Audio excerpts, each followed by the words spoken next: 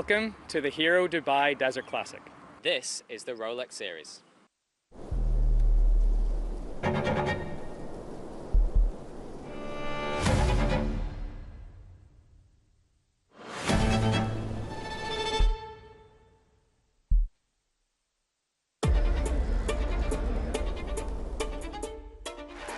There you are. It's been wonderful golf, played in the most sporting manner. Ballesteros. What a performance. 20 under par, a new record. Congratulations to Ernie Els. Colin Montgomery, and it's victory for him. Immense relief on his face shows just how much that means to him.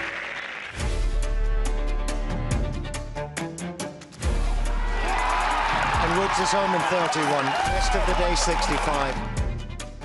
4 for Rory in the desert. His love affair with Dubai continues. The rhythm of the swing never changes. They're beginning to applaud. And quite rightly so. That is a simply magnificent shot from Colin Montgomery.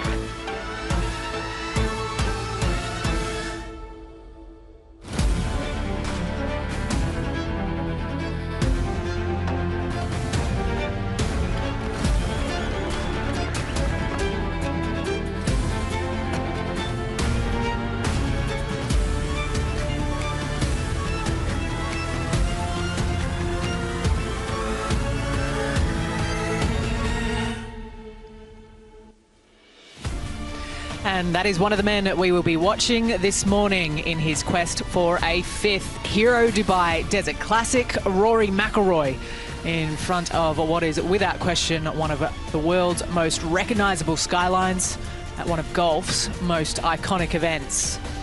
It truly is a spectacular backdrop that watches over us this week, and a modern marvel of course architecture that they could create a place like this, the Emirates Golf Club from the dunes here before it in the late 80s. Scoring was excellent once again yesterday, despite the rough being up. The greens getting quicker day by day, and this is one of the groups we have to show you here this morning. Game 14, Rory McIlroy in the company of 2 Scots in Syme and Calum Hill. I'm Ali Whitaker, joined in the commentary box by Jamie Spence. No surprise to see Rory maybe taking a little bit more time on the greens. He was frustrated on them yesterday. 32 putts in round 2, Jamie. Yeah, I think it's always a good thing as well to go to the green first thing before you go and hit some balls. Beautiful putting surfaces, putting green here in front of the clubhouse. It's absolutely stunning. So why wouldn't you want to go out there? But yeah, putter didn't work for him yesterday.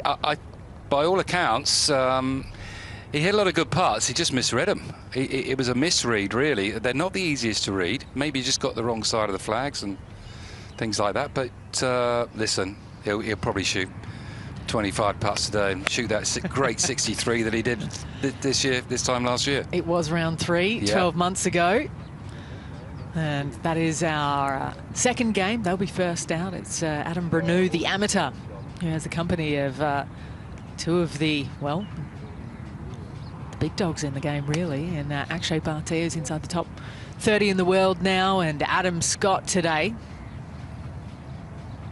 So he'll enjoy that. What an opportunity for Adam to come play an event like this on an invite and go out and measure his game against the likes of Akshay on screen. So who's measuring who? You know, playing with the legend that's Adam Scott. Yeah, we've got 2 fantastic 3 balls to watch. A couple of stars, well, 2 or 3 stars in them, and some budding stars as well. So very exciting for the 2 Scots as well, playing with the great man, Rory McIlroy, Calum Hill and Syme. They'll be nervous. They will look forward to it without question. Why don't we walk you through his week so far on day 1 and day 2, and take a look back through Rory McIlroy's play here at the Emirates Golf Club. This in the first round, McIlroy for birdie down at the 11th, and he would roll that one in. That was his second hole of the day. Wonderful bunker shot, this. Coming out that back bunker, it's so fast down the green there. It'd be easy to pitch it into the water, but not for Rory. This was the one where he chipped in. Out of the rough. Very unexpected birdie, this one. Yeah, that was good. That was just the boost he needed. So opening round of 70, then to the second tee. He likes this hole. He loves this hole. It's right up his street. He knows he can just give it a little bit extra that he's got and drive this green.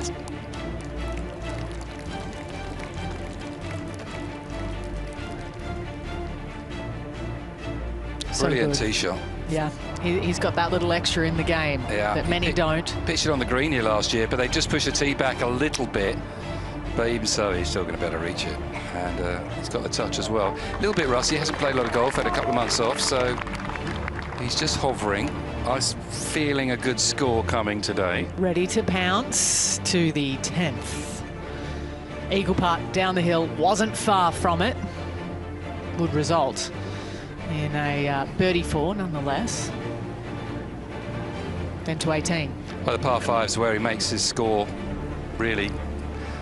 Birdied 18 both days, birdied the 10th both days. Struggled on 13, hasn't birdied that so far this week.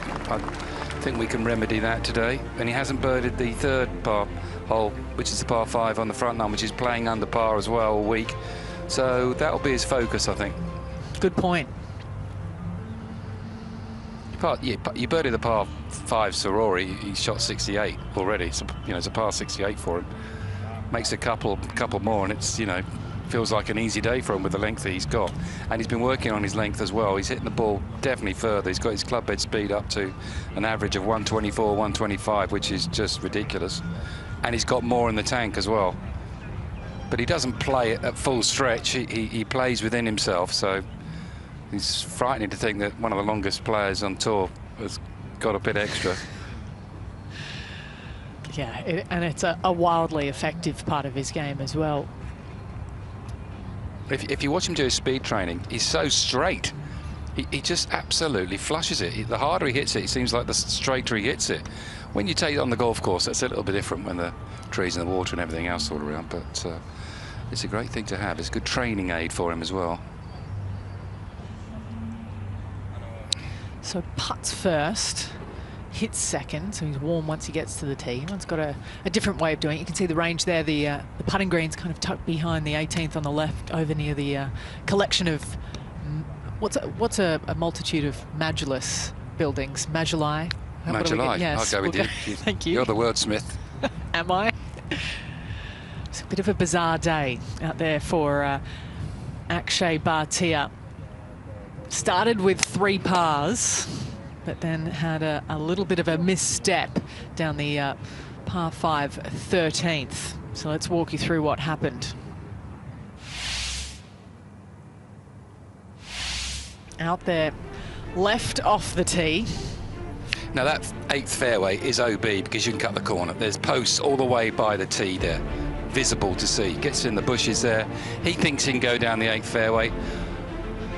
You can't. It's out of bounds. Didn't see it on the sheet, and I have to be honest, I have a quick glance on the sheet while we were commentating, and I couldn't quite see it, but it's definitely on there. I saw it at the bottom.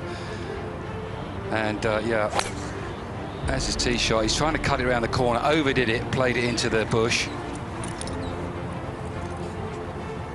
Now, if you've played here every year, you know that there's an internal out of bounds. So you would remind, but they haven't played here before. And they used to have a post down the start of the 8th fair, which they took out a few years ago, because everybody knows it's OB, and they got the big post off the tee, but it's a mental error by him and his caddy. No one else to blame. Hey. Hi. Have you just played a ball to here? Yeah. This is out of bounds, this fairway. This is? It's out of bounds, yeah. You see the post here, this white post and that white post? On the sheet it didn't say that, though. Yeah, it's an internal out of bounds. You see this white checkered line here, all the way. That's all out of bounds. So you're playing 13, yeah? Yeah. Yeah, so you're out of bounds, I'm afraid. But it didn't say on the sheet. It's on the local rules, I think, yeah. So in the end, some great audio down there as it happened. This, the 4th shot for Akshay. And it was good. It was a brilliant shot. I mean, he had that for a 5. And I think at this stage, everyone was hoping that he made it. It wasn't far away, just the single roll. But when you've both made that mistake, him and his caddy, then to gather yourself in, and he really toughed it out at the end. He was desperate to make the cut and did. By a few shots in the end. He didn't know that at the time. Yeah, when he played it down 13, I was thinking, well, it can't be. It's not out of bounds anymore. You know, I'm not going to doubt the players what they're doing, and it's very unusual that. In the end, he dropped 3 shots on 13 and 14. It was a brutal 45 minutes. But like you say, making his debut, just slipped through the cracks. Correct. And that's the thing, when you go either side of the pond to play events on regular venues, you know the anomalies of the golf course. And it's unusual to have internal out of bounds as well, but on this particular instance, it's always been there. Fair play to him with the way that he came home yesterday. You know, the birdies that came at 5, another one down the 9th, when there was 0 birdies made on that hole before. It was averaging closer to a par 5. It was literally about 4.8 when he stepped on the tee. Down the par 4, his closing hole, birdies that. In the end, had a couple up his sleeve to make the cut.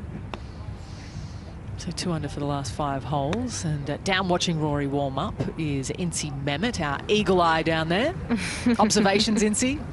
Oh, it's such a pleasure to be out here, and an amazing atmosphere as well. I mean, if you've got the opportunity to visit the Emirates during this tournament week, you really have to make your way down. And whether you're watching the practice rounds or some of your favourite players warming up before they go out, it truly is a pleasure. Just as the sun gets a little higher throughout the morning.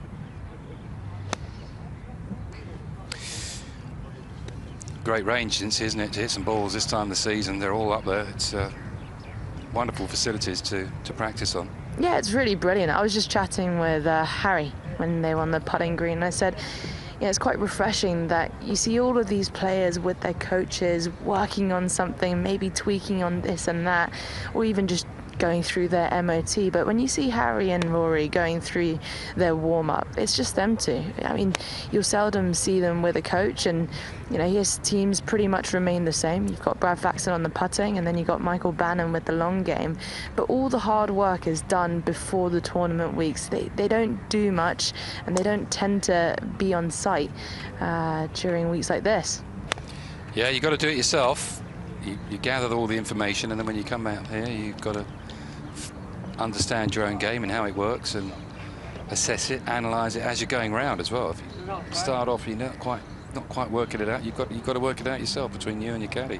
I mean, at the end of the day, it's an independent sport, right? I mean, yes, you've got a team around you, and I'm sure Rory's got a big team around him, but you need to own your game, you need to own your swing, and you need to have, I guess, no sense of reliance on anyone else but you.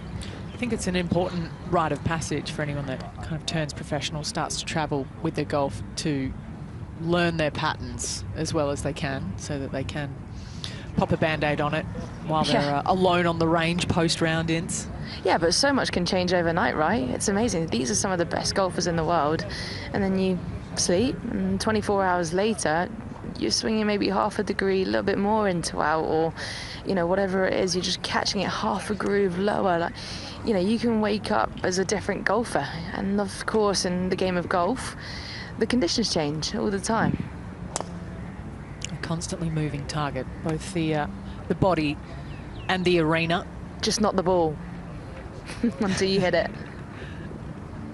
I always wonder, what's a harder sport? Is it golf, because you've got so many variables, you know, whether it's wind, ground conditions, or is it something like tennis where you need to react, but there are more variables out of your control? I never really quite feel as though I can answer that. It's a never-ending debate, isn't it? It really is. I just think in this game we play off so many different surfaces. We've got too much time to think, Jamie. It's a real mental game. We're playing off sand, you're playing in long grass. The grasses change all over the world, so you have to adapt your strike and when you chip. You're playing off uneven surfaces. The ball's below your feet, above your feet. You're playing in wind, you're playing in rain. So the variables are all out there all the time, and not only that, you're battling with a little man inside your head that's saying, you're going to miss this. So there's all that sort of stuff as well to deal with. So, and yeah, I think this is the most difficult game, but I feel like you've convinced me, Jamie. I'm sure people in other sports would say other things. So they're all difficult at the elite level, but I think let's put it this way, Incy, I can't play tennis, but I guarantee I would get the ball over the net a few times. But get somebody who hasn't played golf. Get somebody who hasn't played golf and hit a 6-iron. They'll top it. A nice little insight into the mind of Jamie Spence there. You don't want to go in there. It's a very entertaining place as we take a look at our Fantasy DP World Tour. Hope you can play along with us throughout the season. Scan that QR code. Pick 6 players every week. Pick one to be your captain. They count for double points. I'm sure that McIlroy, Tyrrell Hatton, and maybe even Johannes Veerman after his recent victory down at the Nedbank Golf Challenge might have been in some teams. It's a little bit more of a wild card. It's a place he knows well, though, Dubai, both from the times he's punched his name on the trophy and from the years he lived here himself earlier in his career. And what a place it is. You only get about 25 days of rain per year. And even then, some of that's man-made. Look at that, the Palm Jumeirah. Some of these things you really do have to see it to believe it. You can go to the Burj Khalifa, it's right by the mall. You can see the fountains underneath it while it's all lit up at night. Pretty easy to get around as well. Head down to Abu Dhabi. Ras Al Khaimah will be spending a lot of time along this stretch of the Arabian Gulf. Got the Dubai Marina where Ewan Ferguson lives, who's leading this week. So many of these players come out and call it home, and you can understand why. Loads of golf courses to choose from, 14, within about an hour of where we are now. And this one, which was the first of its kind in this part of the world. Set the tone, it's grown the game. We've been coming here since 1989, back when all of those buildings weren't there. Great view of the first hole there. There we are, back on the tee. This is a difficult hole. They push the tee back and further back. It's now next to the clubhouse. There's been 10 bogeys, only 2 birdies on it today. This time of the morning when it's cool, it plays a long, long way, and it's testing them already. It's ranked the hardest hole today. They've only played a few holes. But it's the 3rd hardest hole of the week, playing well over its par. It's a strong test to start the round.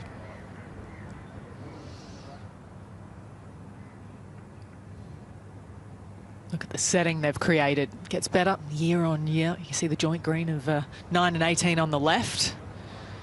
As we take a look from overhead. You see the Burj Al Arab there. It's out in the middle of the water, the palm. With the Atlantis, the Royal, where a lot of players are staying this week. Way out on the left. Depending on the traffic, could be a 5-minute journey, could be 20 to get across there. And that's where we are. We're almost up in car park 7. It's so far back, the tee now. It's good, puts a lot of pressure on that opening tee shot, Jamie. Yeah, it does, but you sort of feel enclosed, surrounded. And there's OB down the left as well with the range, so tough tee shot coming up for these guys. They know that.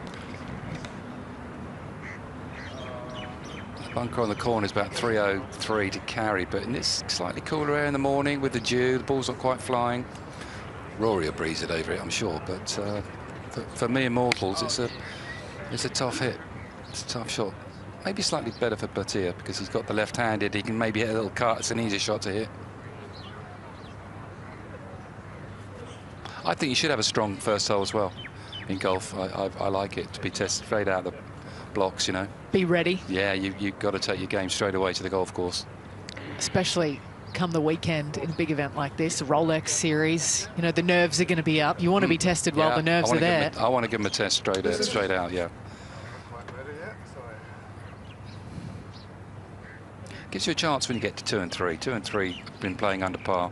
The only holes under par actually on the front 9. So if you can make a par on the first, you think, OK, got a couple of chances.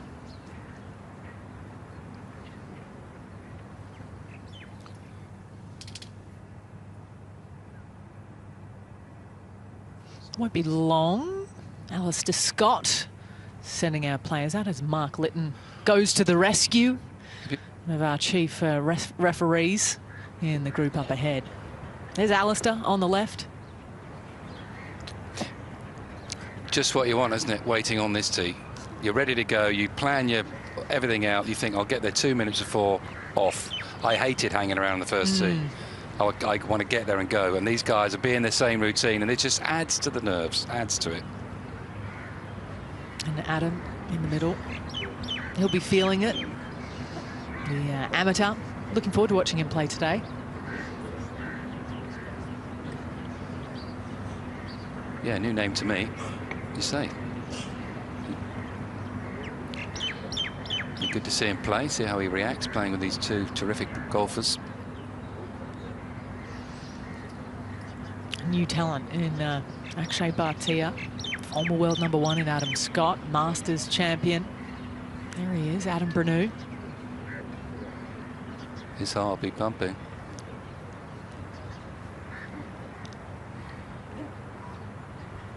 There we go, that's the hold up ahead. And he's first up as well, Adam Bresnu, so he'll be itching to tee that ball up. Come on, please call my name. Here we go.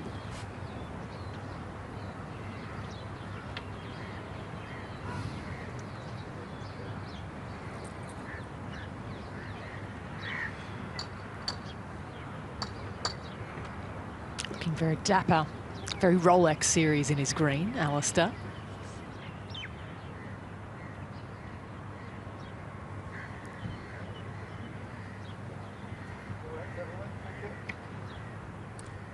This is game number 11. On the tee from Morocco, Adam Bresnu.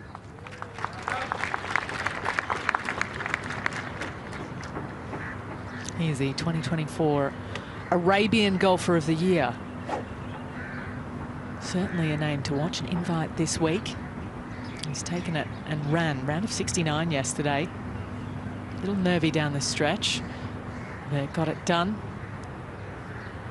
First player of Arabian heritage to make a cut in a Rolex Series event.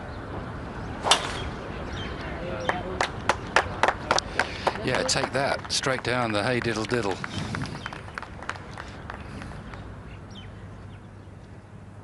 On the tee from the USA, Akshay Batia.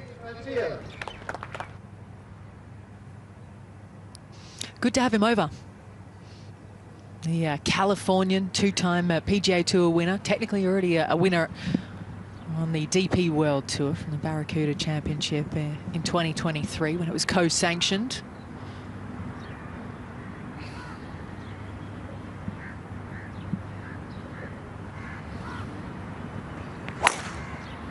Plenty of room up the right-hand side, but he's let it go.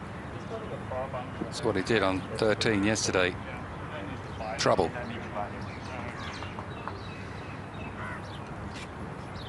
On the tee from Australia, Adam Scott.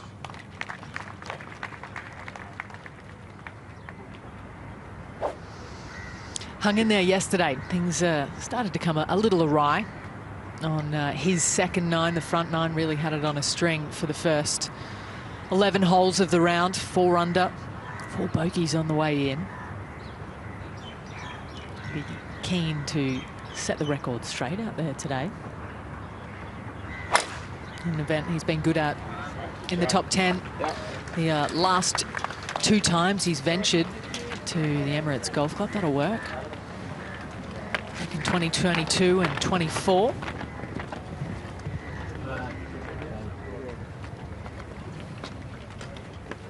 So out go our feature group here in round 3 of the Hero Dubai Desert Classic.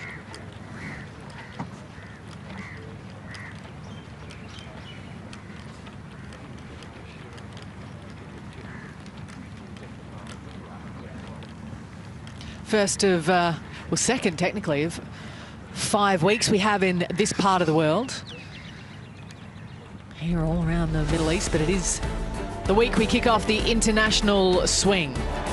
with a Rolex Series event, no less.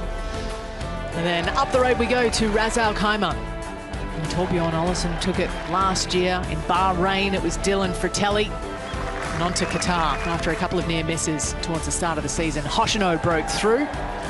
Same to Darius Van Driel in Kenya. Then we have 2 weeks, a fortnight of golf down in South Africa, which Dean Burmester enjoyed last year. Slightly different spot in the schedule. We'll be punching some frequent flyer miles the next 7 weeks. We look forward to having you with us along the way in our new look schedule, which has been great. You get a $2,000 US bonus if you do win one of those swings. There's a spot at the Genesis Scottish Open up for grabs as well, should you take the international swing. So they will come loaded with extra opportunities, which is what it's all about. That was quite cool, wasn't it? Synchronised swinging there. Connor Syme, Tong Lee and Rory.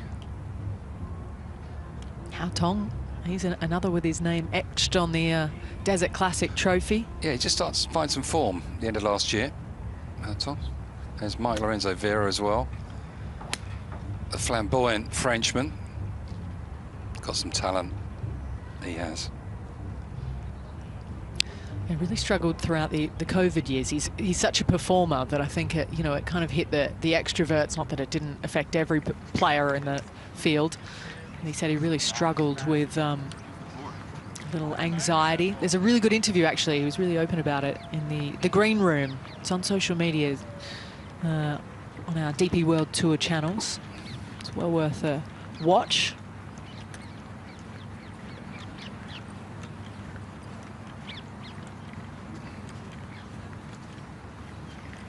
Straight up the middle for our amateur today.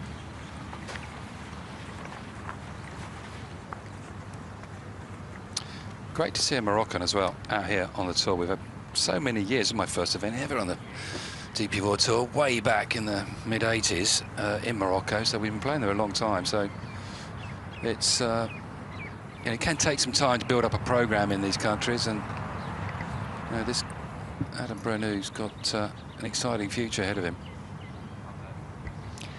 The aforementioned prizes on the line for the international swing. You also get into all the events on the back nine. So a lot of national opens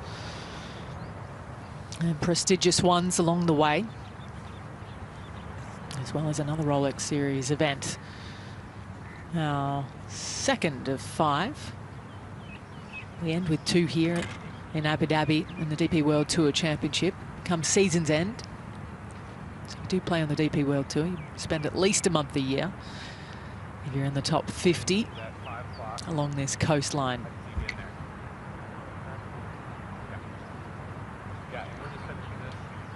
Pins 24 on 4 off the left, so it is kind of tucked in that middle back section today. Batia. Not the easiest bunkers to play out of here. Oh, imagine this course, steep lips. Ball nestles down a bit. Hard to get a clean strike. So looked pretty good. I think he got it. Go. Well, no. That's what I'm saying. It's difficult, and he's in that front bunker. That's a steep bank as well. That'll be a difficult up and down.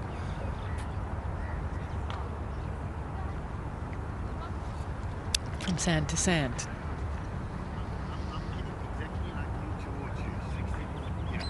Was desperate to travel more, so now that he's finding his footing year on year, a little bit more so on the PGA Tour.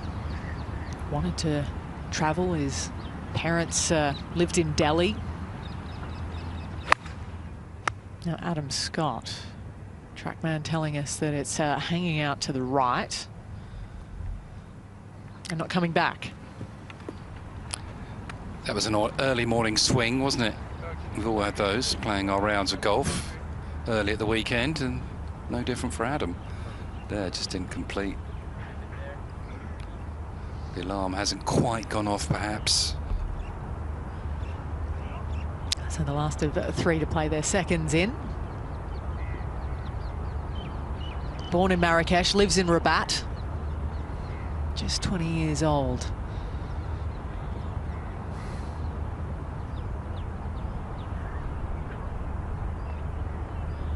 perfect position down here at 1.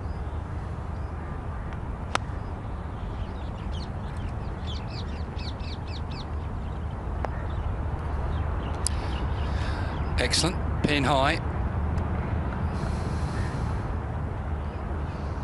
Some good golf courses in Marrakesh. Now you'll be heading to Morocco in a couple of weeks. A couple of months, maybe 2 months. Few weeks. Few weeks, yeah. Yeah, to Rabat, Dar es Salaam golf course to do the Champions Tour out there, and the wonderful golf course. There's a ladies' event there as well, the Lady Marilyn Cup. Yeah, Lala Marilyn Cup. Yep. Yeah, they've got Inez Laklalesh, who represented Morocco at the Olympics. She's a winner on the LET. So she's quite a breakthrough for them. So they've got some good young talent coming through. Good signs. Back down to the range. Incy watching on. Rory on the flight deck with driver out. Yeah, Ali, you know when people say, if you could have any superpower, what would it be? Is it flying, you know, going from one place to another? It would be driving it like Rory, I reckon. This is his weapon. It's definitely a dominant part of his game, and when he gets it going, it goes. A blend of length and accuracy as well. I always find, you know, when you're working on your game and you're practicing, and there's always one part of your game that's a strength, but then normally, let's say you're a great long gamer, your short game typically tends to suffer as a result. I mean, credit to Rory, his short game's very tidy, so he's one of those complete golfers.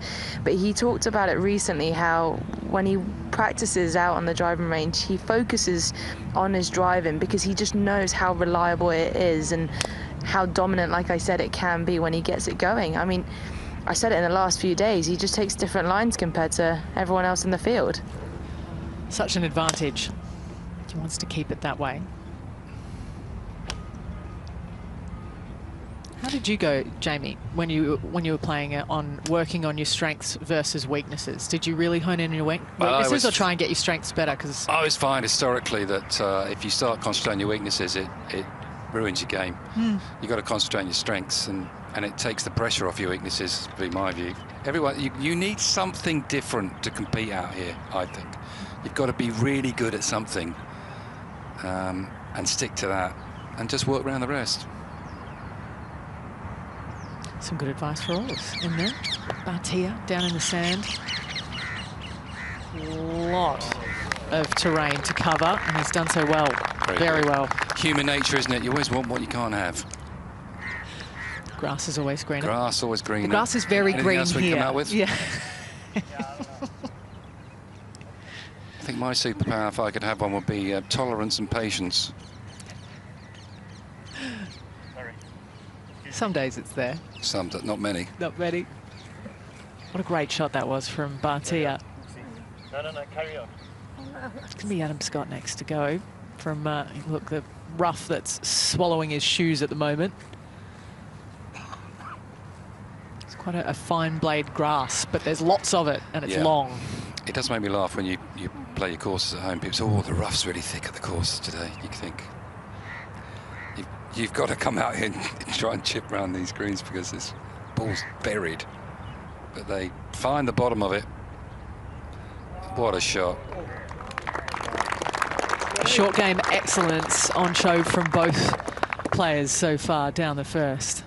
The great thing is you can rely on the bounce on the greens because the greens are so pure and they're quite firm to chip to. You know the ball's going to release, so you can plan for that. But even so, you've still got to get the strike. Rory off to the chipping area. Yeah, he's got about 15 minutes before he tees off. So he's putted. He's smashed a few. Now he's going to find a little bit of touch. He'll probably hit, I'd say, half a dozen bunker shots, maybe a bit more. But mainly a few chips. So they do everything, just to remind themselves. The tour players practice their bunker play so much, which I would say top amateurs, good players just don't go in the bunkers in my experience. Especially amateur players. It's a big difference in the games. Yeah, especially on a course in this condition. So we get down to the birdie putt ahead.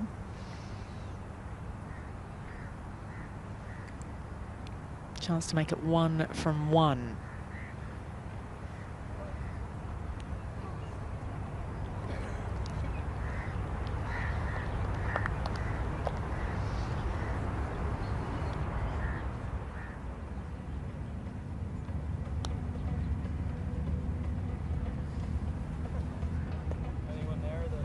Shorten the jaws for Bresnu. I'd love this in my back garden. Mind you, I'd need a bigger house to have a garden like this. You need a really good chipping green and then just a little shack off to the side, you know, one bedroom. But just a bedroom and a shower That's in it. Yeah. So, yeah, and a couch. Kettle. Yeah, I wouldn't necessarily need a range, but if you had something, a little chipping green, ooh, you could. This is the game. This is the skill of the game. Do you think with the technology that you have, where you can make backyard chipping greens, would you have done that? If you had the space, would you have? I did think about it back in the day of having a putting green and stuff like that, but when I go home, I want to get away from it, really. Yep. All about balance, Jamie. That's a par for Adam Scott, a good one at that. I think in the warmer countries, the southern states of America and out here in the Middle East, the facilities are so good. However, you know, in the northern European countries, it's to get those great short game facilities is always a challenge for every club. So it's hard to get those reps in really around the greens.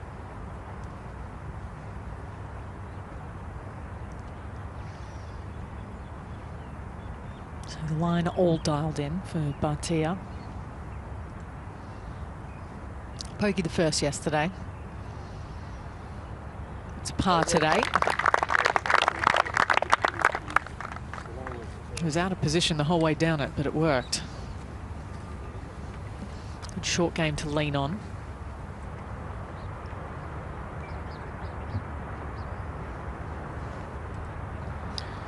Hopefully a tap in. Bresnu. Well done. Really good four. Good tee shot. Nice second. Couple of putts. Right, that'll settle me down.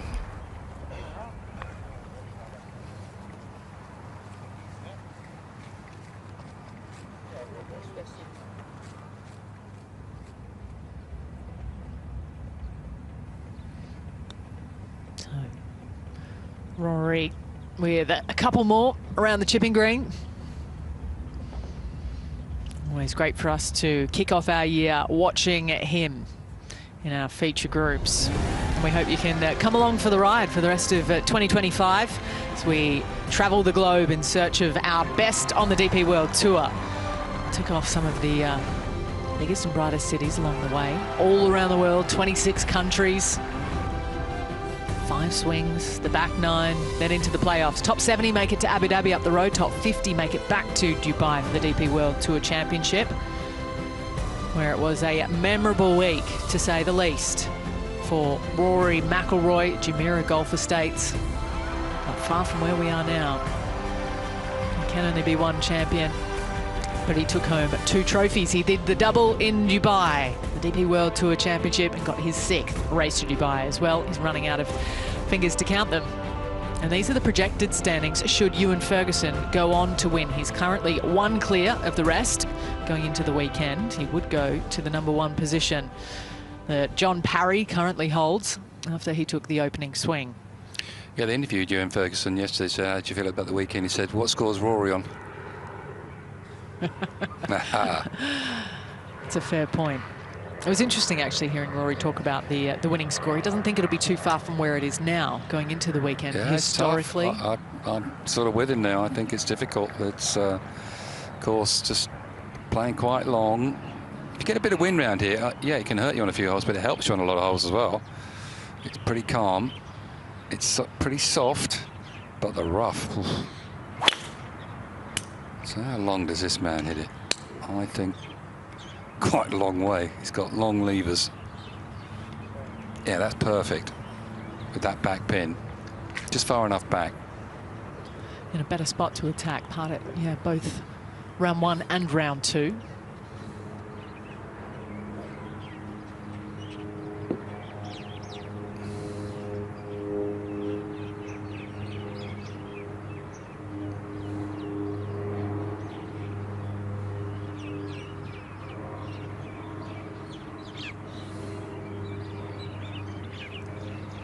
Batia.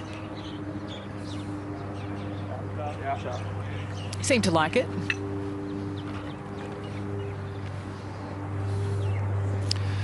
And so he should. That's Excellent tee shot from Batia. He too yet to find a dash of red on either 2 or 3. It's, of course, a section of the course. He's been somewhat less effective than perhaps his world rankings and lofty standards would suggest. 337 to the front today.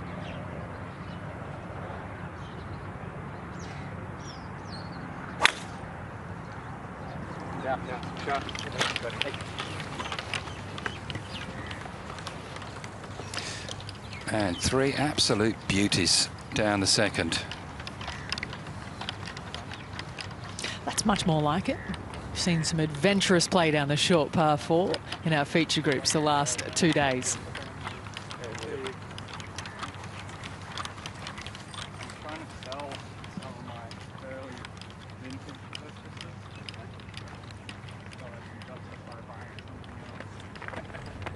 Here he is in the bunker now, Rory.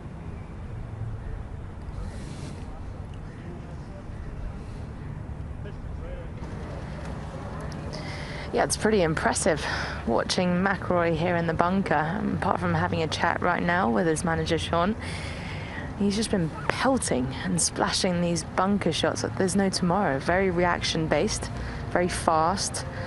Almost feels like he's going through the motions, and he's just slapping them beautifully. I'm currently standing behind him. It's not often that you get the view from behind, but you can just see how wide he stands over the ball, just currently looking at the club face, maybe just clipped a stone or something. He's looking at the run on the leading edge, I think.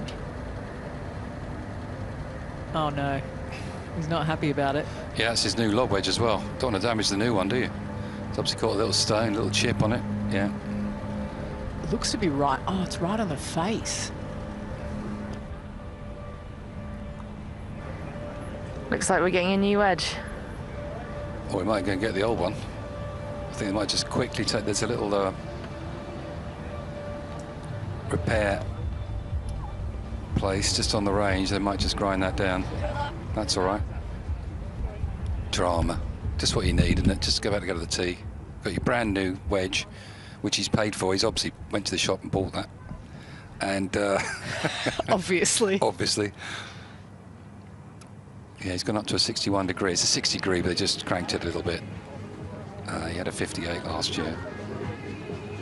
Quick, quick, quick. Harry, go and get that sorted. He was all ready to go to the ball, and then he spilt something on his outfit right before it. But sometimes you nick it and a little bit of metal can stick out of the face of the club.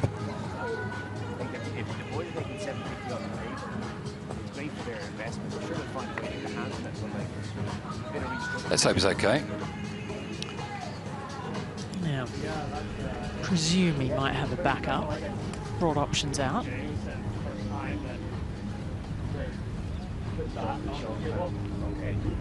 So a few interesting scenes here at the Emirates Golf Club. McIlroy's just nicked something in the practice bunker. I've looked down at the face. I think Harry might be going into the locker room to do a little switch out, perhaps. Yep.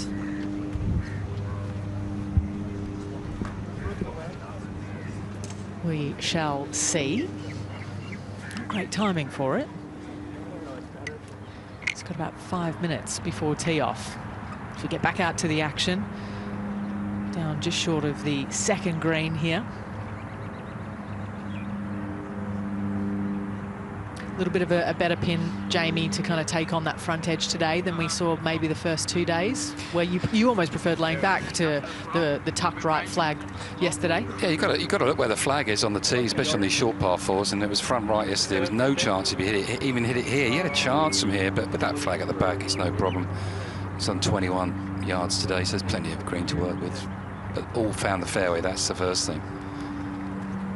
Any pin out the rough is difficult this week. You're not going to find a good line in the rough. You're just not.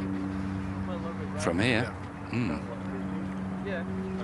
I love these shots. Off these fairways, it's tight. You can spin it. You can do what you like with it. There's a myth that you have to go high to hit it soft. That's a load of rubbish, quite frankly. You want to get the spin on it. Keep the chest on it. Keep the spin.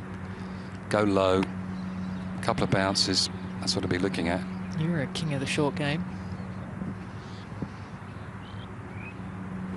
Wonder what he's going to choose here. Bresnu.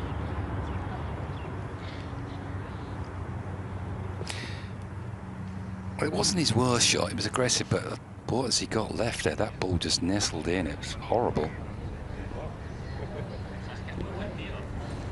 I dare say there might be maybe a slight delay back on the tee, where he's got about 3.5 minutes. So he's about 50 metres from it. He'll be keeping an eye on it. Harry's probably back there. Quickly to Adam Scott, his second. Sounded a little bit turf before ball there for Adam, just a little bit scoopy. Where they've double mown it here, it's a lot tighter, so it's not so easy to get the strike. You've got to keep slightly on your front foot, in this case on his right side, just stay there a little bit to get that clean strike. Any slight movement back, you're going to get a miss hit.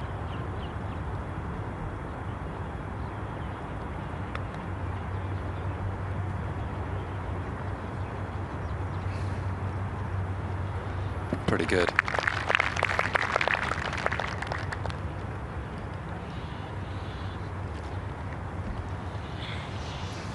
So while they head up to the second, won't be long until our second feature group, that of Syme, Rory McIlroy and Calum Hill, head out. It's another Scott on top that leads us into the weekend here at the Hero Dubai Desert Classic.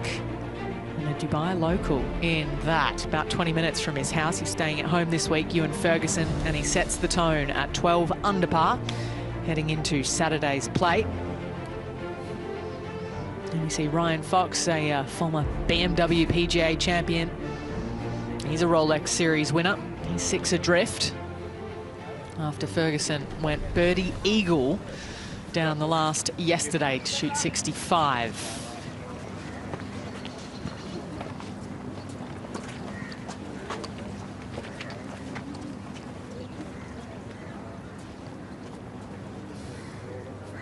So up he marches.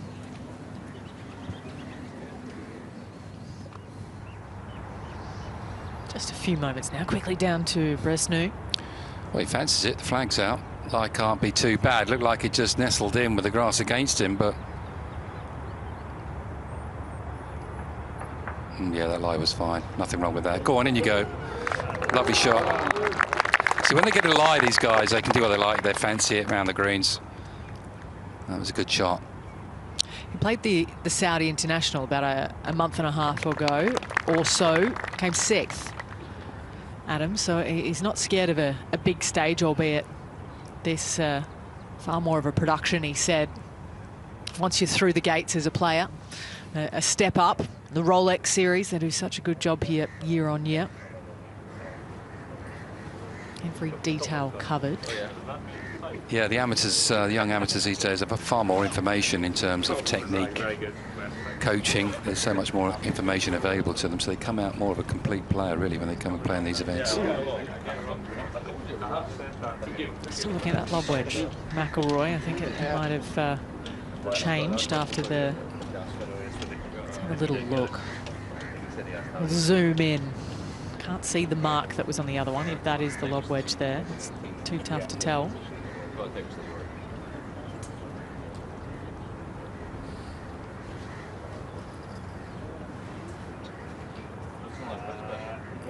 So one down the fairway from the group out ahead of Hidalgo Bjork and Marcel Syme.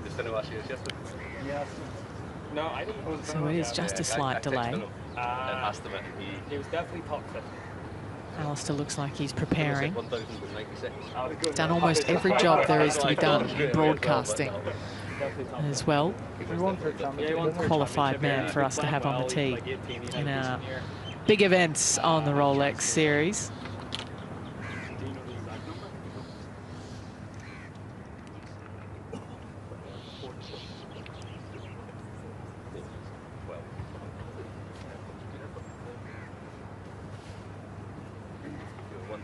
So the walkway will be closed right before this tee.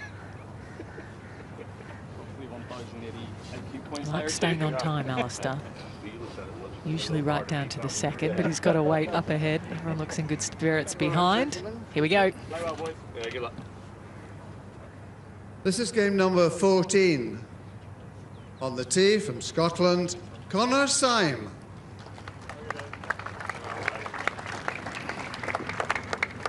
It's been steady so far this week for Connor. His iron play's been really good.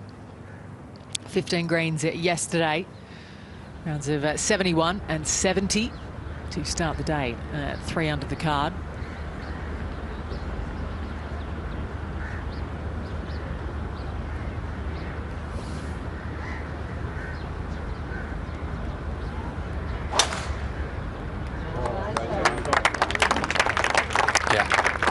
Super shot from Syme, straight down the middle. On the tee, the Rolex Series winner at the DP World Tour Championship and at the Hero Dubai Desert Classic. He's the defending champion from Northern Ireland, Rory McIlroy. He has a very long list of accolades. Not enough time for it on the tee, including 6 Race to Dubai trophies. How far left is he going to go? He's going to take that bunker on. He's just aiming just right edge of it.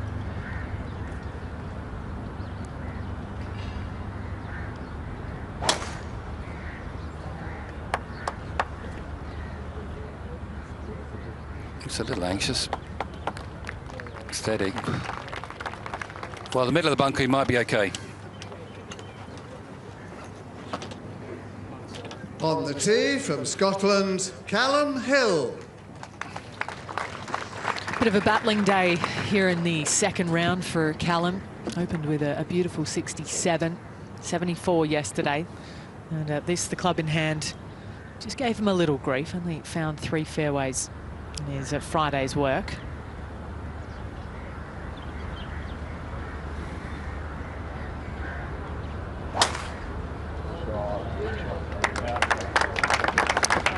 Yeah, that's a good move from Calum Hill. They're not worried about that bunker through the fairway. Perfect. Just the way to start the day. Same too for us watching Rory Saturday morning. On the left side, please, left side.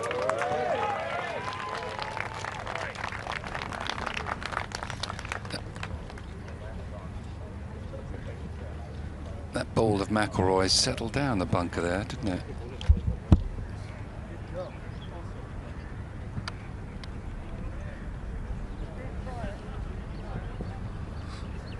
I always get Syme and Calum Hill mixed up. They look fairly similar. Good luck today. It's just, honestly, whenever I meet them on the range, we're chatting, they're such good guys. I sort of think, is this Connor or Calum? They're both Fife boys too, aren't they? Yeah, so I have to apologise. Adam Scott to birdie this 3 days in a row. He's got his hat trick. So 1 under through 2.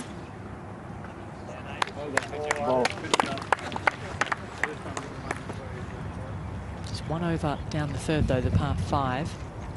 We'll be looking to turn that around. And quick smart.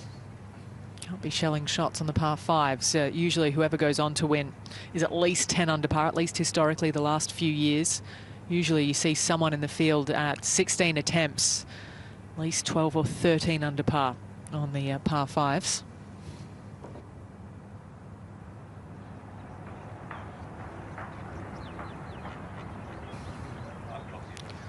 Batia for his birdie on the second. Yeah, rolls it in nicely.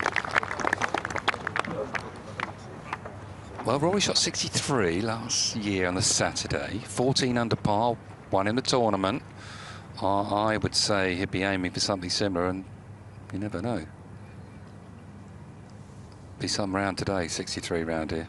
Wouldn't it? Try and chip away as much of that today as he can, given maybe they'll throw out some Sunday pins tomorrow. I was on course with him actually when he shot that score last year, and it was one of the most enjoyable rounds I've ever walked round. It was quite electric actually. The eagle he made on 18, it was just one of those days he just made it look easy. It was flowing, it was difficult, but he made it look easy. It was great to walk around and watch that. All the reasons very evident of why he is a needle mover in the game of golf when he's in flow. I didn't like the way that ball settled in the bunker there for Rory. No.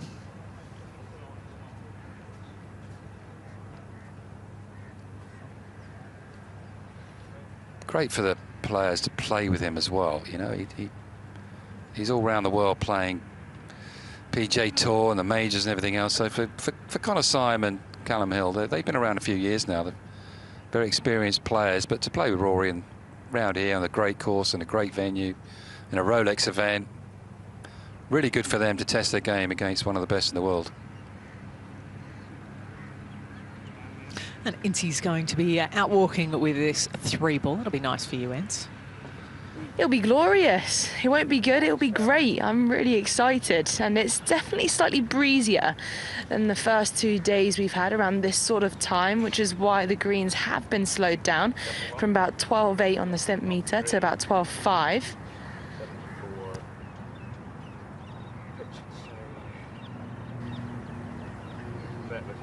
And it will be Connor Syme first. I mean, great to see both him and Hill hitting the fairway.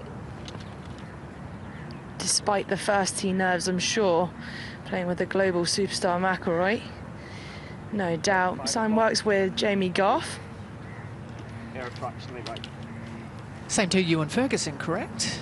Must be enjoying his week. And Hao Tong Lee and the rest. He's got a great bunch, and Ryan Fox is another. 175, slightly down breeze to a back flag, so difficult to get all the way there.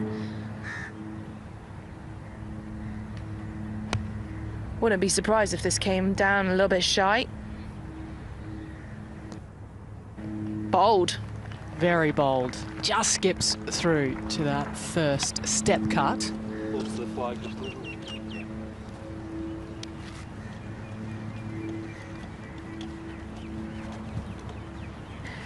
152 yards for Hill, and I know what you mean, Jamie. They are very similar between himself and Syme. I know them both quite well, but still, you almost need to pause and double check yourself, and maybe even sometimes triple check who's who. So it's not just me.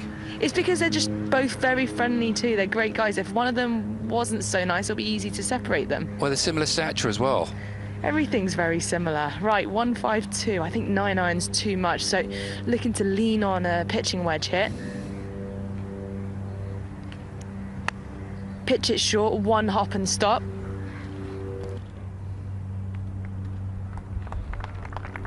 Very good. Good start there for Calum.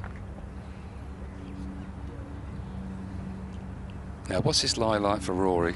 Not pretty. Nah, about a third of the ball was actually sat down. So you have to get quite steep on this one. Definitely need a ball first contact downwind, playing up to a bit of elevation. So just trapping a gap wedge here. Yeah, must get ball first here. Skin it. Sounded good. Yeah, I think he likes it. Yeah, that's a good shot from that lie. Very difficult to get the control. You've got to take the ball back in your stance a bit. You're squeezing it a bit. But they are penalties, bunkers. They shouldn't be easy. And that wasn't.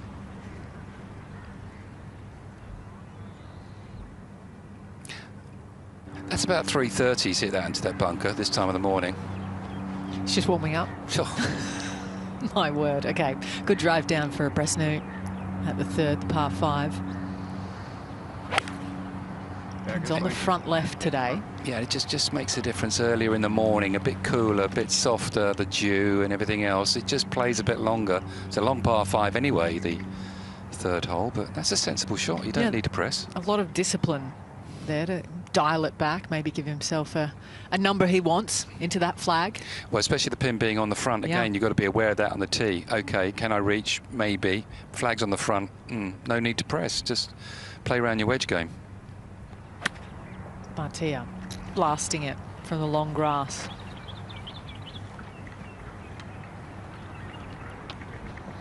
And it is thick, it's wet in there in the morning. A lot of dew stays in there until the sun gets a little higher and burns it out.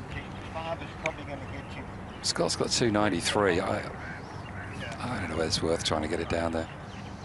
He'll be tempted to try and get in the front bunker, but I don't think he got much from there now, and quite sensibly he's laying it up. It's just no point. If he gets it 10 yards short of the green, 5 yards short of the green, he's got Very difficult pitch. There are a lot of awkward spots to find to that flag today. Unless you can get it past it, but... Don't do that, though. Yeah. Don't do that. He's got nothing from there. With that flag.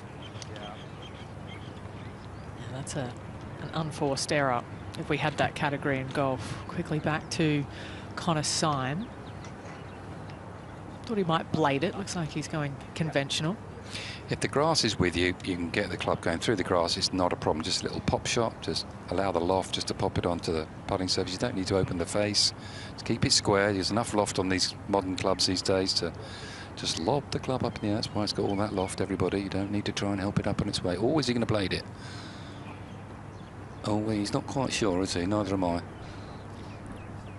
He's got options. Yeah, he's got options. He's used both so far. I think he needs to make a decision. It looks good enough to play a conventional shot, I think. Oh, that looks like a bladed action, doesn't it? Oh no, it's a little sort of toe end chop. Well done. Very well done. You take a par and run down the first hole. It's early doors. Only 2 people have managed to birdie it so far. Daniel Gavins and Jaden Shaper. The previous 2 days. Day 1, it was the 2nd hardest hole on the golf course. So a very firm start. So when you look at McIlroy here. Yeah, just walked back to catch up with Harry Diamond, Rory's caddy, and got an update on the wedge situation. So about 6 minutes before he was teeing off, when he was splashing those shots out the bunker, just hit a stone which grazed the heart of the club head. So had to go back and switch it out for a new one. And Harry was saying, feel lucky, because usually they don't carry a spare. And of course he's got that new 61. It does say 60 on the wedge, but they've just bent it to a 61. Normally they don't have a spare lying around, so that was fortunate. Very. Okay, this for birdie. Good update from Incy. Tracking. Unlucky lad. A few blades of grass away from the perfect start for Rory McIlroy. Up ahead on the 3rd. Flag on the front, just over the bunker. So trying to dig it out, go steep, get some spin. Pretty good, gets it pin high. Whenever you pin high, you're never too far away.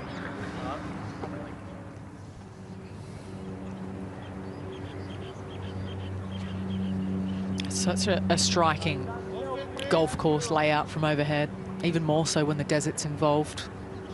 Down along the 8th hole. I'd like to see less rough and firmer greens. I'd like these greens to be concrete. Jamie's dream setup. That's what I'd like, and less rough. So Calum Hill for an opening birdie. Just lost its steam along the way.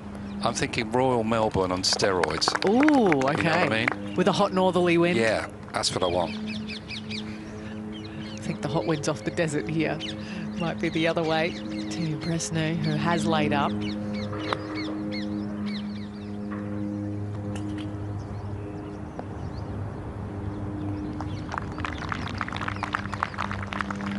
It's above you, that pitch shot on 3, so to get the distance isn't easy. He did well there. Tap in for Syme.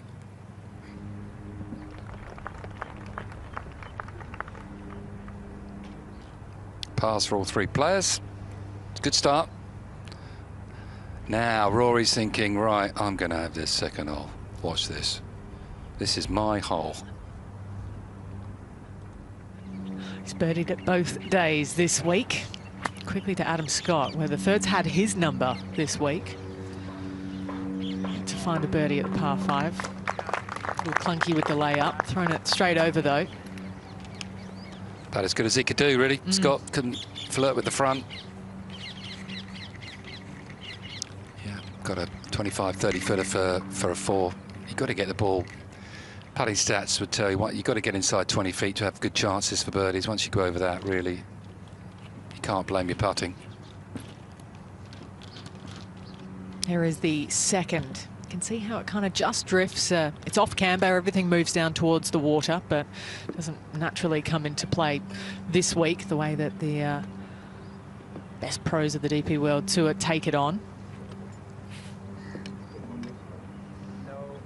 It really does close up right towards the entrance of the green, which itself is probably only a dozen yards wide or so.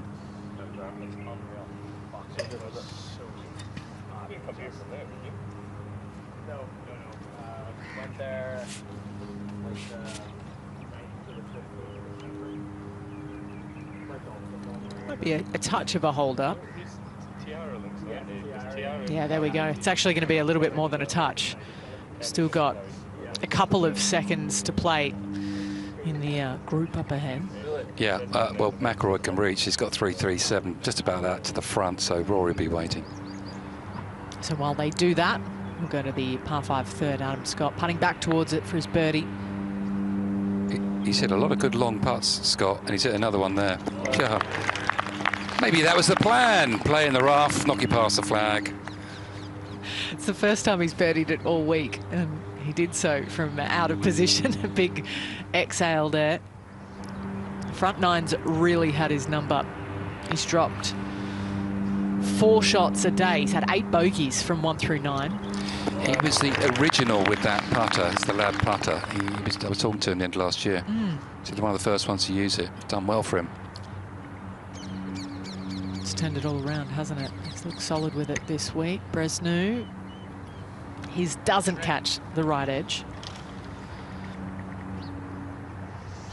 It is the firmer of the 2 nines, though. The front 3 back nines greet you once you make the turn. So just the par for the amateur, who's had 3 on the bounce to start his Saturday's campaign.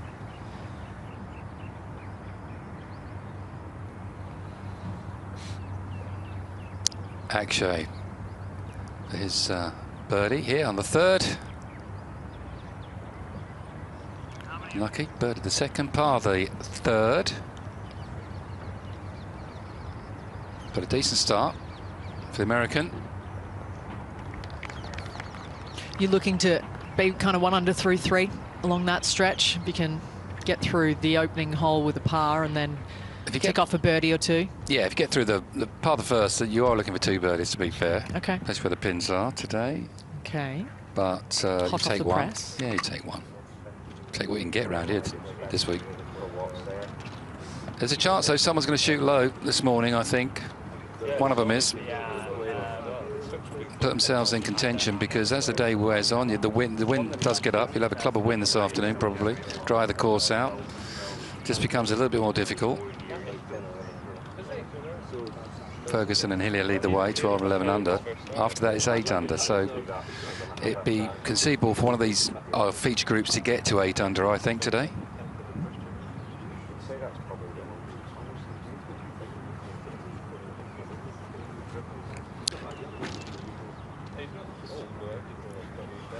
So Connor Syme, they're on the green. I think it might be stepping to side.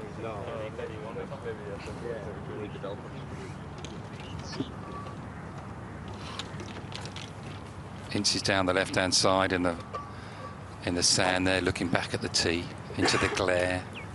Yeah, the shades aren't quite on yet. They're not. But driver for Syme, it's about 3.58 I've got it, which is 3.37 front edge. So Syme not backing himself to reach the green because the players are still on the dancing surface. She's a good dancer, isn't she? Got some moves. Not sure if you're being sarcastic or not. No, I'm not. I tell you what, he's not far away. Stay there. Ooh. David Howe's joined us in the commentary box. And we're mainly talking dancing, are we? We're talking dancing today. Excellent. You're a good mover, David. I've seen you. It's my little guilty pleasure is a little bit of drunk dancing, yes. Rory's going to be waiting there. Over to the 4th.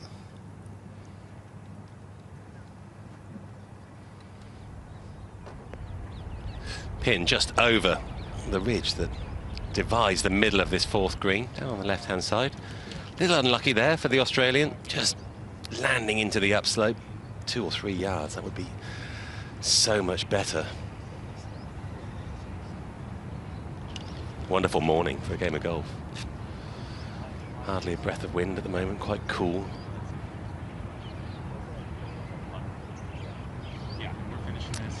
Batia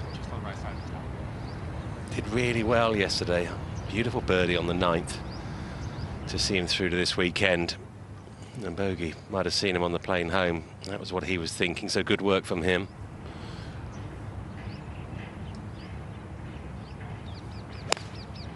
...183 yards, the fourth. Maybe a big 8 iron. And that's well judged there. It'll make its way to the back of the green, but a makeable birdie putt. Anthony Wall has managed to make his way to the course. Nice journey in, Anthony. Yeah, lovely. Nice and quiet Saturday morning in Dubai. Everyone's having a lie-in.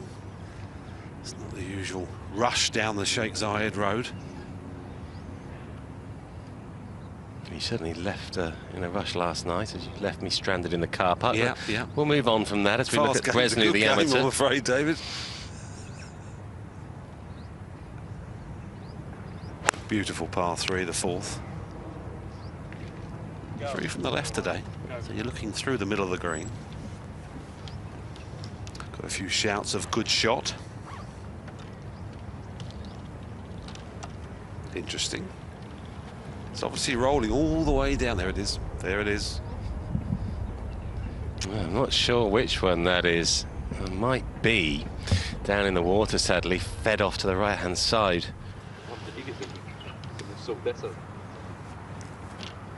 Well, this is a gettable drivable par 4 for McIlroy. It's playing a little bit downhill, down breeze as well. And it's a great flag. Anything on this left-hand side, it's definitely worth going for. You just don't want to miss it pin high left, then you'll short side yourself. He's hit this green before.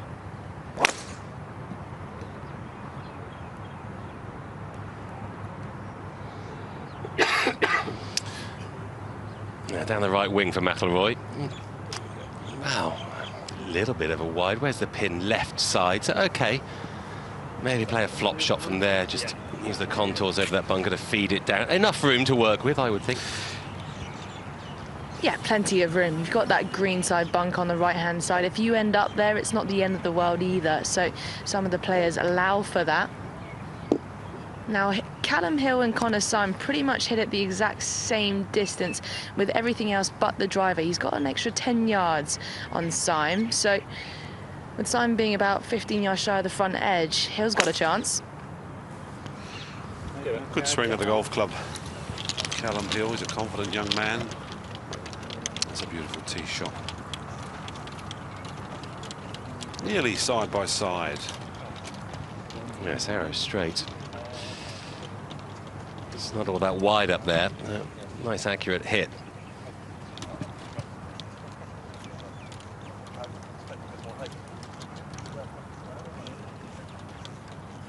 Learn to swing it now. You don't need to swing it anymore.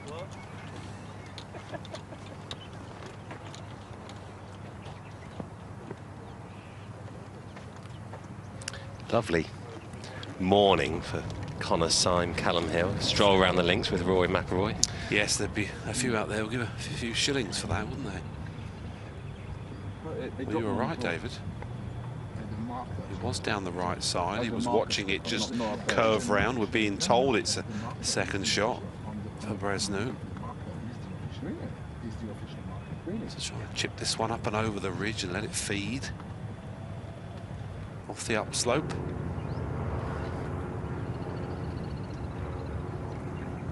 And judge that quite beautifully. Very nicely played. Scott confirmed that. Gave him a little extra look. David Ford, the American top amateur at the moment, just 4 under par. Had a poor Friday, setting the pace on day one, of course. So it's going to be a rare old battle for top honours for the amateurs this week. Yeah, it just shows, doesn't it? You know, the amateurs now are almost pros. They're coming out with plenty of game. all this new technology and TrackMan and all these, everything you see now, these computers and video cameras that are super slow-mo, they're making such a difference to guys' technique, and they're almost coming out as professionals. Yes, they do the support systems that you might get 20 years ago when you had to earn a few quid to build that support team around you, the colleges, the universities, putting that all in place for these players. So they pretty much are, as you say, as well prepared as professionals. Adam Scott here. Always a tricky one to judge line and pace. This is going to be low, I think. Pretty miserable effort, really. But it's not easy. But it's a funny putt, because in 2 or 3 hours, that's lightning quick. And with a little bit of dampness still in the greens early on, it's a funny one. He's going off yesterday and thinking it's going to almost race 4 feet by, and it comes up 3 foot short. Yeah, and the job for these players, just nip round here in 65 before the wind gets up. Get through the front 9 before that wind gets up, and get yourself right in the thick of things with a round to go. Yeah, I mean, the meat of the field is sort of 7, 6, 7, 8 under, and if it does blow, and you know, maybe half a dozen of those have maybe 1 or 2 under, it puts the pressure on, because the leaders would do well to stay at their score just into double figures. So who knows where someone like in this group who shoots 65 could end up today. Could easily be 10 under par by the end of the day. Slow putt for Batia, and he's found it. Well done. No birdie 2 on the opening par 3 here at the Majlis. And he's made a nice start, 2 under through 4. Maybe he's the man that's going to burst through and start to challenge from the pack.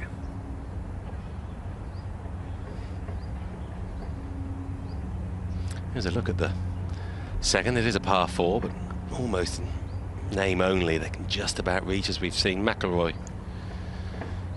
Blaze went out a little to the right, not his best, and he's left 38 yards to the pin, as you can see from the heavy rough. Incy will have had a look at the lie. How is it? It's okay. The fact that he's slightly further away will definitely help gain a bit of speed through the ball, but the grass is growing across, so left to right, and any sort of swing left, I think it'll just snag.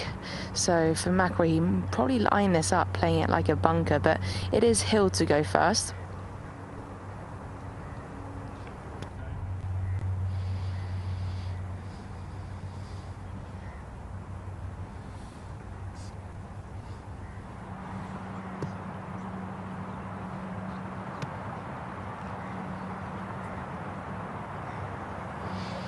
Well, pretty simple chip for Calum Hill. Yeah, plenty of green to play with. He'll be pretty aggressive with this. Beautifully played, nice shot. I always think it's quite important to get past the flag. I found it an easier putt from past the flag. That's a nice touch. I was thinking 10 feet is probably par from there, and that's maybe just a foot or 2 outside, but nicely played all the same.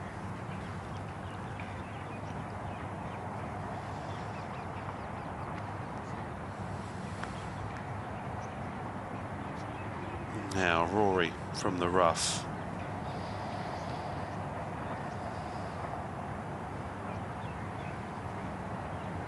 He used to flight this with a bit of height, I think. Yeah, height's his friend here, definitely, isn't it? It's all running away from him. It's always going to be hard to stop. Not bad.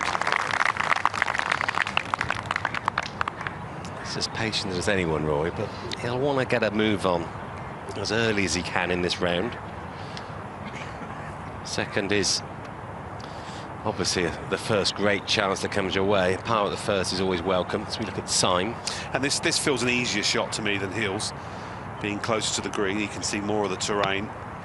Bit of a sandier lie though, Anthony. That's all right, my brother's Andrew. You can call me Andrew. He's been called worse, I can promise. Yeah, that's true, Howler. You're back. You've gone back round from the other side of the moon. Well, all 3 about 10 feet away then, trying to find their birdies. Par 5 to come as well, so if you can knock that in, you a little bit spring in your step as you walk to the third.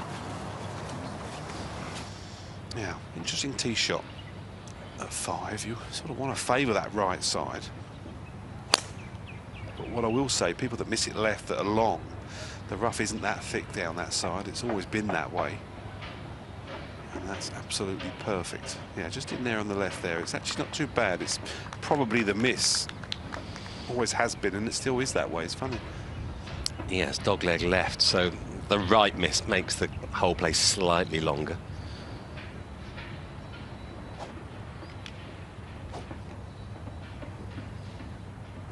Yeah, this was a good lie for Calum Hill. Had a great chance of getting it close, pitching it into the grain. And the good news is it's uphill, so he's got a chance, breaking a little bit off his right. Hopefully we'll see 3 birdies incoming. Yeah, it's funny because all 3 putts, similar sort of distance, and these are the ones that define your weekend. No question. This sets you apart from 70 to 66 on a Saturday and a Sunday. It's amazing the difference. We've got a beautiful view from behind. He's expecting it to turn right to left, which it does. Yeah, super read, end over end. Birdie tucked away, first of the day.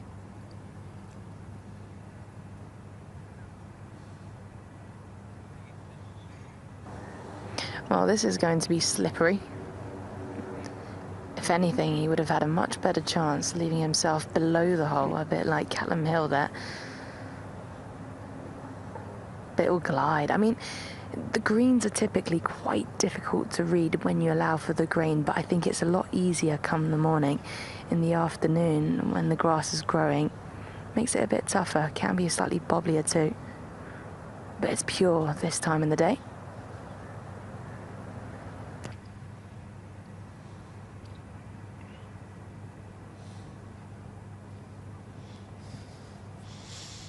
Rory's also looking maybe just on that right edge. But apart from the pace and line, it was good. Just too hard. I mean, reminiscent of the one he hit on 17 yesterday. Just miles out, really, with the read. Now, you like your golf. What's this swing? Driver, one of the great drivers in the world of golf for the last 20 years.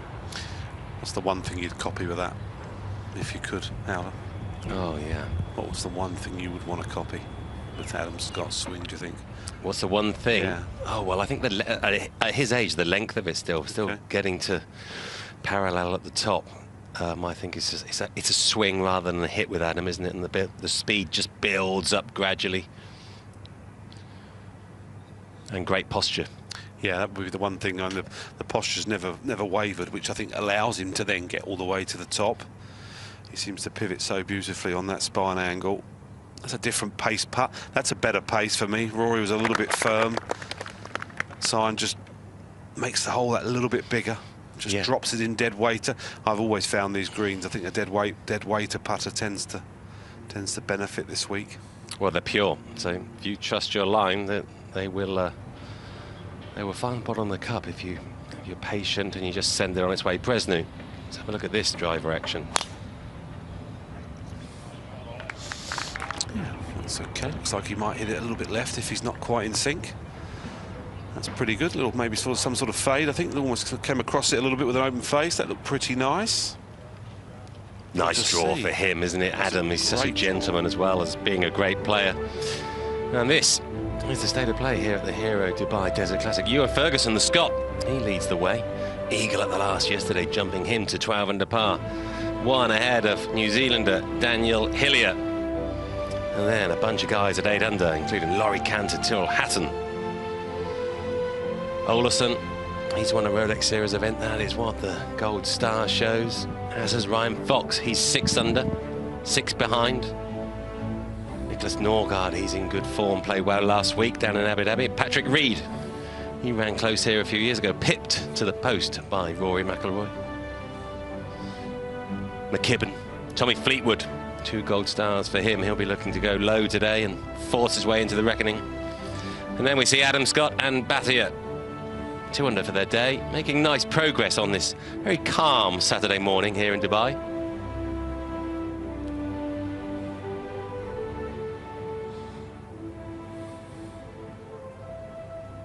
Now the course you can see on the left, of course, is the Faudo course.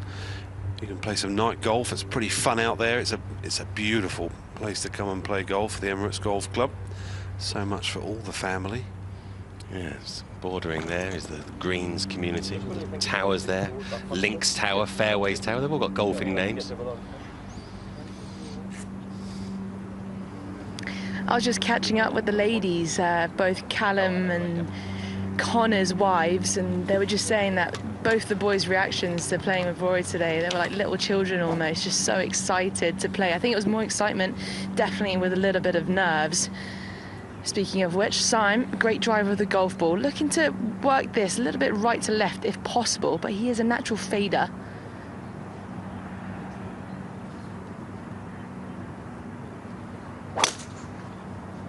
Just one fairway bunker on the left-hand side.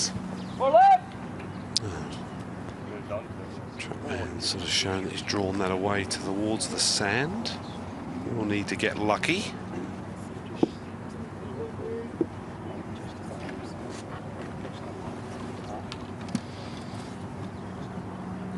Quite a mechanical setup for Hill.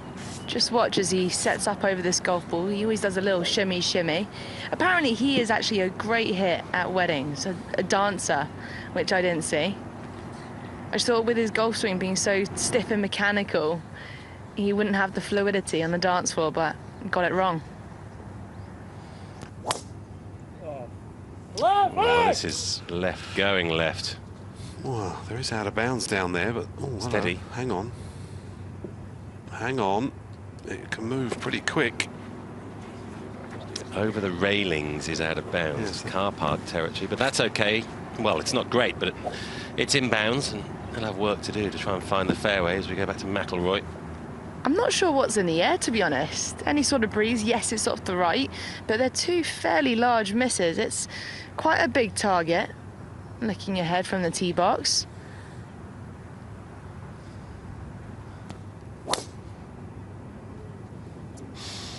Green in reach in 2 if the fairway is found for McIlroy. But not from there, Anthony. Yeah, 3 poor tee shots, really. Maybe McIlroy's was a little bit of a reaction of the first 2. I've never found that easy a tee shot. Uphill elevation, that right side is quite hard to find. And they've all missed it. Work to be done.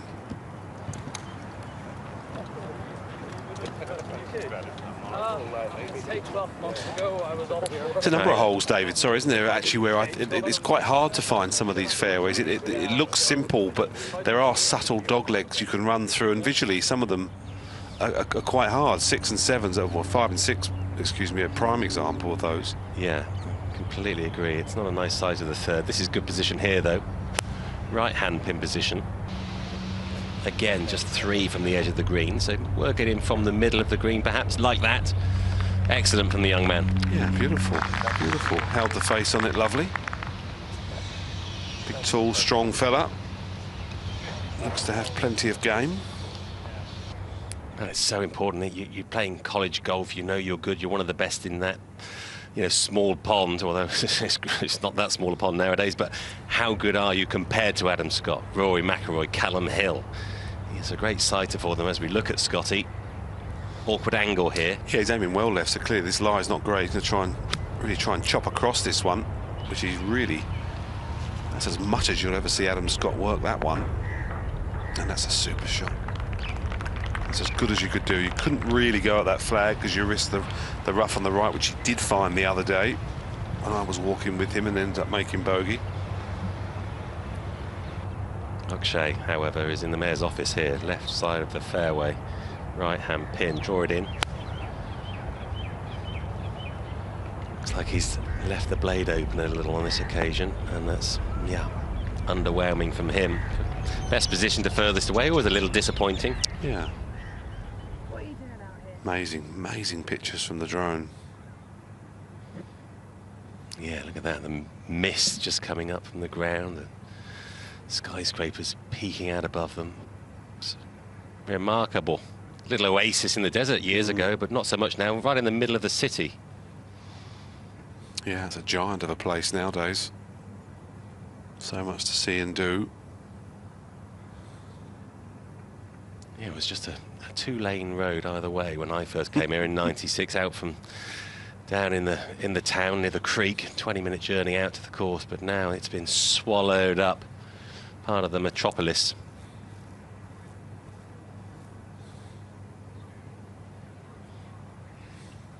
Right, there we see Rory McIlroy missing the fairway to the right here on the 3rd. Birdieless so far on this Saturday. 74 yards between him and Calum Hill. Front pin. It's going to be interesting. Syme, if he has a lie, might be able to get himself into good position, but this looks like it might be down to some good wedges. And with a front flag, it's imperative you find the fairway. And leave yourself a nice full distance for your lob wedge. I would say 61 degrees on his lob wedge nowadays. Yes. Maybe hits that, what, 95? Yeah, you don't want 65 yards to an elevated green off a sandy lie. It's not fun. Just leave yourself a nice full wedge, whether it be the lob wedge, the mid wedge, doesn't really matter. Well, that's what we've seen this week. The sand has been fluffed up a little bit more. That Syme's ball, that doesn't look to be sitting particularly well. Rory's isn't great.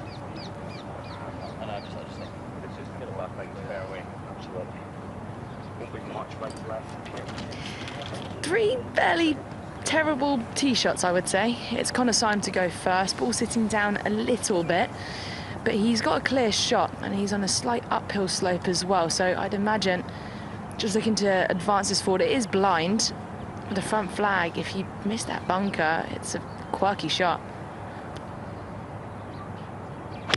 Palm tree in the middle of your screen. Lovely target, one would imagine. He'll do well to find the fairway there. That didn't look like it was a great lie. That was a nice shot from Syme. I think he's done very well there. Got himself back in shape. 295 yards for McIlroy, so laying up with an 8-iron or so. That should leave him with 100. Lie wasn't good enough to go for it. One job and one job only, find the short grass, which is exactly what he's done. So we'll get a good look at the wedge play of McIlroy in a second. Not a breath of wind out there. Yeah, you can see both balls, both laying up to 100 yards or so. Not being suckered into getting it within 50 or 60. It's just not the shot, because you can't see that on the TV screen, but it's a good well, 5-6 yards uphill from there. Fast greens this week, hardly touched that. Nearly made the distance. Half an opportunity gone there from the middle of that fairway. But, not looking quite so good here for Calum Hill. Much of a route, is he? He's got a gap in the distance, so he's probably looking to get a little bit steeper and just play a squeezy cut. So he should be able to get it out, but once again, taking your medicine.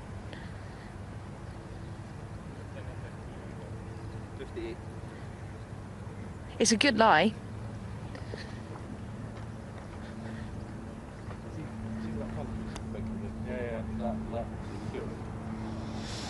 Yeah, I mean, he's got the best lie of the three, isn't he?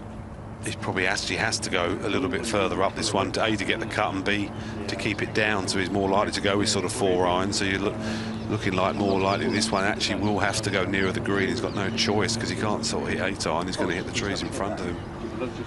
Yeah, absolutely. Be a little bit more aggressive, as you say. Easy to fade it with a long iron. Well, he's probably got about a 3-4 yard window. So he's got a shot, and priority is to keep it low, those trees. But like I said, the lie's good enough. I was leaning more towards the iron. 4 or 5.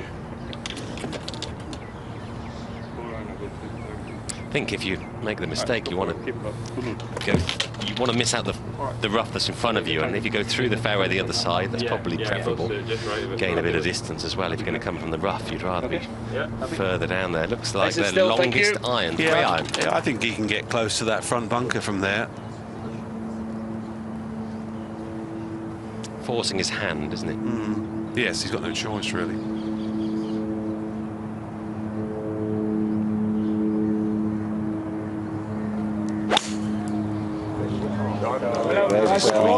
Thank you. He should be fine. He should get pretty close. Yeah, that's the play for me. He just has to take it on, get on the upslope. That makes it a lot easier. That's a great shot. That's all he could do, really. Executed to perfection for Calum Hill. Yeah, ideal. Spin that one. He'll be landing on a downslope, but should be able to get it within 10 feet fairly easily. Anything better than that might take something a little special. Adam Scott Super shot from the rough, left to right, pretty much all the way. Hole almost looks like it's sloping the other way. Has he overdone it? Oh, my word, goalkeeper. Well, it's his own fault. He took a step forward, which is always The little man just risky. shut the hatch, and yeah, we know that feeling. I just feel like it changes the gravitational pull of the earth or something when you lift that foot. Oh, you fool. It's okay. He's a good friend of ours, really. Yeah, we can known him a long time. rib him a little bit. It's brave calling him a fool, but anyway, I'll go with you. Bresnu, he's seen the line, he's seen the pace. Can he take advantage? I fancy he might. It's all pace, isn't it? He's sort of done the same. Little tentative, maybe giving it a little bit more respect. But a well-played hole. This is the perfect sandwich for Syme. That would have been the 56, maybe just gave it a little extra to take that short out of play.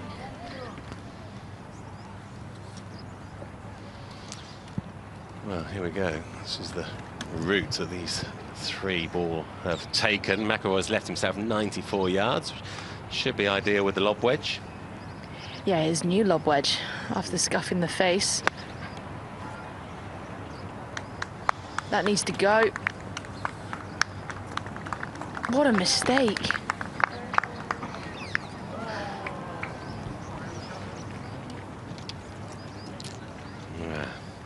New wedge, new loft, new grooves. Maybe just coming up a little shy of what he's expecting. It's a poor shot, though. Could be costly. Won't be an easy bunker shot.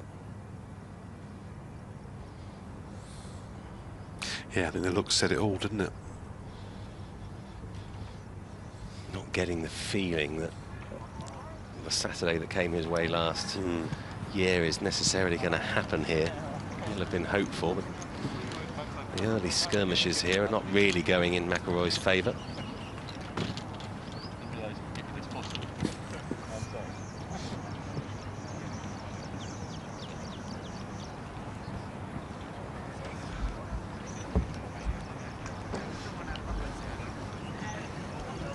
Calum Hill just walking up to see what he's got to work with, and it's not much, to be honest. The lie's good on a slight uphill slope.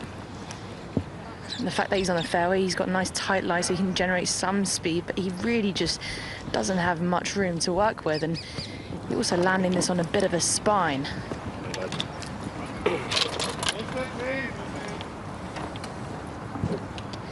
There's no doubt, I mean, it'll be very difficult to leave this short. Wouldn't be surprised if this goes past the flag. You're almost too close. So fiddly.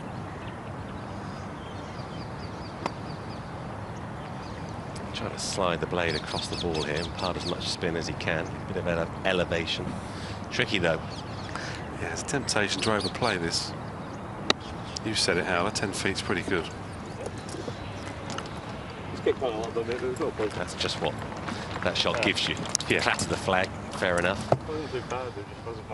From where he was, he'll be reasonably thankful he's got that for a birdie. Absolutely, just a hard shot. Had to take it on, and it was always going to have to be some sort of acceptance there. It's a good lie for McIlroy, but it's at least about 7-8 feet of elevation that you need to climb the face of this bunker. Watching him warm up, he's good at these. It's not spinny sand.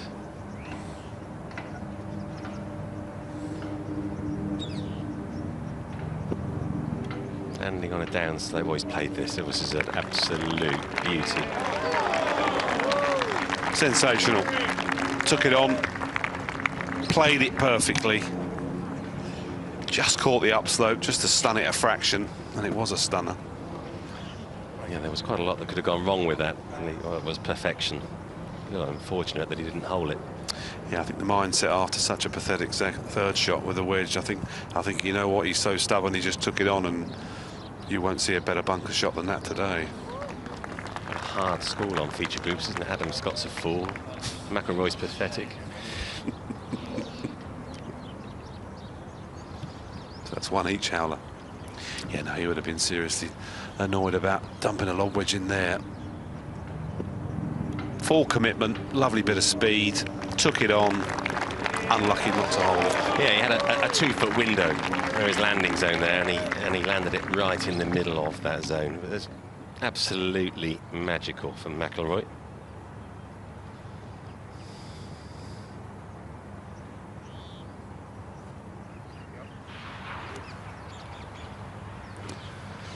Bresnu, he's found the left rough here, and this is probably a heavy lie in the morning. The dew hasn't been burnt off by the sun yet. Don't heave here, 170 to the pin. Left side, maybe try and use the bank. Yeah, good shot. That's exactly what he's trying to do. It's a clever par 5, this. It's never easy. It does catch a lot of players out, right to left for Syme.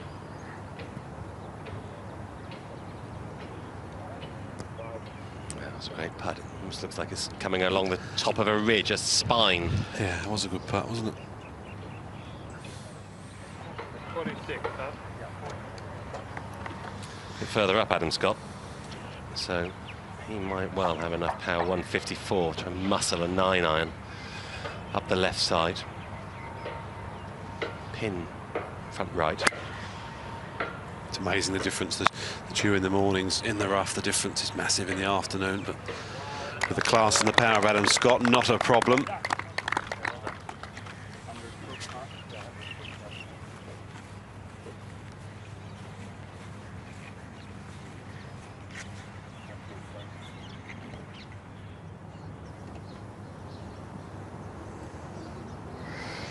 This was the best he could have done with that pitch shot. It's very difficult to read this green. It was almost hard to figure out.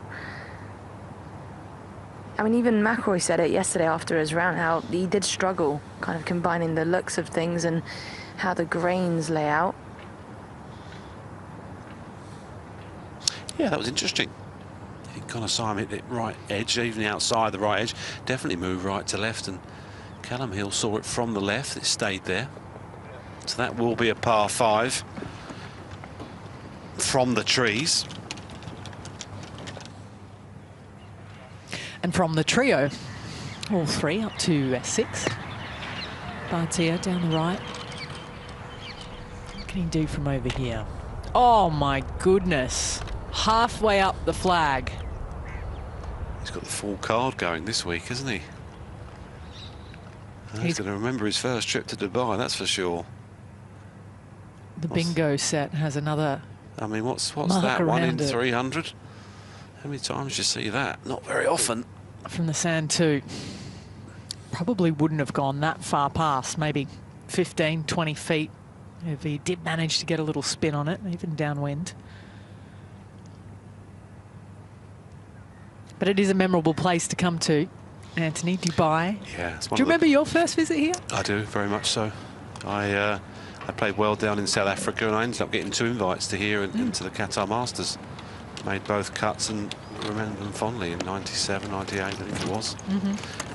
Massively changed place. It was four hotels on Jumeirah Beach, and you could almost walk across the single road just across through the sand. It was that quiet. It was incredible to see it now. It's evolved into something quite special, and the golf course, quite frankly, is a masterpiece. It was then, but now it's simply phenomenal. It's an amazing, challenging course that's never really changed, I have to say, which is lovely. It's kept its stamp. Yeah, they redid the greens in, what was it, 2021, I think, just to afford a few more pin positions like this on the 4th. This was one of the greens that they did just raise a few edges on, so they have more variety of flags to use. Well, it's so popular, it does get a lot of play, you know, and grass does wear out. It's difficult, you know, and it's obviously not natural out in the desert, so they certainly did the right thing by extending the greens out, get some more pin placements. It means the wear isn't quite so concentrated. Yeah, in certain areas, which is nice. We're finishing each other's sentences. That's fine, now. that's fine. We're on the same page. It's a cheeky flag, this, back left. you've got a mound pretty much in the heart, just left side of this green. So if you hit it on that, it does curve and bend left to right. But then if you pull it, there's a bunker there, so you can quite easily short side yourself. And to make it even harder, you can't miss the right either. You've got the big side slope and the water. So with this breeze into and a little bit off the right, it's got to be a cruisy 7-iron for Syme. Just trying to take a little bit of spin off it from this elevated tee box. Just smooth one out there.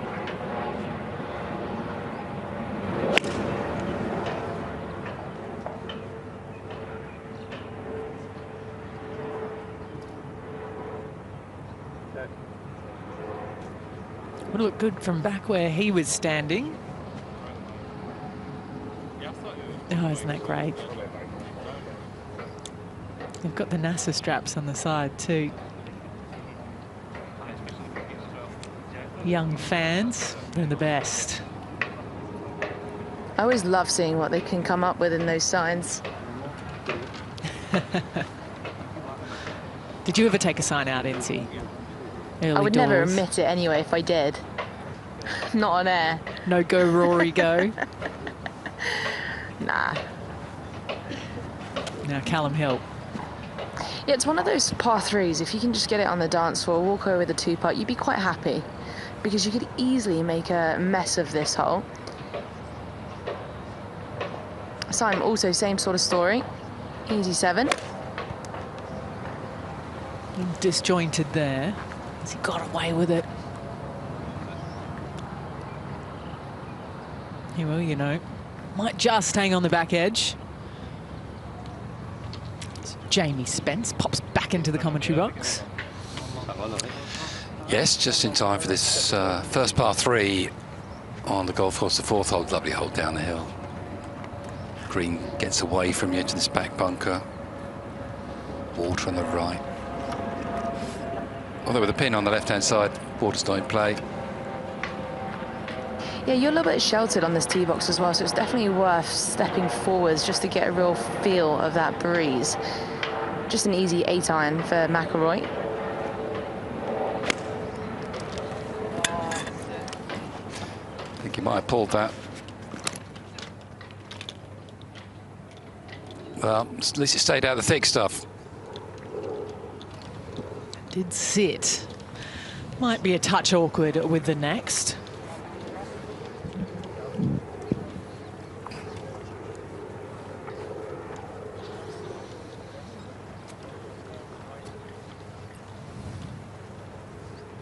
A verdant green from overhead. Yeah, incredible. Stunning pictures, aren't they? So unlucky here. Batia hitting the flag with his second. Back into the bunker. No one would begrudge him walking away with a par, but he's going to have 10 feet to get it done. Hard to play those soft shots out of the bunker because it's so firm underneath. The club just bounces on you, so difficult shot there for Batia.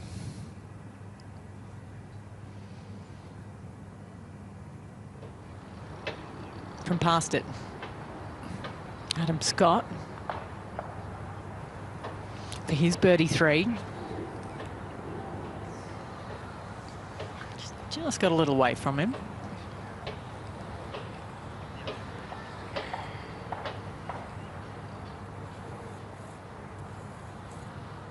E1-2, no. A little control out of the rough.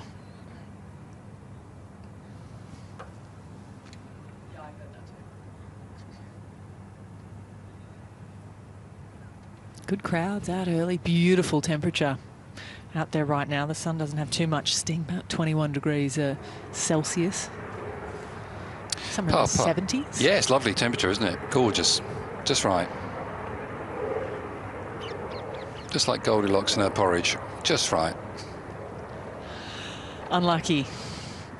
Batia. Tough hole, those 6, isn't it? All week. It's the second hardest in the week. Not today, 4th hardest today, but obviously we've not had all the field through. Yeah, should have had about a 15-footer for birdie. Yeah, it's tough, that, isn't it? Get those breaks. Doesn't happen often. So out on the distant corner of the golf course, the 4th green from where you enter the property. Rory playing out of the semi. Little bladed shot for McIlroy with his 2nd shot on the 4th. Not going to quite get there. I think he just is so fast. He just fried himself a little bit. Maybe didn't quite get the strike. It's not all going as planned right now for McIlroy, who wanted to quickly chip away at the lead. And it goes for Adam Scott. Good 4 in the end. So he's 2 under par for the round. Stays that way with that. Yeah, McIlroy's ball had quite a bit of sand on it, and I just wonder if that played with his mind. And like you said, Jamie, it was just so fast down that ridge. Now this is a Tina Turner. It's going to swing left to right. If you just imagine a clock face, probably enter at 8 o'clock or so. So side door.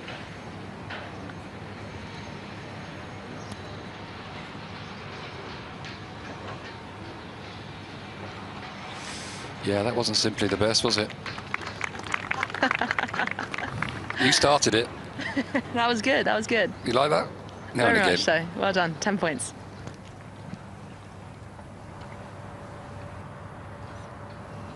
Back we go to Bresnu. Will the par streak continue? Yes. 6 in a row now.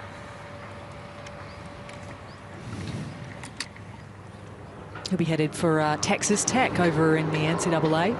He's been playing kind of in the secondary league over there the last little while, but he's transferring to part of the US college system quickly to Calum Hill.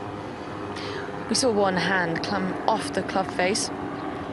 Still right to left swing on this one. I find that intriguing that you can swap colleges. See that a lot in all the. I hear that a lot about I follow the NFL and the college football. They can they get upgraded, shall we say, to a better team. Yeah, sometimes there's transfer rules where you have to sit out for a period before you can as well. Okay. But he's the best player in kind of the secondary league, the step league. Makes sense for him to go up. Yeah, he's ready for the upgrade. His game says so. He's won, I think, 8 times throughout his career so far. This is leaking for Adam Scott.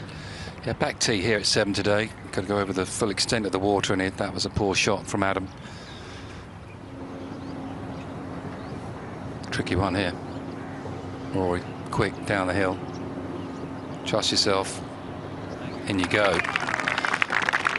Well, 4 pars for McIlroy. We're waiting, so is he.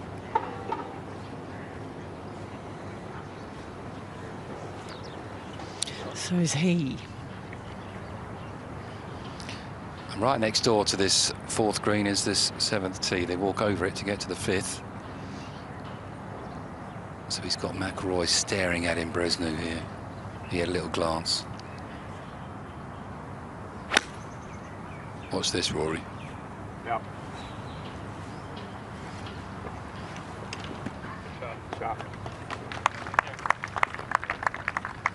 Solid as a rock. There'll be plenty who would take that and run down 7 today. Back we go to the other par 3 on the front 9, the 4th. Kind of Syme up the hill.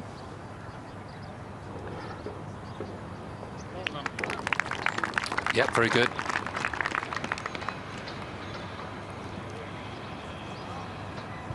Par 3s aren't long here, but they're tricky where they put the flags, like this 7th hole. It's cut on the left-hand side. It's only 3 from the left, 191 today. Batia, I think the $50,000 would be easier to get home than the family of motorcycles for an ace. Wouldn't say no to either. Yeah, that hangs on the back fringe. Some swift putts to be had. This a little bit of a slider for Calum Hill. He's 2 for a 3. And gravity does the job.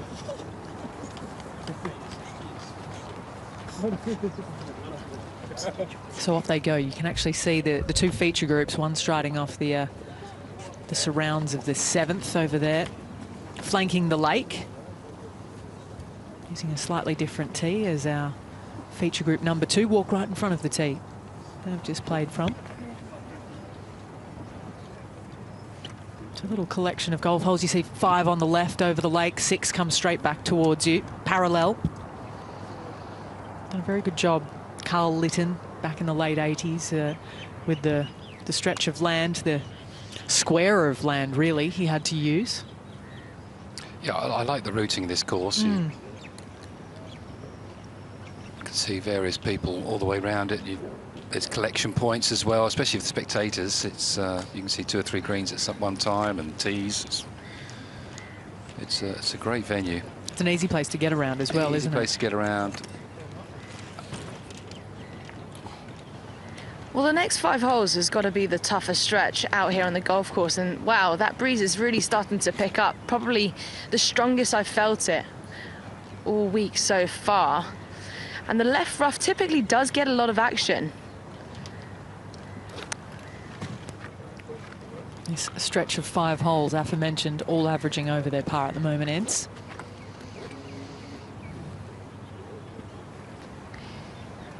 Syme to go first. And you can go a little bit further right than you think.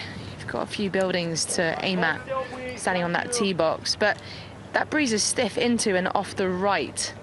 And the fairway does camber a little bit right to left too. You just don't want to rocket this one up in the air. Maybe peg it down slightly lower, control that ball flight. Just so important to hit the short stuff.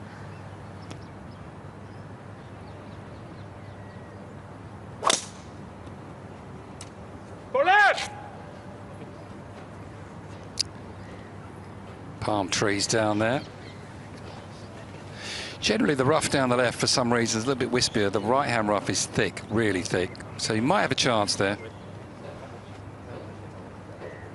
Stand still, please. Yeah, and it's not pretty. I mean, you've got the water that's about 330 to reach, so that won't be in play today. Also, the big dog for Calum Hill. Maybe taking a slightly further right line.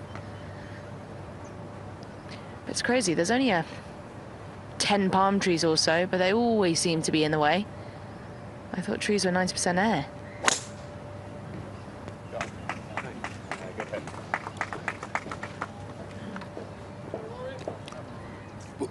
Very strong, Calum Hill, works on his fitness. He's got muscles on muscles.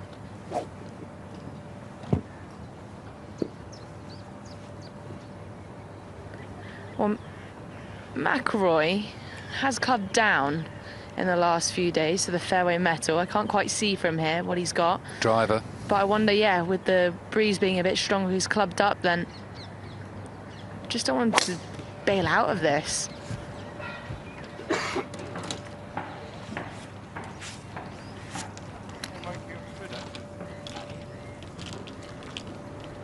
Perfect. Absolutely perfect from McIlroy. Just crept out of the rough. He won't have much from there. The drive of dreams, albeit he can't see it yet for McIlroy down the 5th. Is that the turning point?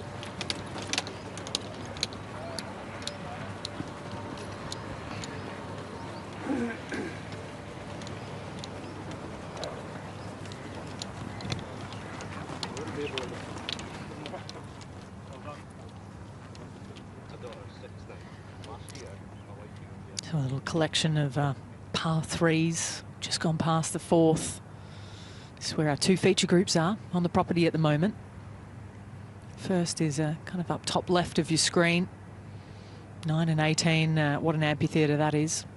Not far away from it. But you really do walk all the way around the land that they have to offer here. As we go to Adam Scott, his second at 7. Yeah, a little chip and run. Didn't quite get it. There's some lovely carp in that lake.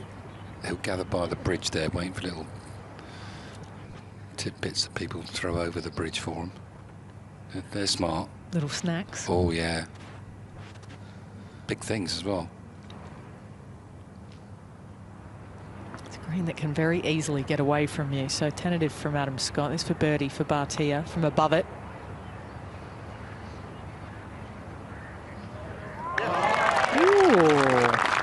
Did some fancy footwork in the last 2 feet. In it goes for Batia. Yeah, a pair of twos on the card. They always help. I thought this was missing left, but it came back, didn't it? Bit of a drifter, right to left, down the green. Thought it was going to miss left, but no, it came back. What a great read.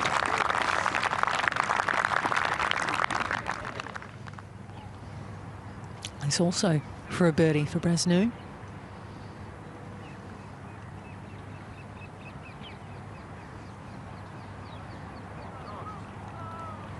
He's going to have to wait a little longer for his first of the day. That's if he can escape with par or better at 8 and 9, and they're a firm test. He'll have some stories to tell his college mates, won't he, when he goes back to the States? Yeah, currently at Odessa, but will be transferring, like I said, for 2025 to Texas Tech. So it's not a big move for him.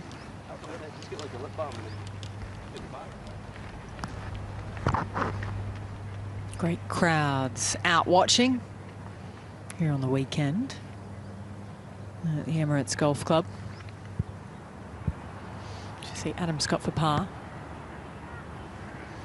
Hey. Well, tentative putt there for Scott. Poor tee shot. Chip wasn't good and the putt was similar. So that's unusual that they hit 3 poor shots like that. First drop shot of the day.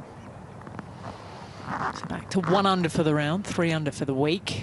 His ball placements down the 5th. Syme well left. He'll be first to go. Other two in good positions. 173 yards for Syme, and he's got a bit of thinking to do, to be honest. The right shot is to go right of the palm tree in front of him, but then if you don't quite get the strike because of how bad this lie is and you leak it to the right, you've got water to carry. So with the wind off the right, that's the route you want to take, but left is the safer bet. I think it's a lot of risk for what are we trying to achieve, you know what I mean? Yeah, absolutely. Guys, we're going to chip out, okay? Coming out your way. Looks like they're taking the medicine. Smart. I mean, you're putting too much trouble into play then. Much reward at the end of it. That's discipline right there.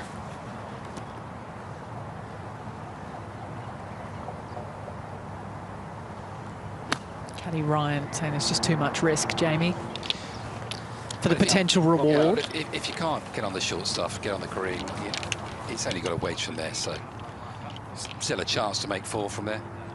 Whereas the other way around, you keep hitting up the rough, you just lose your rhythm of the game. 159 yards to go for Calum Hill. Perfect lie. It's like carpet underfoot. And it's a gettable pin now. If you can hold it off a little bit off this breeze, get the ball moving a little bit left to right, you've got a backstop. So this flag is attackable.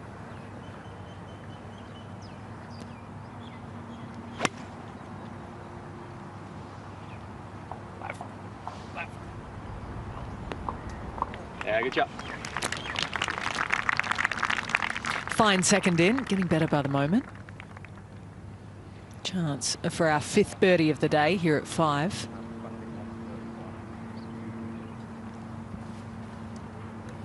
So first time McIlroy will find the fairway. Right in round 1, left in round 2. Both resulted in pars. I think it might be Connor Syme to go first.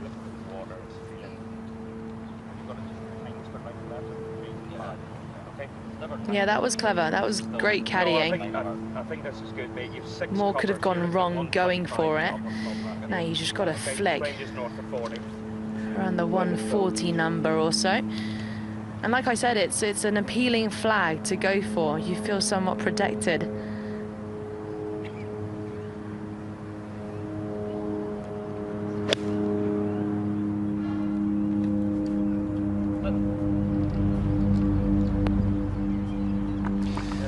Not bad, gets it pin high, outside chance for his par. 138 yards for McIlroy, and he's got a great angle. He will absolutely be taking this flag on.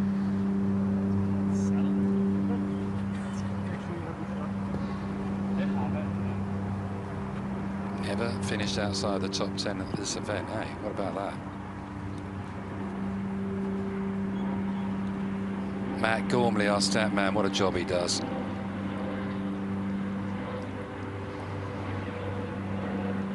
Sometimes. You've just buried him. On the way for McIlroy. Oh, just finds the tier.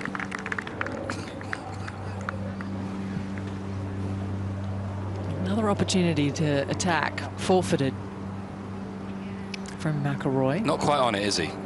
No. I thought he would beat this morning. Still time. Still time. I have the faith, Rory. To the 8th. The iconic 8th. Different angle. Looking back towards Batia. Where's this headed? Good enough. He was worried about that. Didn't quite get it. But it's quite a big fairway 8. One of the biggest on the golf course, actually, because it runs sort of diagonally. So you've got plenty of fairway to hit, providing you get a good strike. Not a problem. Good pin here on 8th, though. Just on the front. So you do need to get the ball on the fairway here to attack this pin on the front. 9 on 3 right.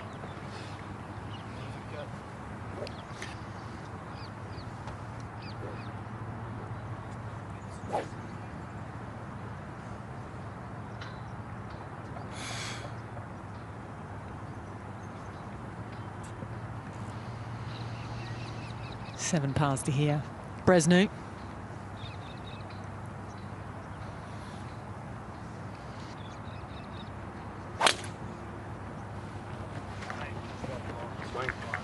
It's a nice fluid motion. And a nice result. Just his second time here to Dubai. He was here 2 months ago when he won the Pan Arab Championship at Al Zora, not far from where we are.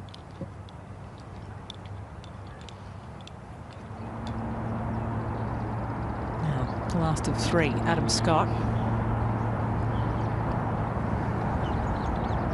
Just left of the palm trees in the middle there. Track man, and it looks like it's heading straight for them. Should carry them. Ooh.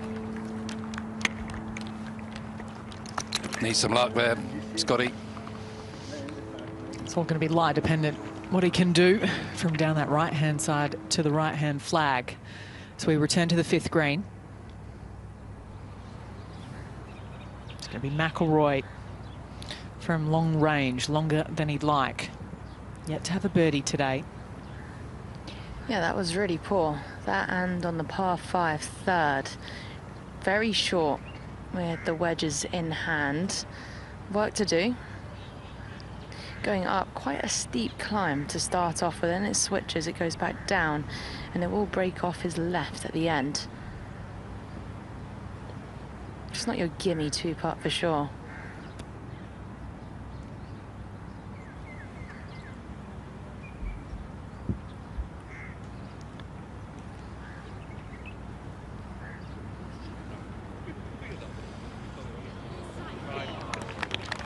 Great try. You're putting from 35, 40 feet, you know, you're asking too much of yourself, he knows that. Just a smooth wedge to that hole, and yeah, disappointing par, really. He's leaving himself a little to do tomorrow. He is. He won with 14 under last year. I've got a feeling that might be all right this year. Maybe a bit more than that, but see what the leaders do. So another par for McIlroy. Holes are running out. At least he's got 3 of the longer holes still to come, with Eagle maybe in play. He could shoot 5 or 6 under on the back 9. Yep. Rory in a heartbeat, so plenty of time. And Bresnu. Aiming left, just trying to cut it into the pin. Is it coming? Is it coming? He just squared it up and it was not coming. You're not going to move a short iron 20 yards, are you? Not on purpose. Not really. Some people can. Probably not playing this week. We've all been there. Syme, this for par, remember, after the chip out. It's going to be his first drop shot of the day, so he's going to go back to level par for the round.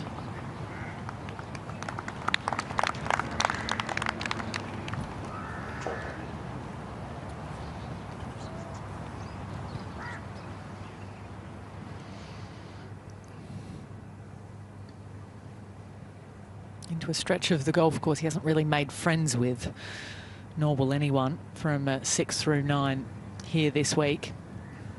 Back down for Calum Hill's birdie chance. Yeah, it looks like a makeable range, but still it's slippery. It's on the brink of looking like a bowling ball with how shiny these greens are getting already. That's a little bit off his right for Hill.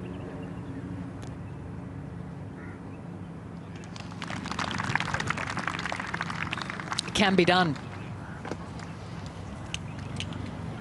So he's to 5 under par. Inching closer towards the top of the leaderboard. Good view of the elevation change here at the 8th. And one is ahead of Adam Scott. It's down there in the first round, didn't go to plan. This looks all right though. Well, it looks okay. Ball below his feet is going to help him cut it into the pin actually.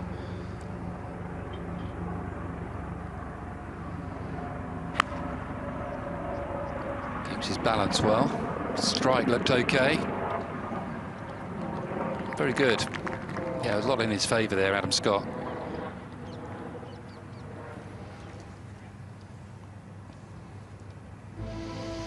So not long now, about an hour or so until our final trio head out. That of Jason Scrivener, Dan Hillier and Ewan Ferguson. They're off at 11:40 local time. We've just ticked past 10:40 here in Dubai. Laurie Cantor will have the company of Sean Norris and Tyrrell Hatton, who's won 4 Rolex Series events in years gone by. One of those came at the BMW PGA Championship at Wentworth. A couple came down the road in Abu Dhabi as well.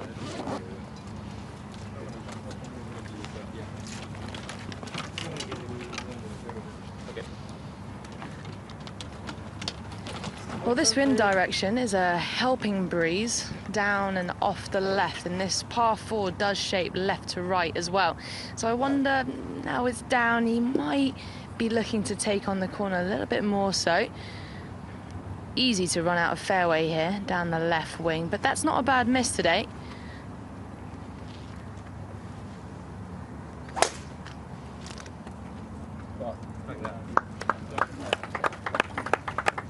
Yeah, quite a narrow fairway this 6th hole. That is perfect. Front pin, you've got a chance today here once you hit the fairway. Flag's been way back first 2 days. That will make an enormous difference, won't it? Whether or not you can attack this flag, depending on whether you're on the short stuff or the rough. I think See McIlroy miss it to the right. What was that, Jamie? He'll have a go at this one, NC, won't he? Oh, he's taking on the donut bunker for sure, but he's missed it right a few times. And you've got some trees there. Definitely block your next shot. You have to set up for a fade, aim left, work it back in.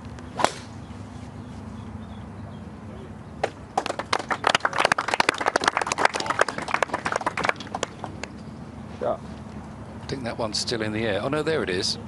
Just a 345-yard drive. Trying to settle the score from the previous wedge, perhaps. We'll have another look. Coming at 6, up to 8. Green side, Bresnu. It's shiny, that green, isn't it? That's quick. It's always a quick green 8.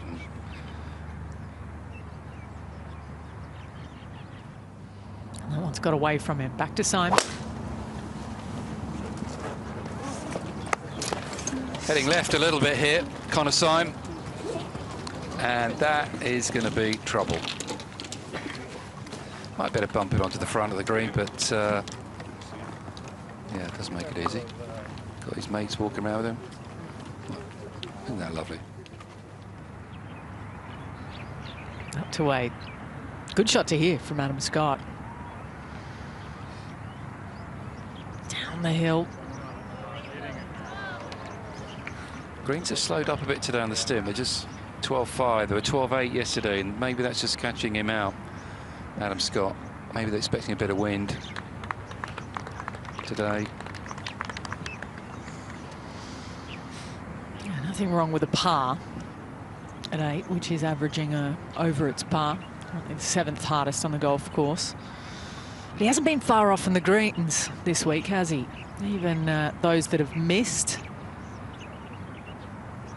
have still had a look for the most part. They've had the chance. Now Batia.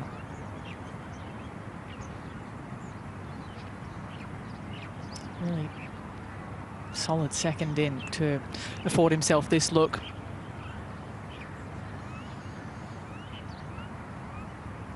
Played these holes well yesterday. The end of his round to make the cut. He's right on the edge. Made a good par here. This is for birdie. Good pace to that. Couldn't believe it.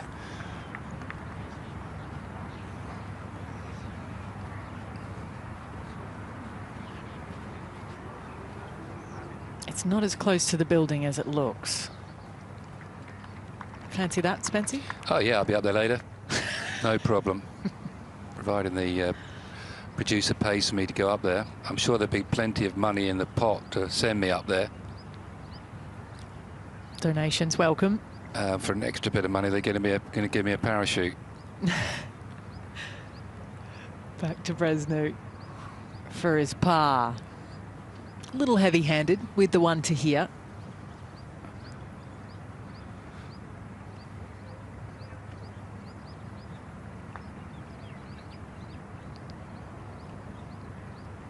The par run has come to an end with a bogey. Poor second shot, really. Just playing away from the flag, trying to cut it in too much.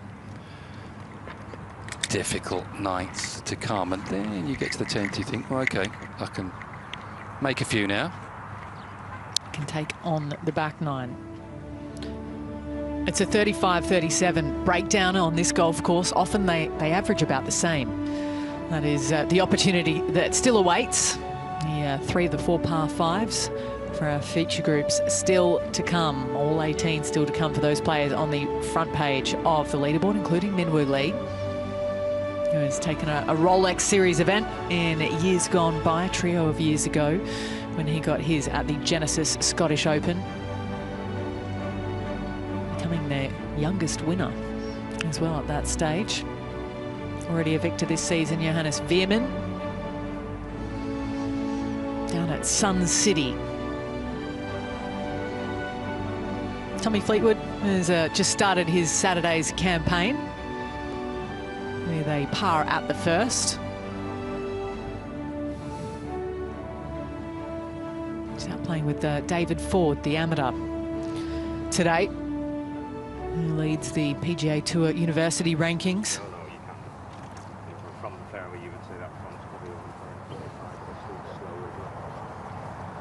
Back to the action at the sixth, second ahead. 159 yards, Ali. It's not long to go, but that rough is so thick.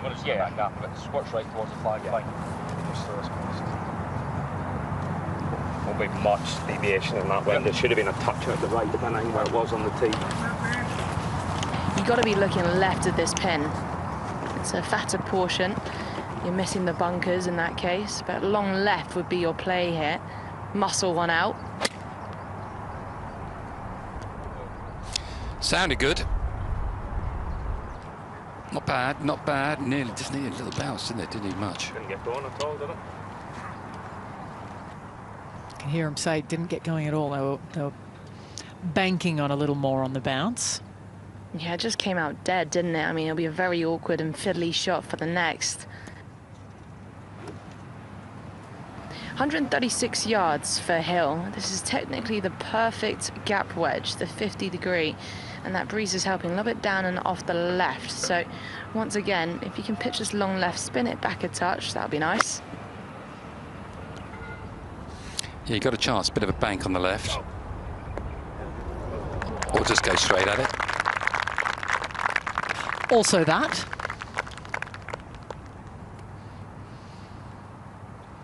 Pure. It's the perfect lie. 132 yards, just a few yards closer. Similar sort of stuff there.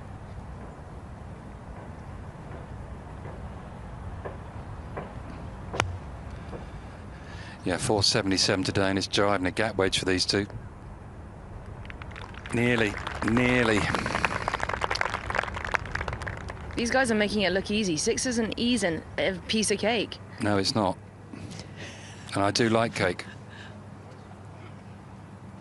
Don't be fooled by what we're seeing. People that'll make a mess of it and make a mess of a little sponge cake as well. To 9. Batia. It's blustery back there. Yeah, it's been the hardest hole all week. That's down the left, I fancy. And no chance.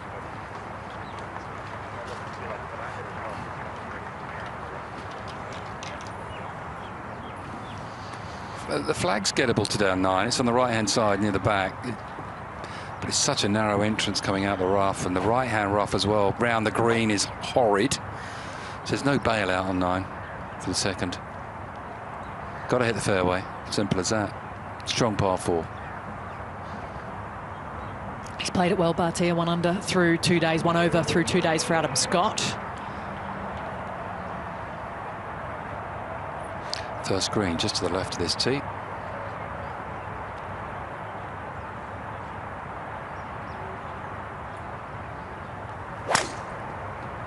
Hold on. Gosh, hold on. Needs a bounce. Gets one, but went the wrong way. And again, he had to lay up yesterday, and might have to do the same. Connor Syme would have been much better off missing this about 15 yards further left if he had known it was going to finish up shy. Now forced to go for the floater with the bunker ahead. Not much room to work with. Good news, it's a tight lie with it. Mud on the ball, though.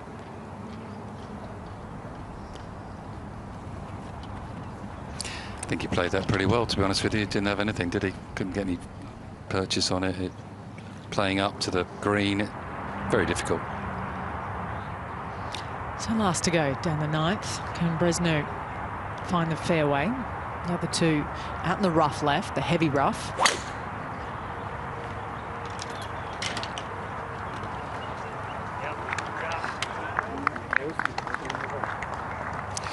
Tee used to be further forward here, and they could hit 3-wood or even a long iron down there, but I like this change. Push it back, make him hit the driver.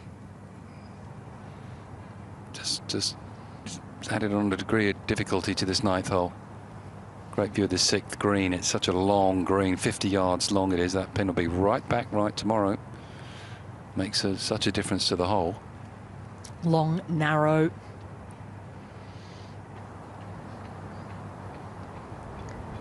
Yeah, it's definitely a small entry point, that's for sure. A tough flag. And that's why you need to be smart with how you position yourself out here on the golf course. You need to plot your way around, allow for good misses. It's punishing if you miss it on the wrong sides. Now this will swing a little bit right to left, more so in that final third. Just to avoid back-to-back bogeys for Connor Syme.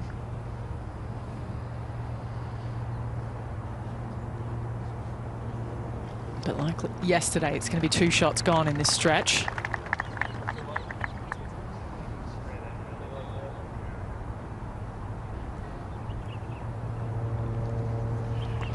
Well, you hit the ball in the rough, the par 4s. It's very difficult to get the ball on the green, especially with the front pin here on 6. Good chance here for Rory. Needs a birdie, Incy. Yeah, absolutely. If you're never not sure of which way this is going to move, look at the colour of the green, and everything about this is left to right. I reckon at least half a cup or so it will swing, but the good news is it's uphill. That's the great thing with putting. That's the great thing with putting, though. Sometimes you just don't know whoever you are, but you have to make a decision, don't you? Got grain, a little bit of slope. Well, you're better off committing to something. Something. Commitment. Yeah. All you can do is hit your line, eh? Easy.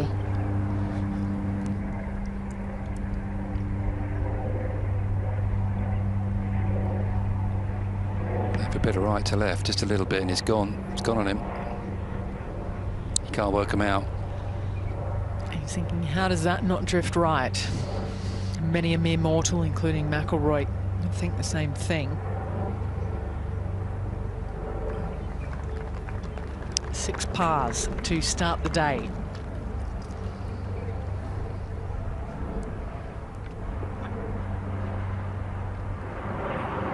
Up to 9, Bresnu. Scary shot.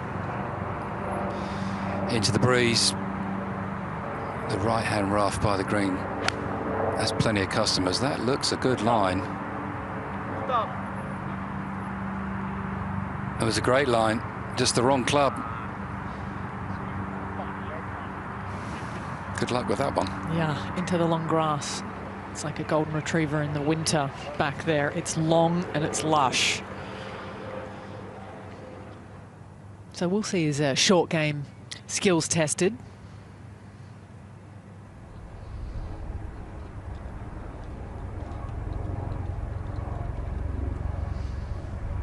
So Calum Hill has got in there quickly, tapped in, so it's back-to-back birdies for the Scot. He's to 6 under par, inside the top 15. Great drive. He got it out there. It was only a few yards behind Rory. Calum is a strong lad. Shout for it to go, no need. Great control with his gap wedge there. So he's had 3 birdies, 3 under. He's sneaking up the leaderboard. So off they go to 7. So we look from overhead here in round 3 of the Hero Dubai Desert Classic.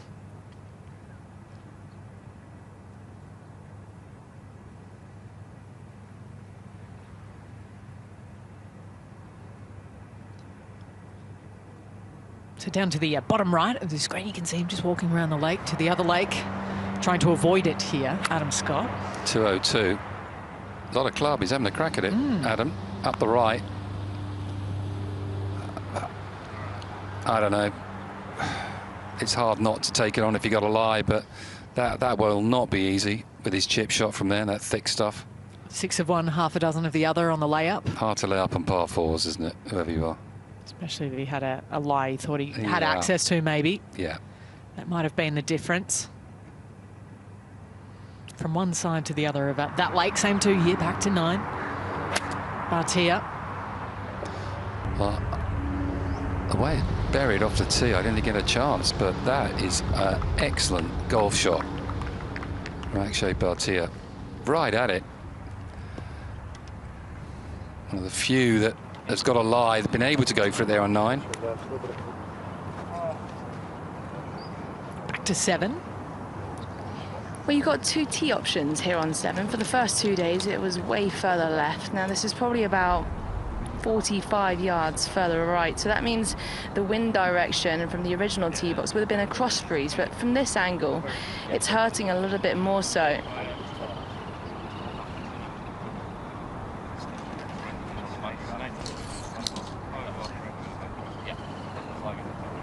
...191 yards for Calum Hill.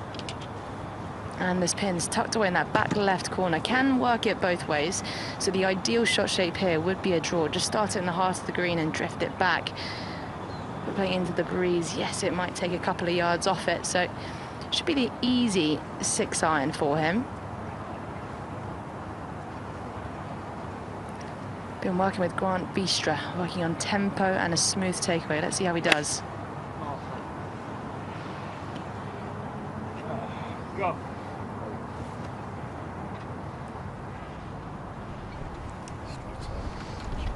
Not his best. It's pretty lush over that way too.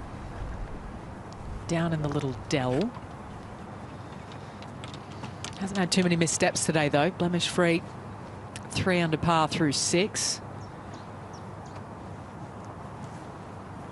It's bang on 11. Incy, says our clock at the back of 7. Yeah, the good news is, I mean, Hill will have plenty to work with, but McIlroy, this is the perfect shot shape for him. A little draw here would be perfect. We'll get landing softly.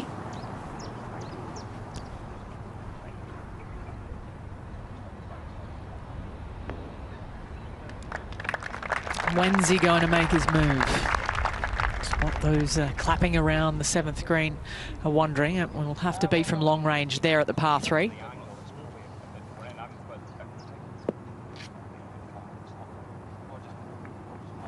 Well, Syme, as a fader of the golf ball, I'm sure his goal here is really just to finish where Rory has, the heart of the green. It's a difficult flag to get at today. And you cannot afford to miss this left. There's a steep side slope. You miss it by 3-4 yards of your target, you'd end up about 20 yards away.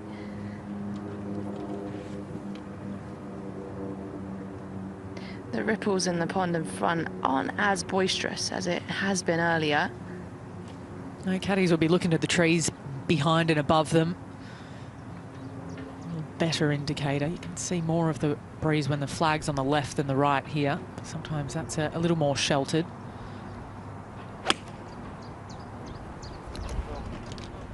Off it goes.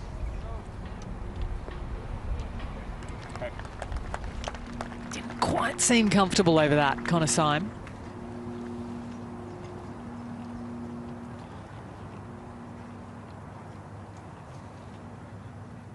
190 with a little hurt. He's going to have a good 50-footer left. His head down in the bottom right of screen. There is the 9th. Look at that. That's what awaits you. It got up to 4.8 yesterday. He's a par 4, remember. Adam Scott a little on the back foot after the drive. This is 3rd. Actually, it might not be too bad. This has got plenty of green to work with, Scotty. Jumps it up the green. Beautiful. Great touch. Pin on the right gives the players a lot more chances actually to get up and down. Not from where Bresnu is, mind, but in general, if you short that pin, you've got a chance. Wonderful weather, wonderful. Look at that view. It's stunning, isn't it? What a piece of land that they created for this golf course. Right, this one, Alison. Jamie. Doesn't look so good. It does not. I think we can just see a dimple or two of it. It's not much of a consolation, though, for Bresnu.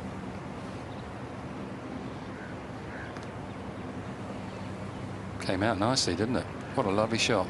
Go on, again you go. Have some of that. What a shot.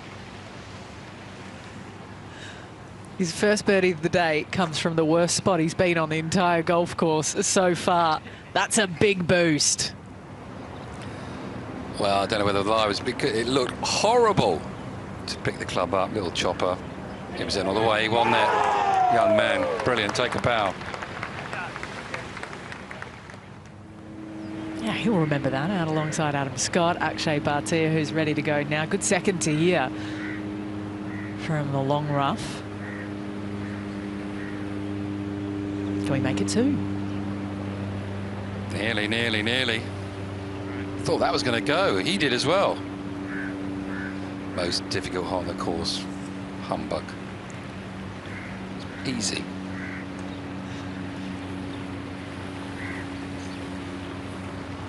So we've got Bresnu now turning in level par. It's going to be a front nine of 33, 2 under the card for Batia. And should Adam Scott roll his in, be on for a 1 under front 9.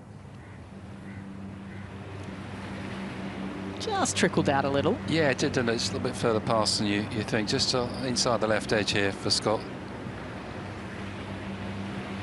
Good part, good part. Got a long walk now to the 10th, just to gather your thoughts. Right, game plan, back 9. Birdies. Birdies, 3 par 5s, 17, drivable-ish for some of the players. Yeah, you feel like you can get a score going. Done and dusted with the really penal par 4s, those of 8 and 9. There's a couple out there, 12 can be a bit of an issue, but more chances than not once you make the turn. We go back to Calum Hill. It's reassuring, isn't it? I mean, no doubt he would have felt quite nervous teeing up with McIlroy today, but hasn't really put a foot wrong apart from the tee shot on 2. So a little bit of a miss here on 7, and it's a good lie. Looking at his practice swings, he looks like he's opting for the higher route, but I don't see that as a shot. got plenty of green to work with. You've got to pitch this at least no further than halfway.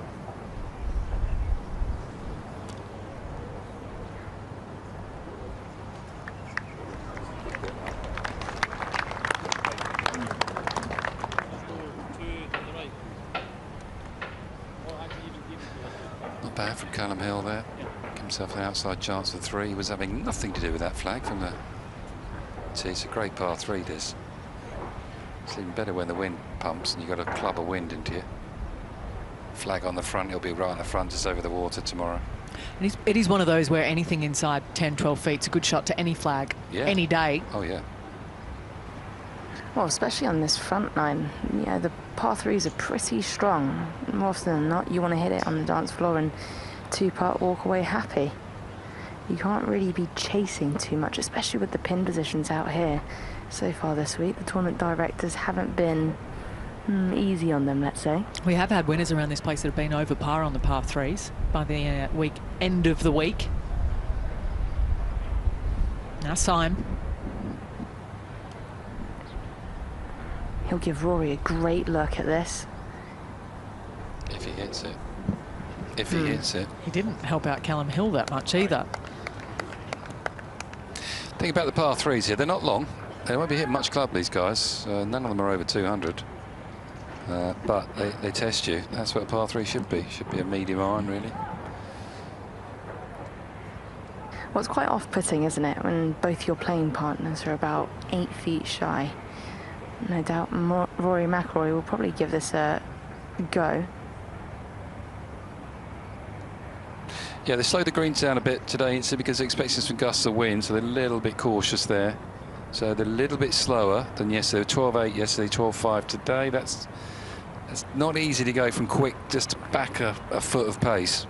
And it makes a difference to these guys. Yeah, they've got so much feel and sensitivity.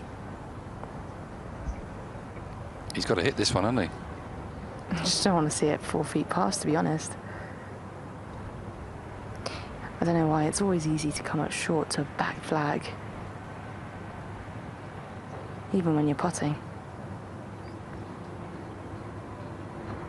Just past, it's fine. Just in would be much better. He couldn't get it there either.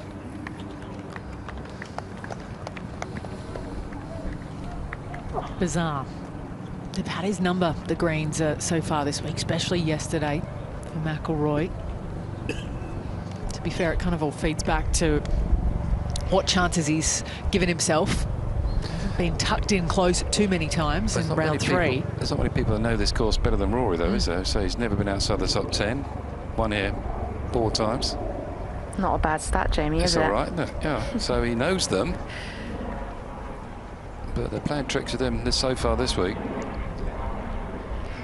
And holding this is probably more important, less so for the score, more so for the confidence, momentum, mindset, and everything else that comes with it. Yeah, just to keep those 3 birdies in your pocket, headed for 8 and 9.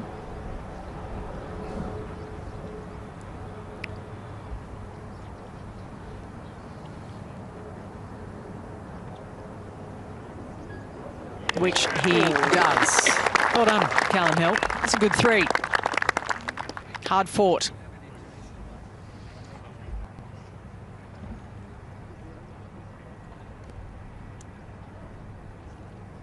Good to have him back and healthy as well. Had an issue with an insect bite. And then some nerve issues that came after that. Yeah, that was nasty, wasn't it, for him? Really nasty. Ended up with a condition called nerve hypersensitivity. And, yeah, ended up withdrawing and had complications. Hasn't been a smooth ride the last couple of years for Calum Hill.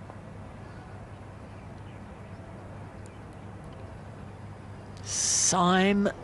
Oh, dear. Tentative all the way through. So that's 3 bogeys on the bounce, I'm afraid.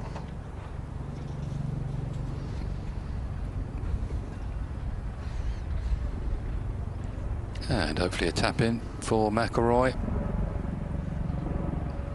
for his 7th straight par.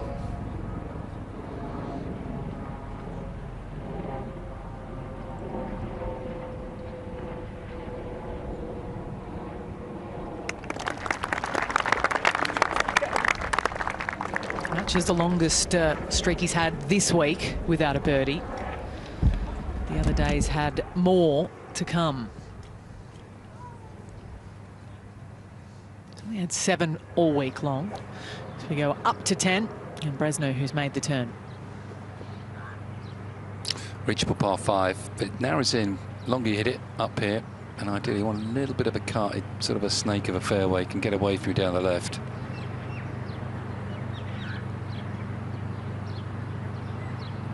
Good start there, 10 through 13 for this man. Oh, bendy knees, that's left.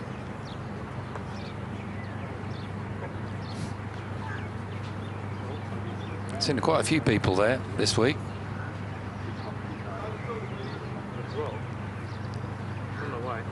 Yes, some have got away with it, others haven't.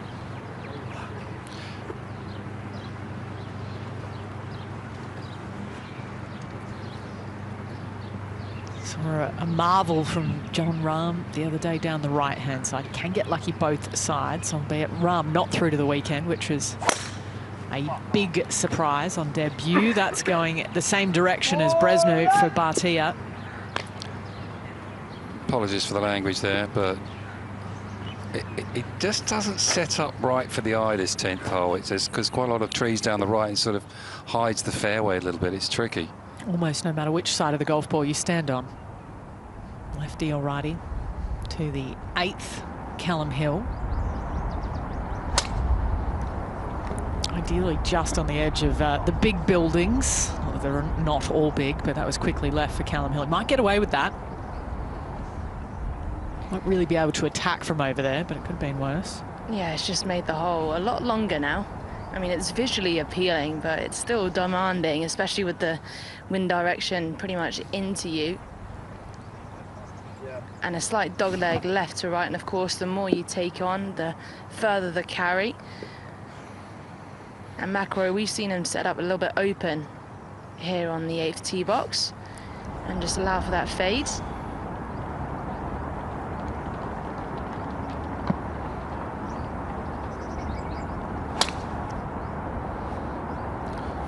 Suits him down to the ground, this tee, doesn't it?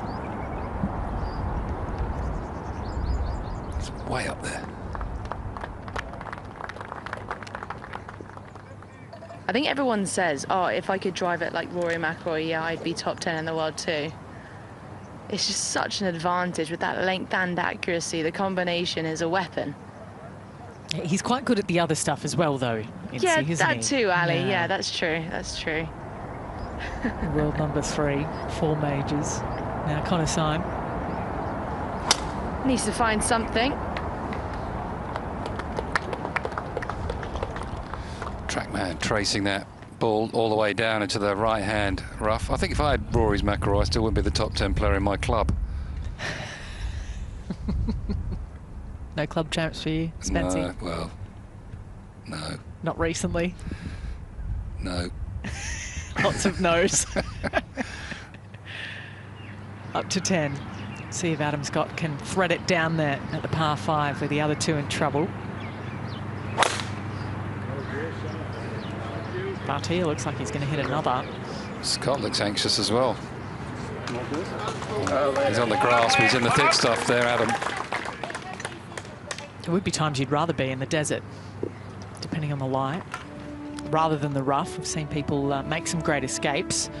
Look at the start from Van Cantero. He's up to the top 7, courtesy of a trio of birdies to start his day. It's a good move from him. See Sean Norris already has a victory this season. They're the South African. Not long till they go out. His came at Leopard Creek. McIntyre under par. Good 67 from Jaden Shaper. Young South African talent from the next gen 2.0s coming from that part of the world. So he's into the top 20. 2 steps in the right direction from Haotong Lee, who took this title back in 2018.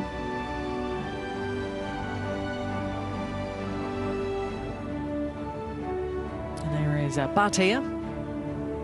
We'll see what lies ahead of him. scoring-wise down the par 5 10th to come. Same to Adam Scott, who's found the rough. There is McIlroy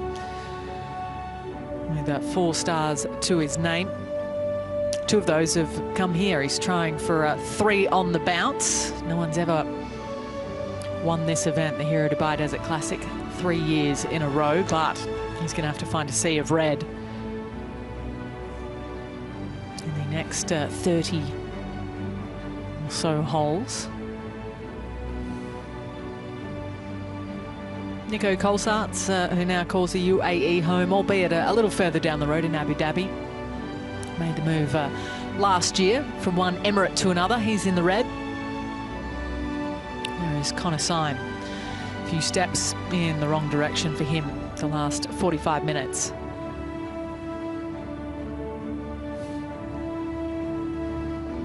Surprising to see Nikolai Højgaard so far down the leaderboard. Wasn't well last week, couldn't tee it up in the Team Cup. So he's at level par, and he's headed down his final hole outside the top 60 at the moment. As we zoom in around the 8th, the iconic 8th here at the Emirates Golf Club. Have you had a picture on that tee, Jamie? Obligatory. Maybe not this week, but in years gone by. When we were playing, we didn't do that sort of thing. So, no, I haven't. No? No. People just took photos of you? Well, only after I'd hit the ball. Back we go to Calum Hill. Yeah, power, speed and everything else will be the rest. I mean, he needs to gouge this one out for Hill. Ball sat down with a long and an iron in hand, probably between a 6 or a 5 iron or so. On that, or just left side of it, okay? And with the flag at the front, you've got to go long and left if you can, maybe even looking to try and chase this one down the left wing. And you're playing up to a bit of elevation with a breeze into you too. 186, playing at least 200. Go on then, jeez, up you go.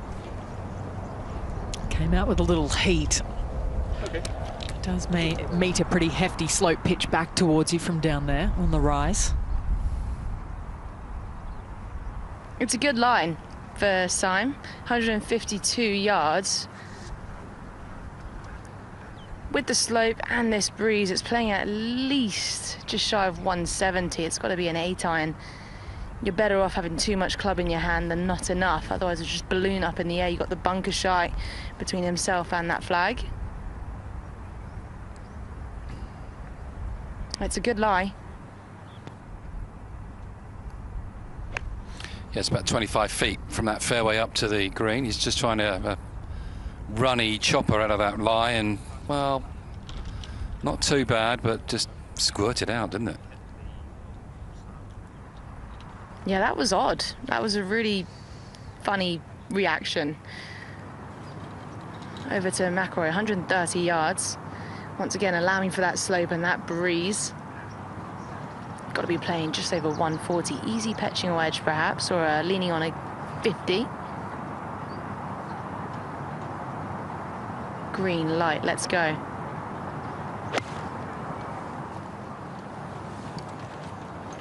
Ballooned. Started right, stayed right. And that is not the place to be. He sits back into the wind. But another opportunity from the fairway goes awry. That was awful, I have to be honest, for the wedge. Adam Scott, his second, just laying up down there at the par 5, it seems.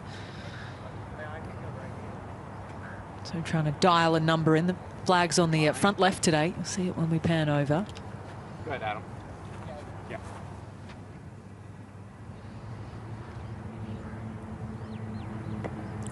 So, trouble here for Batia. Front.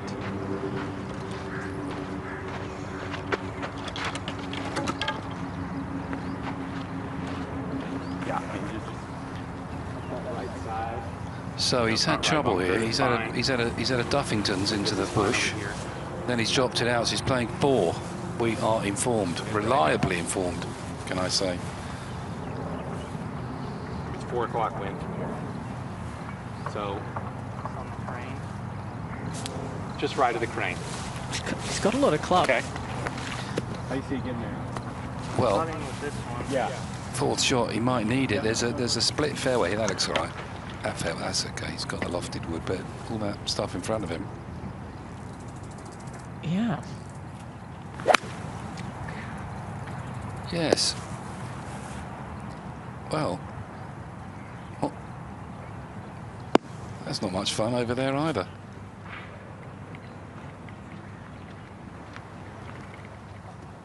Likely opting for the 56 here, sandwich, or maybe even just opening up a gap wedge. He's on a slight uphill slope, so we'll add loft to the club in hand. He's looking to land this about 3 yards on and trickle up.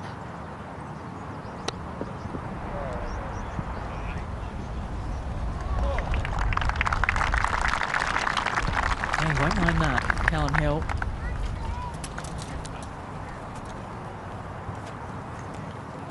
Might be a little slick, the next. Kind of Syme, maybe? Yeah, there we go. Yeah, it's a little bit awkward. He could nudge this about just over the fringe, but then you're really landing it into the green. Alternatively, you can go for the longer swing and try and carry it and take it out of play. Just really depends how you see it.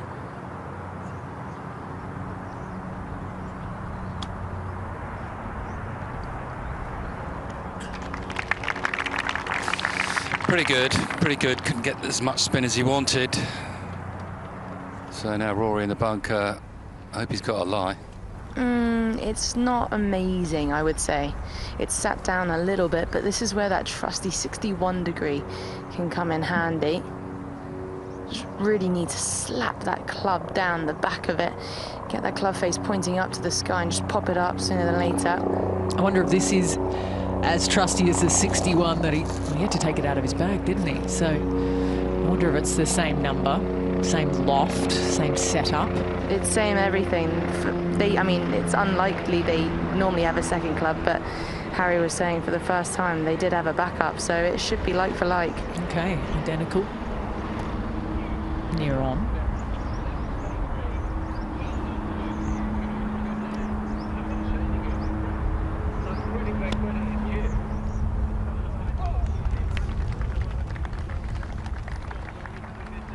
Shouldn't be in there, simple as that. He knows it. Just not quite on it. No shot there for McIlroy out that bunker. Sand's difficult to play out of now. Scott, quite a good layup. Front pin.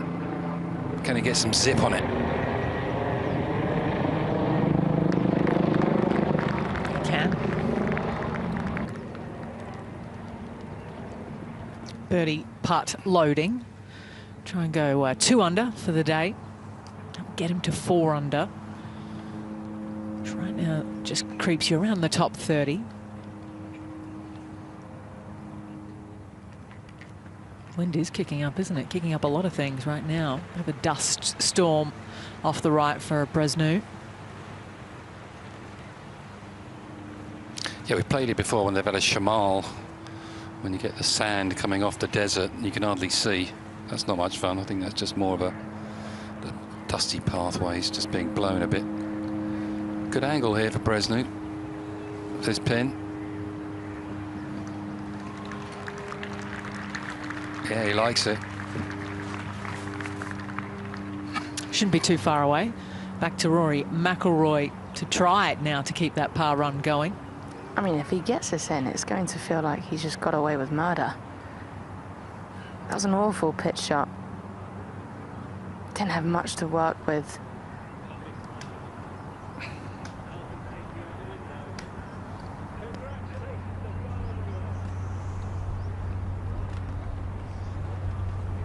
It all comes to an end. He's over par now through 8. McIlroy.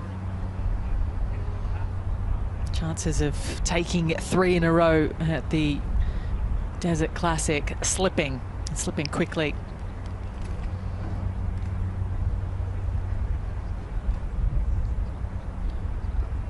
.28 holes left.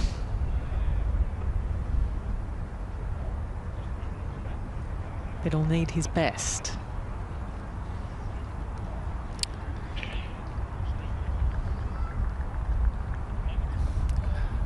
Yeah, that wedge shot was just, yeah. Can't be that wide with a wedge. He knows it, you know, it's just early season stuff, I think, and put it down to for Rory. Look at that down on the left. The greens have been good so far. Strokes gained putting, leading that statistic thus far this year here. Calum Hill needs to put himself down for a 1 putt. He's going to give Connor Syme the line too.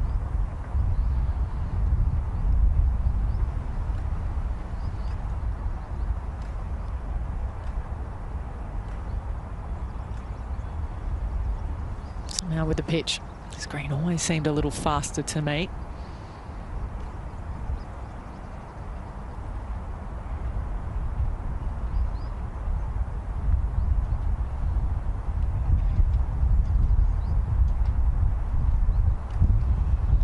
Didn't move.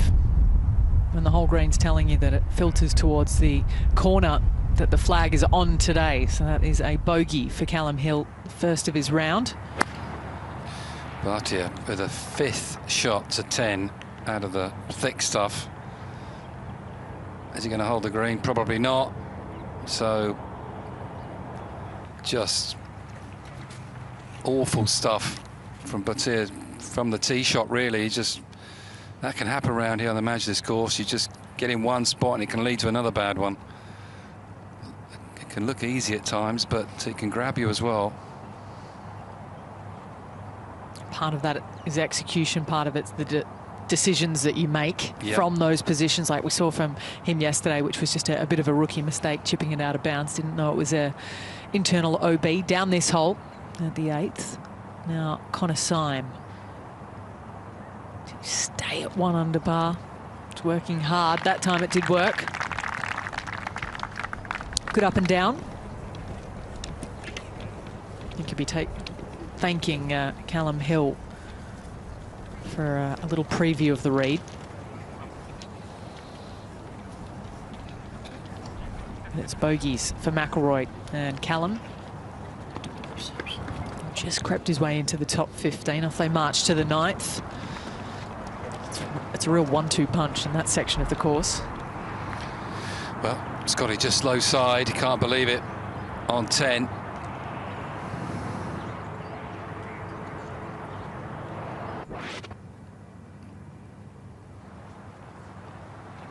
Wind's picking up. It's going to be interesting later for the leaders.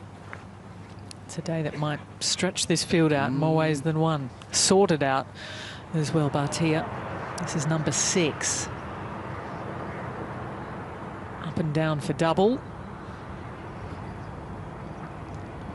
Both falling on a par 5. One yesterday. There's going to be at least 2 shots dropped, courtesy really of the tee shot. See the wind whipping through. Far more present today than it has been the last 2.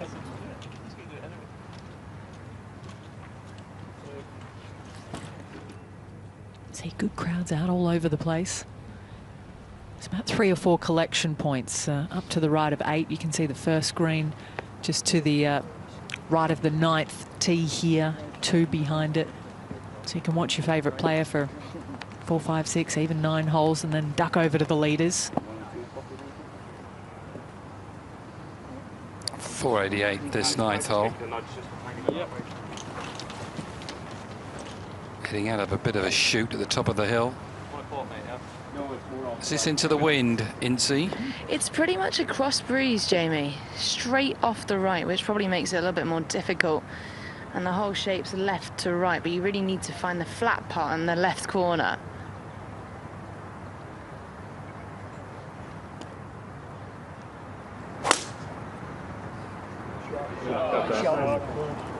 Great shot.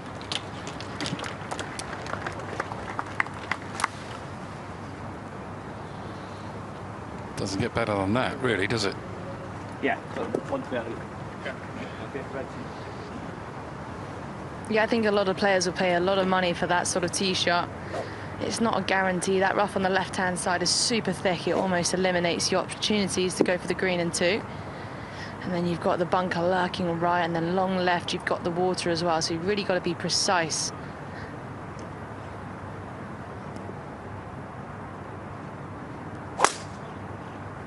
Can't really attack the ninth per se, because it'll jump up and bite your hand off, but you can a little bit more so. It all relies on that, finding the fairway, which he and Connor Syme have both done.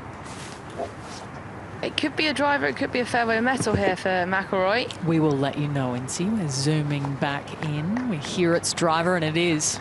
Okay, so he's fancying it. I mean, clearly maybe trying to cut this into that breeze. If you get a big kick, it's dangerous. You don't want to put your swimming trunks on. Right ball. Shot, Rory. You been playing anything?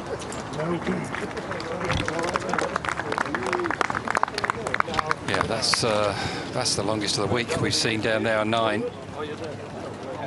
Stunning. Not really the issue though, is it? The driver, to say the least. Not today, no.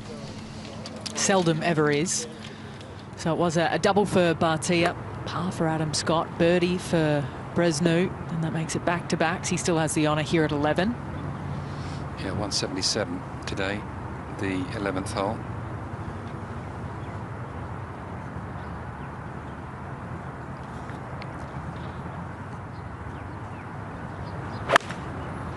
Pin cut way left. Little draw into this pin, just overdone it, but no, he's come back. That's fine. Right below the hole. He's had a great half an hour, hasn't he? Chipped in at 9, lovely birdie at 10. Another chance here. I'm sure one of his goals would have been to make the cut after he got a taste of contention at the Saudi International a month and a half ago. Maybe finish in the red as well.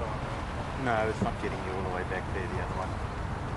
Just hitting a 65 shot. Okay. Full commitment, Scotty.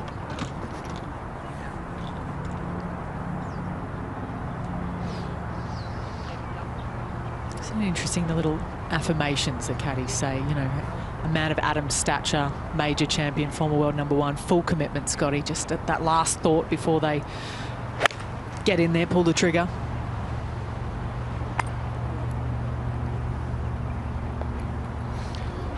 Good shot. He didn't look that happy with that, but it's a super shot from Adam Scott. Yeah, full commitment. Big word. If you're not feeling quite on your game, to commit yourself to a shot is very difficult to do. Just got to try and find a way, find a shape. But it's gettable, this pin. It sort of suits a little draw, this hole. Obviously for Batia, he's got to hit a little bit of a cut shot.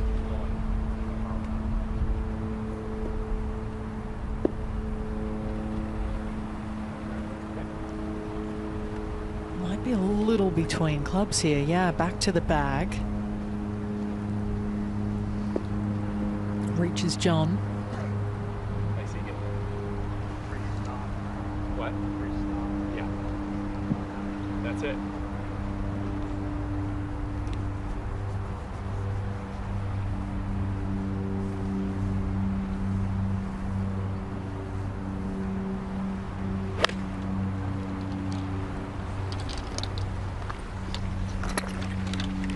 Just a little bit quick from the top there.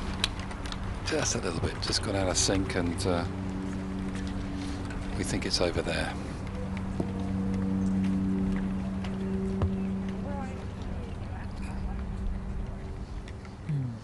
See if that's in the sand or the grass. Either way, he'll have a little to work with. If we go back down the 9th, you'd be hard-pressed to find a collection of 3 drives that are better than that today, albeit a little spread out.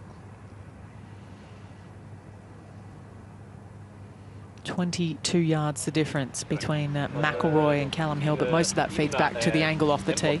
Anything just sort of left of the entrance route. Yeah, that makes a massive difference, doesn't it? 2 clubs, that's at least 20 yards, and it could be from hitting a 5-iron for your second to a 7. So it's very different in height, trajectory, and spin for your approach shot. Just over 180 yards for Hill. A little bit more into the breeze on this angle with the approach shot.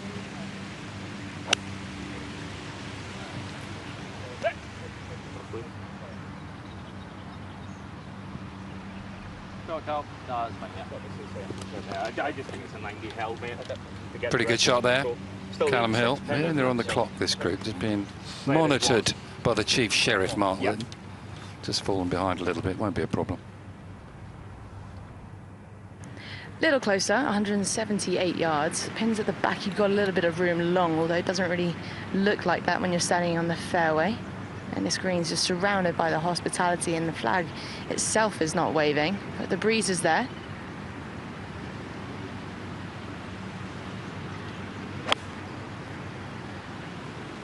Stay left. Stay left. Entirely different shape for Connor Syme. No green for him. 164 yards, playing at least 170. It's got to be a chippy 8-iron for McIlroy. Just trying to flight this one down. Tops of trees are moving. Just a little gust, perhaps.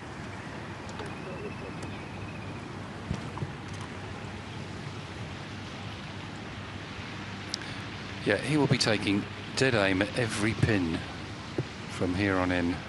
There'll be no bailing out for Rory. He'll be taking it on, but it's gusting. It's not easy, this. I mean, it's quite a gettable flag. Like you said, once you've hit the fairway, that's the hard bit.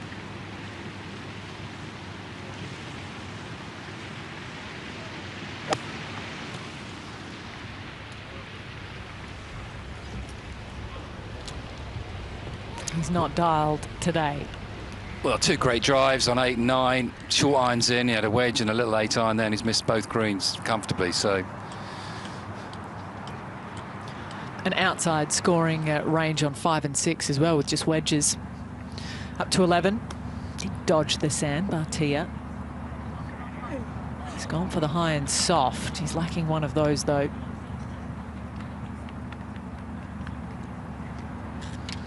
Just like yesterday, little feathers ruffled from the double at 13, and then he went on to drop a shot a hole later as well. Got to be careful of that. He's bleeding bogeys at the moment. Right before the buildings, you got the Sheikh Zayed highway that goes all the way down to Abu Dhabi. Adam Scott now for birdie. Oh dear. yeah, he got a bit excited there, didn't he, Adam Scott? He's been putting well. Back him to make the one on the return. Look at the shirts, though. The wind really has kicked up. Gone up another gear. It's a section of the course that's quite exposed down on that kind of 10-11 corner. Yes, you can see it. We are used to breezy conditions here at the Emirates Golf Club. It's a great course to be played in a wind. However, with the rough up this year, this will be a test for our leaders going out later. So anyone can make a little run early, get around the 8-9 under mark if you can. I think you'll have a chance tomorrow easily. Best score we've seen stamped today is a 5 under par round of 67 from Jaden Shaper. Batia hated that as soon as he hit it.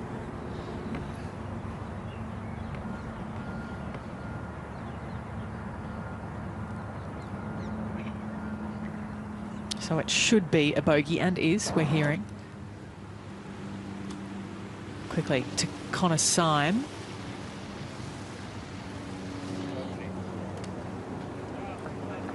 Not bad from over there. What was the lie like, Incy? It was pretty good, Ali, actually. I mean, we've definitely seen worse around in the 9th and 18th green, and of course it is joined. It's a double green. So sometimes a bit of traffic. It's a bit like the M25 during rush hour, waiting for them to go and you next. This is probably a little bit more tangly for McIlroy. Grass is a little bit longer, so the ball is sitting down a little bit deeper. You can just see slightly wider stance, just looking to maintain the loft. Requires a lot of skill, this.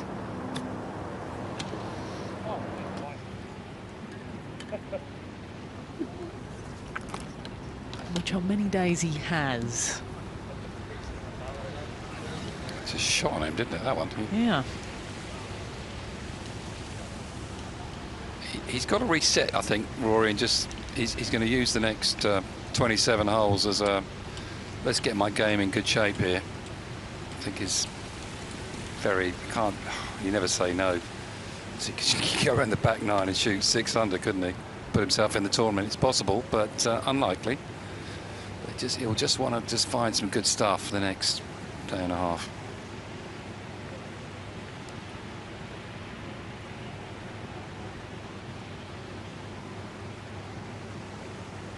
Hill for birdie.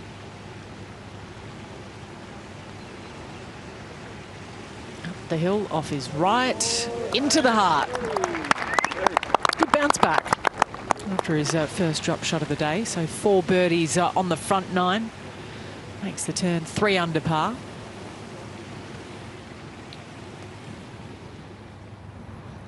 Well, going back to the 11th.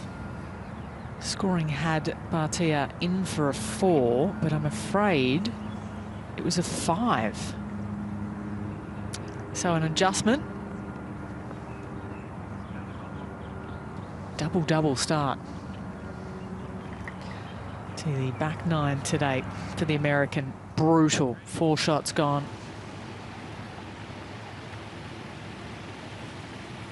Double green, 9 and 18. This is for par for Rory. From another brilliant drive and similar putt to the previous hole for the par. Makes this one. Well done, Rory. So he needs something spectacular on the back 9. He can do that. It's really the first putt he's seen drop today. It is, yeah. As well. So maybe that's play. Yeah. I think his iron place has got to get a little bit better. But you wouldn't put it past him. If someone gets to 8 under with this wind getting up. Can't believe it. Bresnu.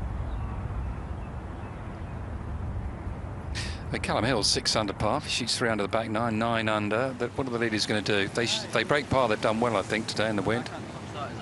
So, yeah, it's a lot to play for.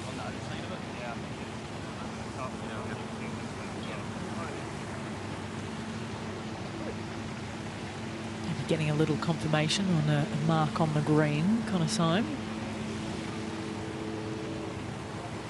Yeah, they call Saturday moving day, but if you wanted to win, if you can get within 5 shots, maybe 6, you think, do you know what? I've got a chance. I've got a chance. Especially out a little earlier. Yeah. Generally the easier side of conditions around Emirates. That is a good par. Up and down par for Syme. He himself could use a couple of birdies to get back under par for the day, however. There's a chance coming next. There'll be a few pep talks going on from the walk. You can see as they leave the bottom right of screen at 9. Walk around the putting green. Up to the top left of your screen. Up near the pool. That's where they're headed. Not into it. Got work to do. Toughest hole on the back 9 of the 12th, long par 4, dogleg. Sweeps up the hill, right to left. That was a good swing, good action from Bresnu. Yeah, lovely shot, lovely tee shot. Pin's tucked on the left today, just over the swale. He's loving it. Well, right now he's matching Adam Scott for the day. He's besting Batia by 3.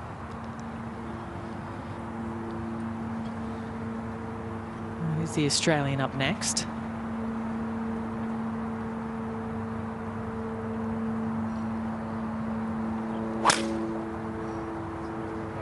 A little bit more speed on that one for Adam Scott. Down the left.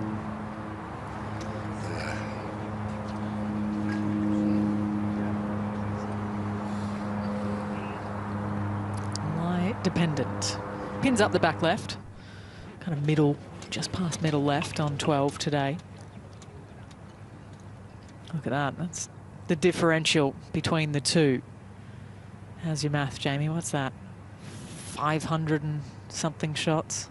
I was going to say that, 500 and something. Yes.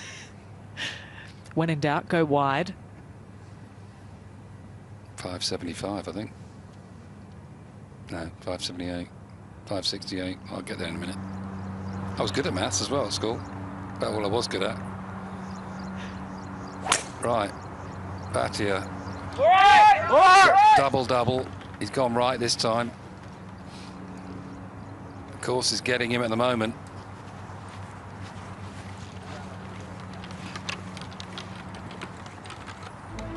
Needs to make friends with the fairway. Batia. It's all gone awry since he's made the turn. So they're headed down 12. And I think everyone's out on the golf course now. Just about the 11:40 tee time. It's 11:47. Sometimes we have a little delay out at the first hole. So let's take a look at how people have come out of the gates. Robert McIntyre, 2 under through 5. Tommy Fleetwood, who's won twice down the road in back-to-back years in Abu Dhabi. He too just in the red for his round today. He picked up his birdie down the par 5 third.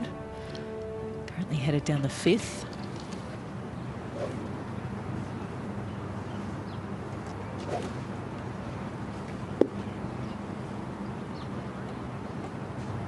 Well, it's go time. This back 9 is definitely the better opportunities to be making the birdies. Starting off with the 10th, par 5. Breeze off the right, should be about a 5-iron with your next if you really get this one going. Nice. Stunning tee shot there. Narrows up there, the further you hit it down there. So a lot of players go left off this tee, Incy. Why is that? Well, I think you're trying to protect yourself from that wind blowing off from the right-hand side, and you can't quite feel it as much standing on this tee box. You're sheltered by those trees that surrounds. I've seen many better shots out the waist on the right, so yeah, that rough on the left is pretty thick.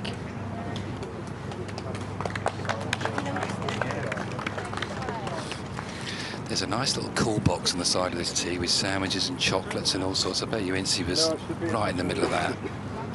I'd it up. I really could do with an ice cream, to be honest. Right, it's go time for McIlroy. 3 wood. 3 wood. Yep. Okay, taking that tight part out of play then, perhaps. It's playing short. He can definitely reach this in 2.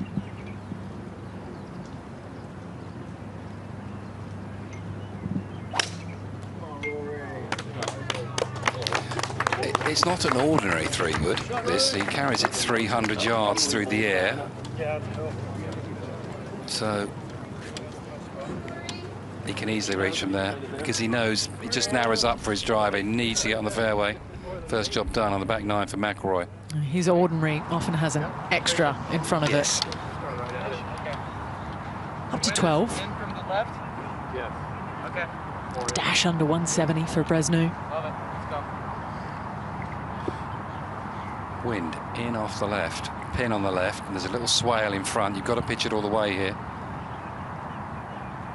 Very relaxed setup. Looks comfortable over the ball, but he's not sure about the wind.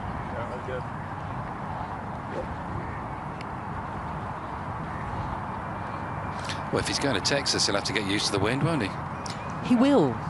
Correct. Never been myself. I'd like to go there.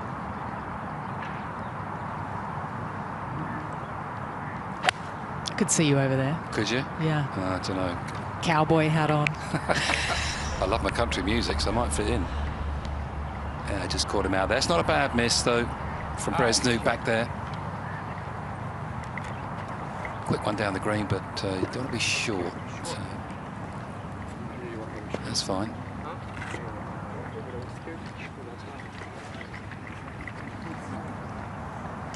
Ludwig Oberg went to Texas Tech, didn't he? So I'm sure that was a big draw card for their recruiting the last few years, proving that you can generate some good golfers. Adam Scott now.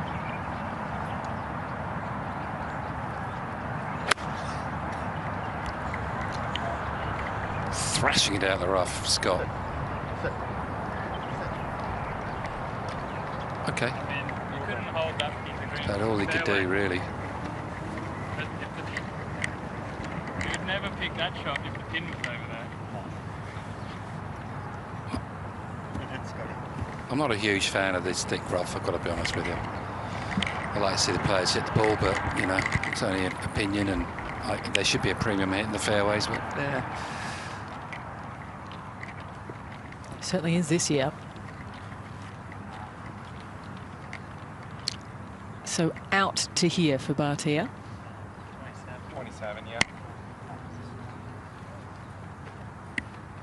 Don't know whether he gets angry, but he doesn't look like the sort to me. Looks like very composed, calm. This wind right now is on that west, which is 10 o'clock.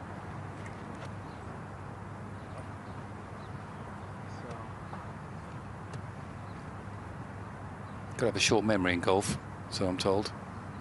How'd that go for you? Not very well. No. 10:30 right now. I tried to play calm, but it wasn't really me. I think it's playing touch more. You are who you are.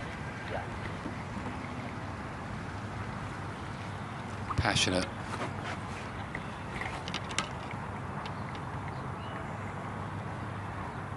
Nothing wrong with a little of that. Okay, Batia.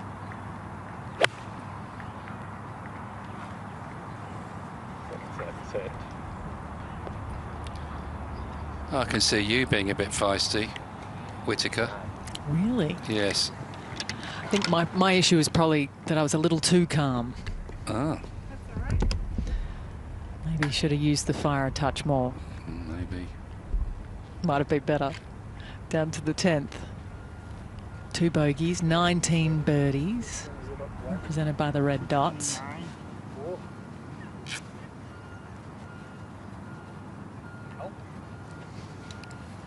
Yeah.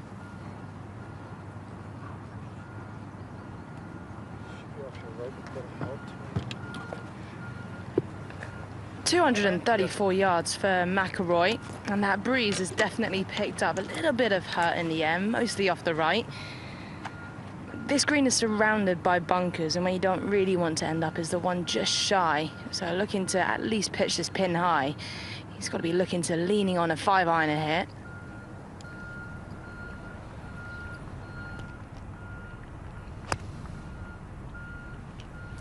That looks better. The track man tracing that one all the way in.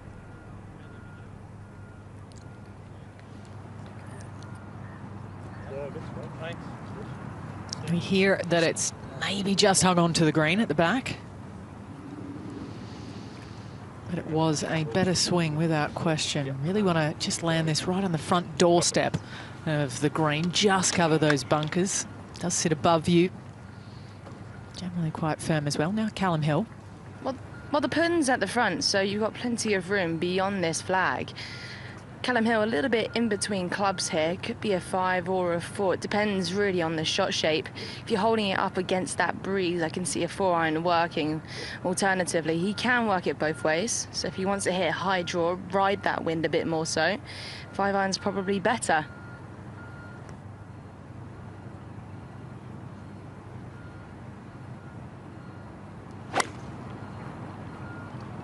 Go.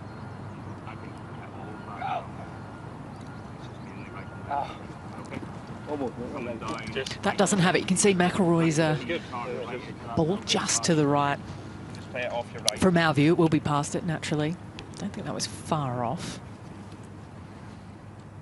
As we go over to the 12th, putter out from this little first step. Length ahead for Scott. A little elevation change as well. I don't seem to like it. It'll be longer than it looks from our angle. Well, he said not bad. I'd say the same. Yeah. Let's have a look. I trust him. Sneaking across there. There it is. Well, not bad. Not well. Not great. Not great.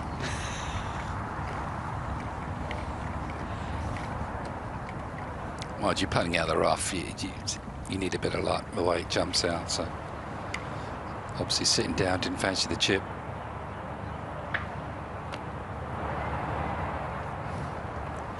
Bresnu, his third. We chipped in at 9 from a very difficult spot. So the confidence is up, back foot, Just a little jab. Come on, come on. It's keep going, isn't it? It's a lovely touch. It's a lovely shot. Looks a player. Yeah, he looks he does. a player. He looks comfortable. Well, he's filled his boots with confidence in what is the NJCAA, which is kind of like the junior colleges, the step-up colleges, like I said. He's the best player in the league there. So that's Division 2, is it? Effectively, yeah. Effectively, yes. That's my understanding. But yeah, he'll be in the full strength NCAA. Obviously, there's good players in both leagues. Well, you were a college girl, weren't you? Yeah, went to Duke over in North Carolina. It's a good kind of stepping stone for a lot of international players. And it will be for him as well. You know, trying to work out what living in the US is all about before you go and play there, maybe. Now Batia with a lengthy par save required.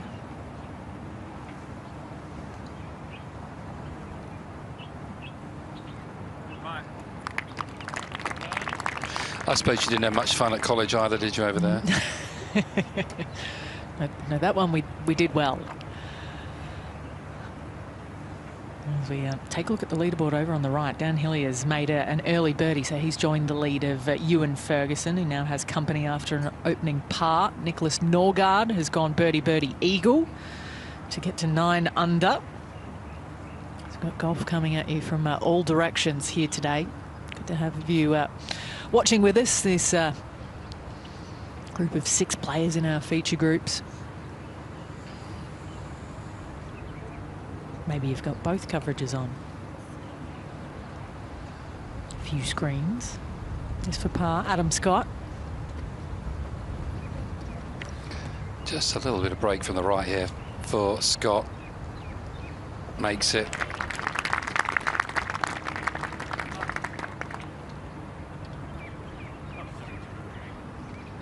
So just the 2 birdies and the 1 bogey for Adam today. Par 5 to come next time. You see that 11-shot differential from the front to the back for Adam Scott. 7 under on the back. There's more chances. There's Calum Hill down short in the bunker. It's a good lie. Just needs to slash this over the highest part of the bunker. Get in. What a shot. So close to an eagle 3. A bad bounce away from it. Hit dead centre. Yeah, played that beautifully, didn't he? Got a bit of elevation. Oh, lucky and unlucky, wasn't it? Bit of both. Bit of both. Tap in birdie. Yeah, takes him 5 behind the lead. Nice proof it can be done. Oh, he's played a lot of tough holes, so he's ahead of the game here.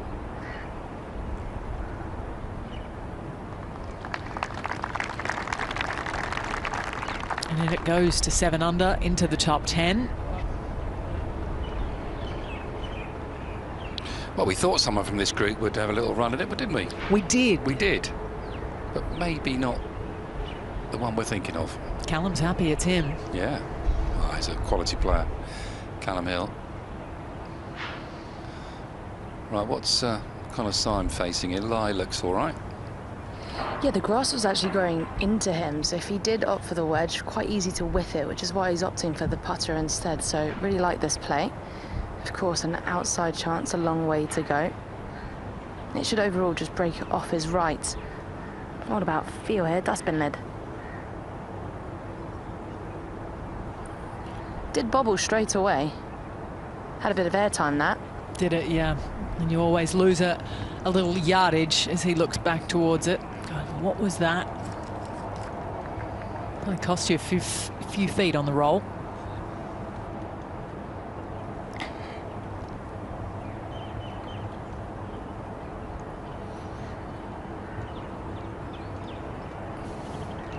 Eagle putt ahead for Rory McIlroy. Is this the start of the charge? We know he can do it, especially on this 9 coming up. An excellent chance. Stroke average leaded the way last few years. That's the one stat you want to look at as a golfer. If you're leading that stat or anywhere near it, guess what? You're the best. Good maths, Jamie. Is that good? Yeah, you that like was that, really, NC? yeah, that was nice. Is he going to hold this, NC? Come on, let's have a prediction. Yeah, we've got to back him. He's due, He's not one isn't of he? the best golfers in the world for no reason. Breaking a little bit off his right.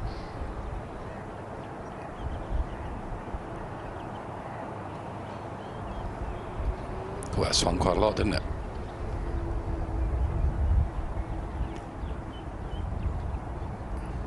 Gave it a fair chance on the way by. He has a fair chance from in close still for his first birdie of the day. I think we'd be saying that through 9 holes for the 4-time Hero Dubai Desert Classic champion.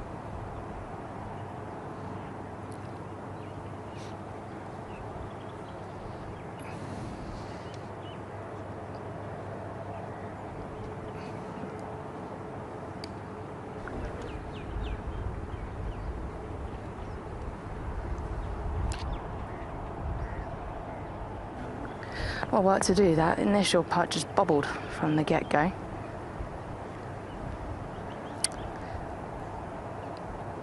It's always hard playing with your stars, isn't it? It's difficult to stay in your own lane. And that's exactly what you need to do. This to tidy up, make the birdie.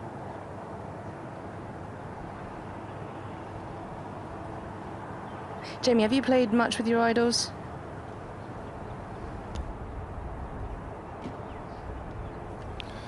Say again, Nancy.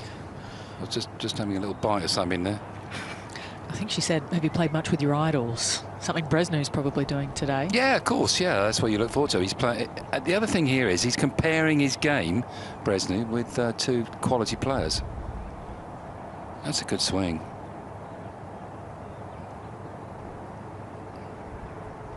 What a tee shot. Get lucky, be between them. I think he's close enough to be able to bend it round one way or another. He looks a good player, this young lad. Yeah. It's always great as well. You know, remember when Ludwig Oberg came here as an amateur? A couple of our guys said he is as good as they say. Didn't take him long to make a Ryder Cup. McIlroy for the first birdie of the day, and I'm sure that's a bit of a relief. I wouldn't put it past him to make a myriad from 11 onwards as well. But it can't be far off his longest birdie-free stretch around this place. So back to level pars. They make their way over to the 11th tee here, right next to the solar array. Powers us all, including Jamie. That's beautiful, Scotty. Well, it's beautiful. Craig is caddy. And it is beautiful. Just in the first cut, but not a problem there for Adam Scott. Pinned front right. He's going to have a clear look. So let's update you. Look at that, Calum Hill. One of our 6 into the top 10, courtesy of back-to-back birdies at 9 and 10. And Ewan Ferguson has company from the Betfred British Masters champion from last season, Daniel Hillier. They're headed down the second as we speak. Tom McKibben, quick move from him as well, 2 under through 5. After bogeying the first as well, went on a bit of a tear at 2, 3 and 4.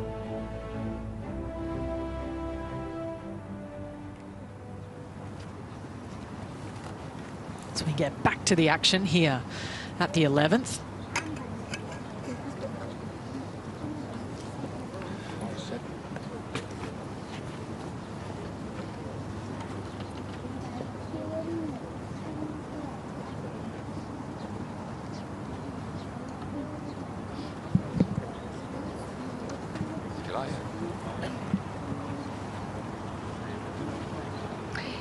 They've definitely tucked these flags away, haven't they? Cheeky pins on a Saturday. It's 177 yards. Pin located back left. wedged between two bunkers, one long, one short, left. And with the wind off the left, it's difficult to get at.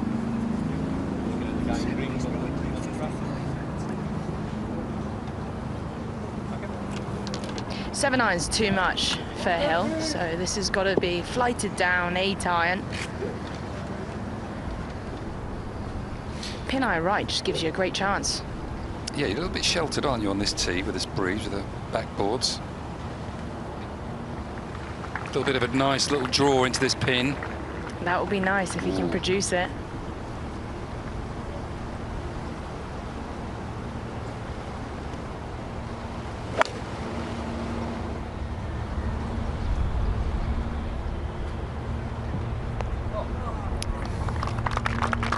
Very good from Calum Hill. He's got 5 birdies already today, just the 1 drop shot, so he's right on it.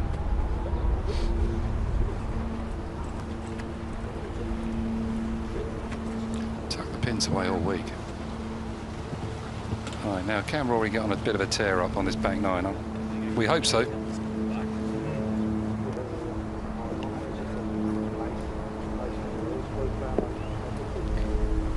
Well, we always talk about what a great ball striker Rory McIlroy is, but he does hit it pretty high in the air. So when that wind does pick up, you know, you need to be disciplined in clubbing up and trying to keep that flight down. Little squeezy draw. Come on, let's see it.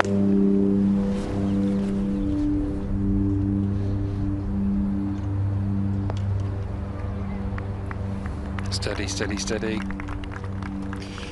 Just drifted into the grass, and I'm not sure he can get the putter on that. It's an easy swing. There's a big difference in body language, isn't it? When everything's going Rory's way, you know, he has that bouncy step and chest is high, head is held high. It's different. He just looks a little bit frustrated, a little bit bogged down right now, because we just always expect more.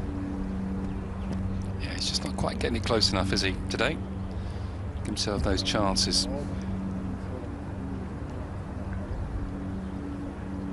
Right, Connor, what can we produce? Fader of the golf ball, so naturally probably doesn't really fancy this flag. Wouldn't be surprised if he ends up where McIlroy is.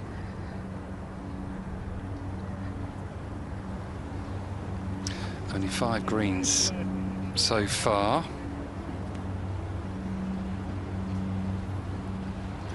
If you hit 14 greens, these guys they've done well. But a breezy day like today with a rough, probably say 12 or 13's very good.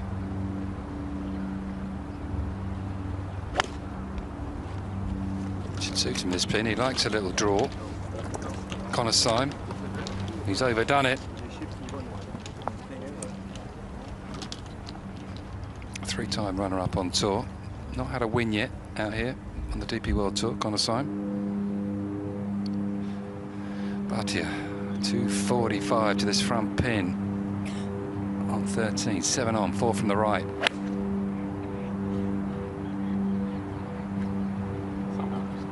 Holding his follow through much better there. Oh yeah, super shot. Did very hard to keep it on the bottom level here on 13. Still a good shot down the breeze.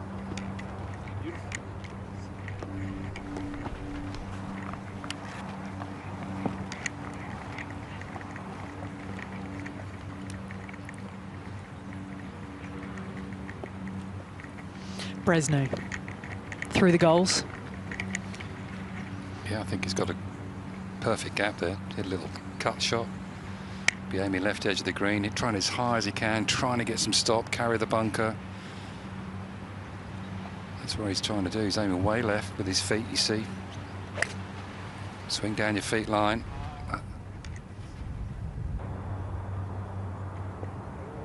Just overdone it slightly.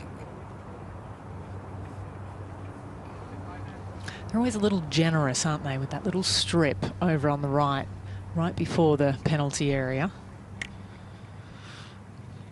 See on the leaderboard there, Tyrrell Hatton, 10 under par.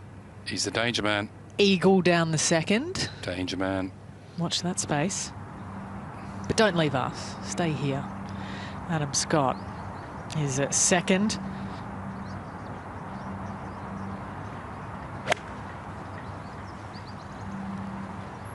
think he's got a little bit further than 20 yards there. Apologies for that one. About as good as he could do out of the rough there. Stay there, stay there. Yeah, you can get the putter on that.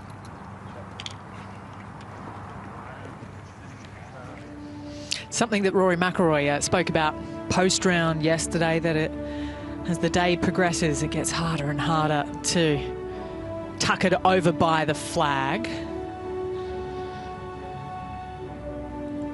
Albeit, depends which 9 you're on, of course. That's how it looks. It's been a lively start for Nicholas Norgard, who's gone birdie, birdie, eagle, bogey. Quickly to Connor Syme here, Incy. Oh, it's an awkward stance, isn't it? Ball way below his feet. You can see that right leg just on an angle. Needs so much loft and speed with this one, but stability is everything.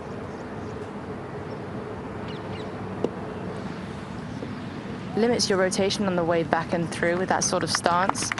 Awkward. Yeah, stance like that as well. Sometimes more difficult to kind of release your hands first through the ball. Get the height. Yeah, go ahead.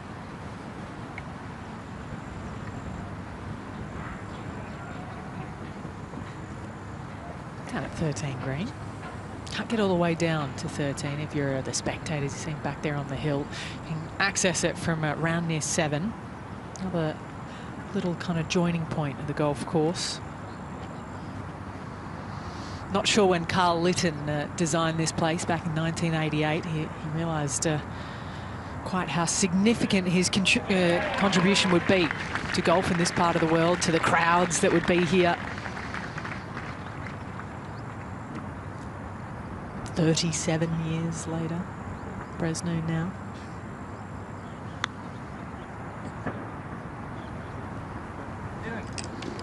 Downhill, downwind with the next. Would have been almost better off leaving that short from down there. It doesn't have a huge amount to work with. So we go back to 11, McIlroy.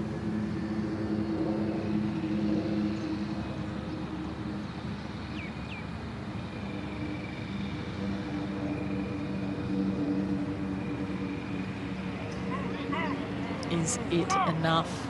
2, 3 rolls.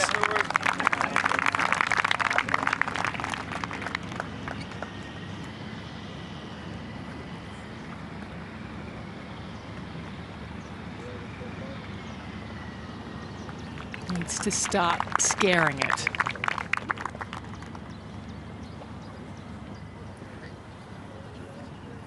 Calum Hill looking very comfortable out here. Must be a good feeling. Fills you with confidence, doesn't it? Perfect tee shot. Ended up clubbing down with that blustery breeze helping. Another great chance. Has been rolling the ball beautifully.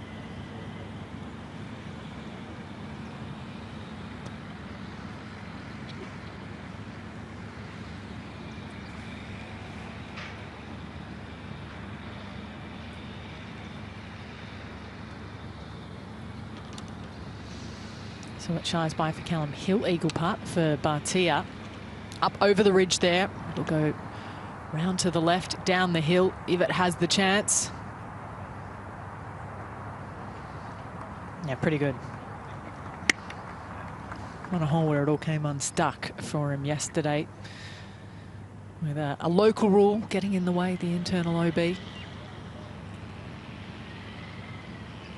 Back to 11 green.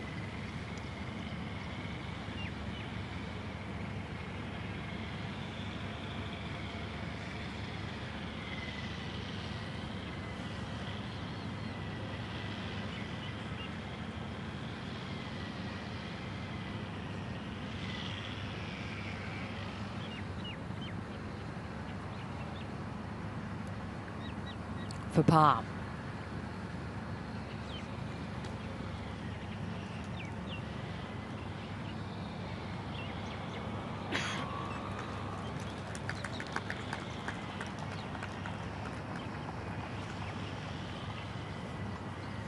Bogey for Syme. He's had 4 of them today. Eagle for Scott.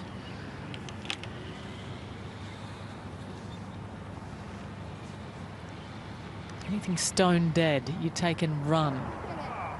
Far from straightforward.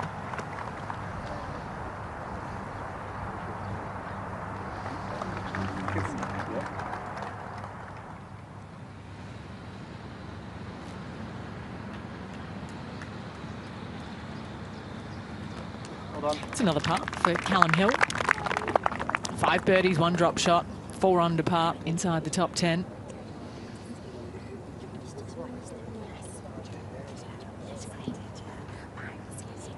Off they march to the difficult 12th. We go back to 13 green.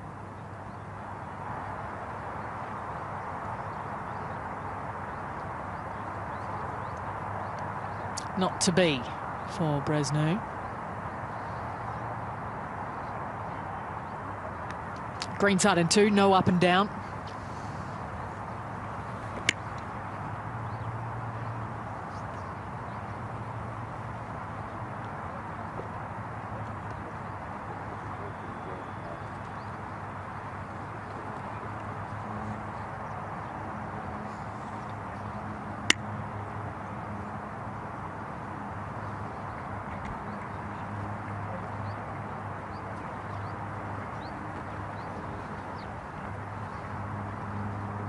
Two short-range birdie putts coming from Batia and Scott. Everything filters just to the left of screen in this section of the green.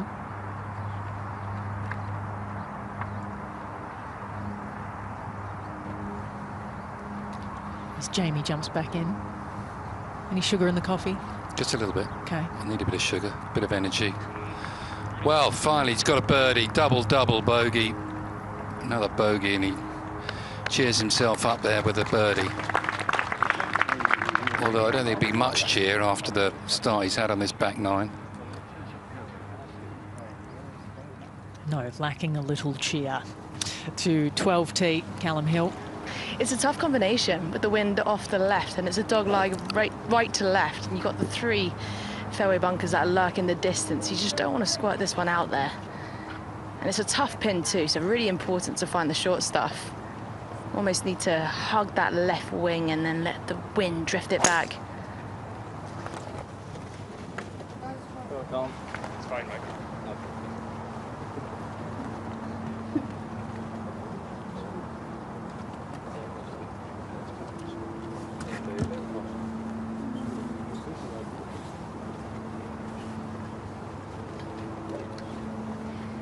Yeah, naturally a draw of the golf ball, so we'll probably fancy that with the shape of this hole, but I reckon he might aim a little bit left here and just try and cut it, hold it up against that breeze.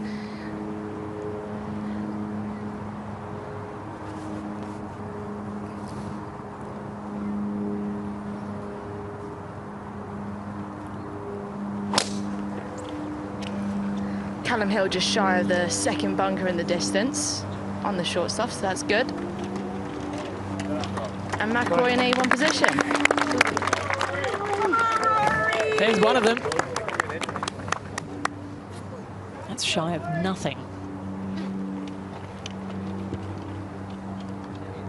Yeah, if anything, it'll just be with you. There's mainly left and right.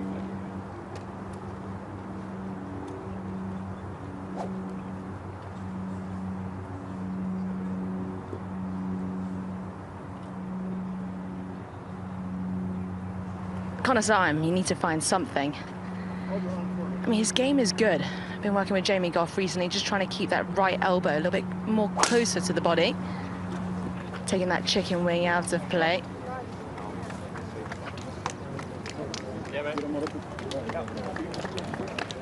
I need a little help with my chicken wing. You know, what she's talking about is just when it's almost like your palm faces a little down at the top of your backswing, rather than maybe pointing a little bit more up to the sky. You have a little bit more the vertical angle in your right forearm. 14T. Awkward drive for a fader of the ball. This looks like less than driver, is it? Yeah. For Adam Scott.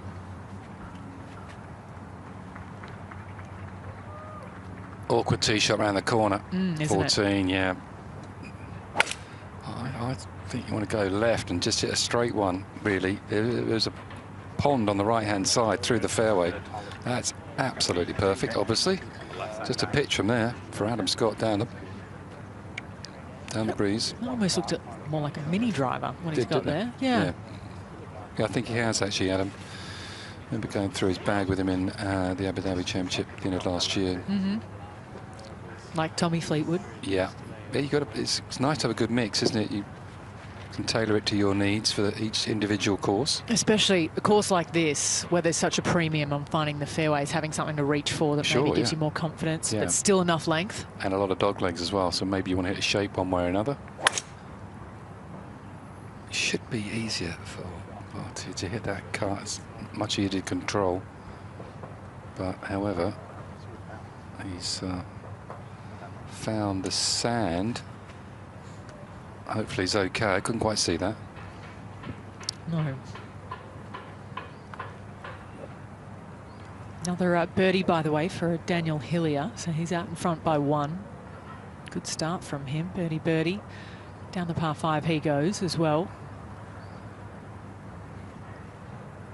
Now Bresnu. Only missed 2 fairways today. Bold play this. Got to go left. And he has over the trees. That's the young man's line. Yeah, that's where you want to go.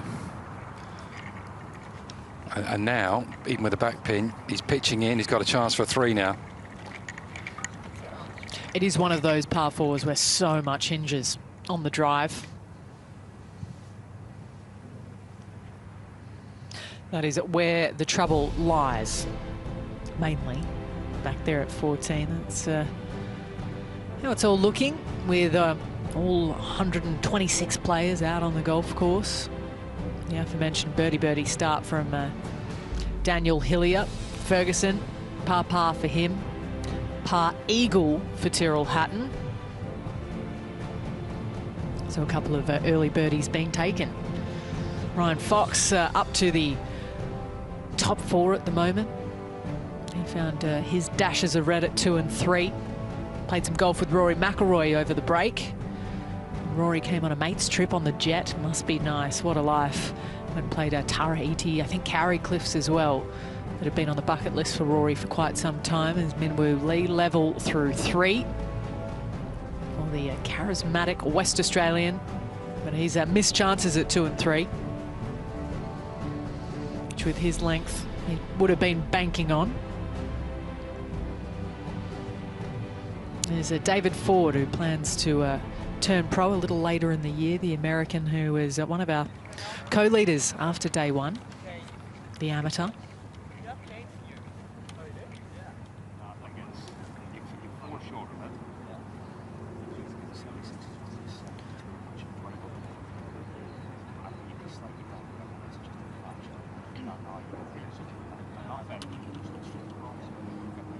Not in much, but 173 yards. This is a tough flag. It must be playing difficult today. It is. 2 birdies. Toughest hole on the golf course. Oh, well that spotted. says enough. I mean, it's a dog leg right to left and the wind off the left. It's a difficult combination. One place you cannot go is short or left. Long right is your play. Yeah, it is awkward. The combination with the flag, the wind, the cover on that left side as well. It's a little longer than the right. It's an awkward shape, the front edge of this green, and that's in the longer grass left. Hasn't been his day, Connor Syme. No, but there's still chances out there. About 10 paces closer or so. 168 for Hill. Arguably a slightly better angle. Ball a little bit above his feet as well, so that's going to help. I was speaking to Grant, his coach, and he said, you know, depending on the lie, so ball being above in this case, he does quite like to work with it, so he will be trying to draw this, and it will suit nicely. And this green is like a flipped L shape, little corner in the back right section, left edge of the TV tower.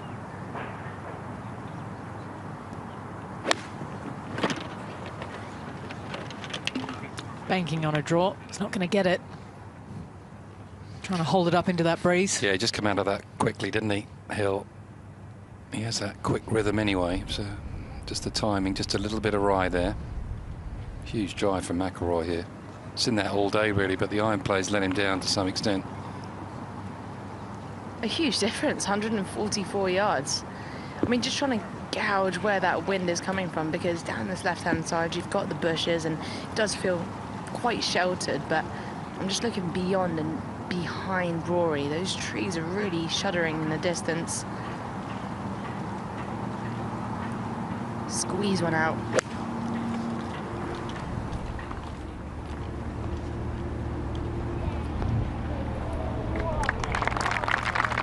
That's a beauty.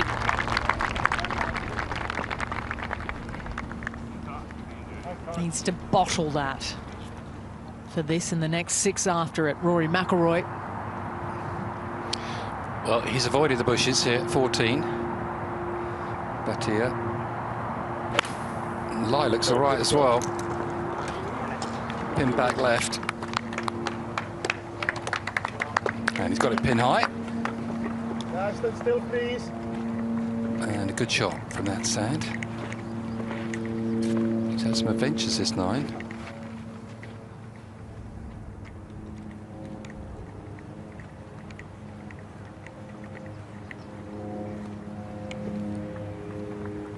.141, the number. Can he dial it in?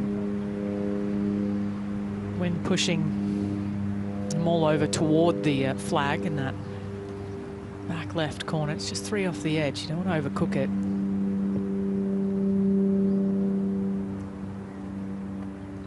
Well, so when you want to dial the power down your wedges, keep the ball down, you get a consistent distance, which is against the modern way of clubhead speed, ball speed, smashing it.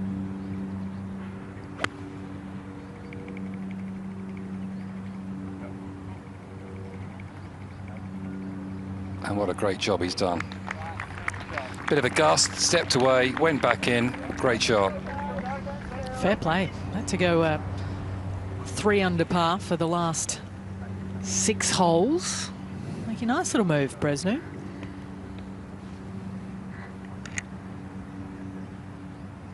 There will be few better drives than that today. Yeah, you want to place it there, wouldn't you, every time, right where Adam is. Slight down the breeze off the right, it's all in his favour. It's a lovely breeze to have here. It should be dancing around the pin, really. Just disgusting, see? Just get a little gust here or there. But this experience, just step away, start again.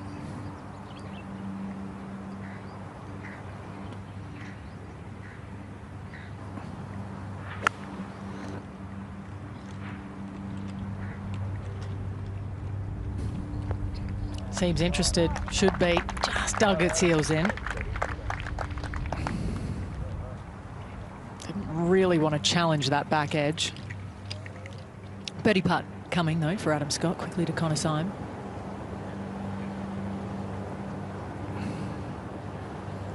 Right down the grip, right on the metal here, ball below his feet.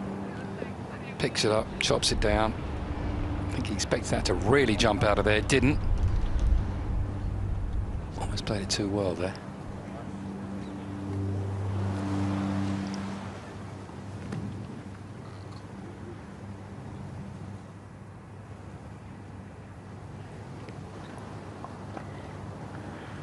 Calum about to climb a bit of a hill. See what you did there? Like a, yeah, thanks, Hal. Every now and then. It's shaped like a coat hanger. He goes up and then back down. So it's a difficult one to judge in pace because you've also got the switching grain. Into and then back down. At the end, might break right to left. Overall, it's a left to right putt.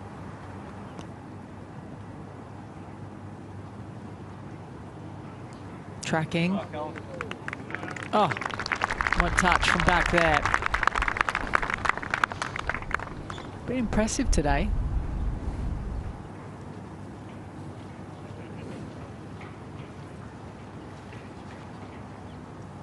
McIlroy with a chance still to come. There he is leading the Team Europe rankings in partnership with Rolex for the Ryder Cup.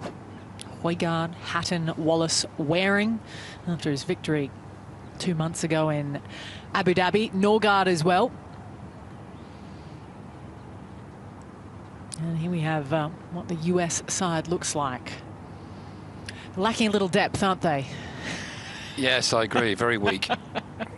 Yeah, going to struggle, aren't they, out there in New York with that very quiet crowd behind them. Gosh, look at that. Schauffele, Scheffler, DeChambeau, Morikawa.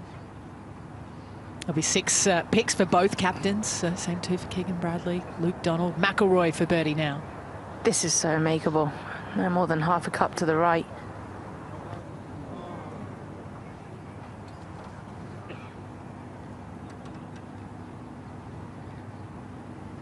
Another chance goes begging.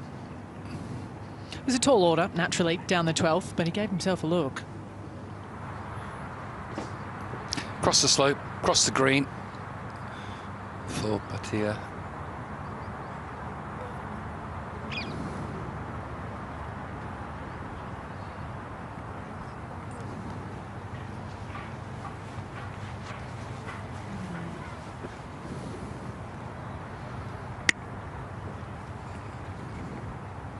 I'm sure he's got a very nice view wherever he's staying. Often our visitors over. Yes, there's that quite nice rooms. Yes, there's that new hotel at the Atlantis, the Royal, which is supposed to be incredible. Got a feeling he might be in there. Is that the one that Beyonce opened? Is that right? I believe so. Well,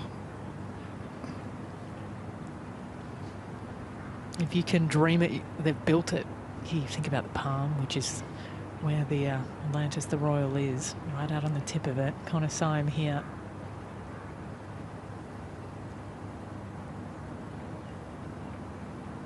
Next for par. He's just burning money at the moment. There's lots on the line here in this Rolex Series event. If you finish 40th, you get over 50 grand. Just to put it into perspective, Adam Scott. my goodness, that moved. In the last 3 feet, went sideways. Rory for par. First putt was always low. Knocks that in. Par 5 to come next. Makes equal there. You never know, he might make a finish, but the mood he's in, the game he's shown us, is doubtful. Well, that's a shame from Bresnu for birdie.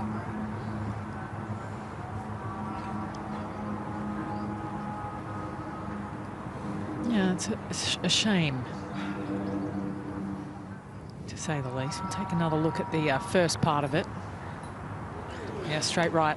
I think he saw Scott's ball move straight across the hole from the other side, and he thought he probably gave it a bit more pace, a bit more of a line, and sometimes you don't want to watch your partners play. He's off. He's had enough. He's leaving. He's off. Don't blame you. He's going to have a lay down. He's off to hospitality. Yeah, he's gone. Yeah, it's a tricky green at the best of time to get the measure of, let alone when you start getting a little ambiguity in your mind with the read.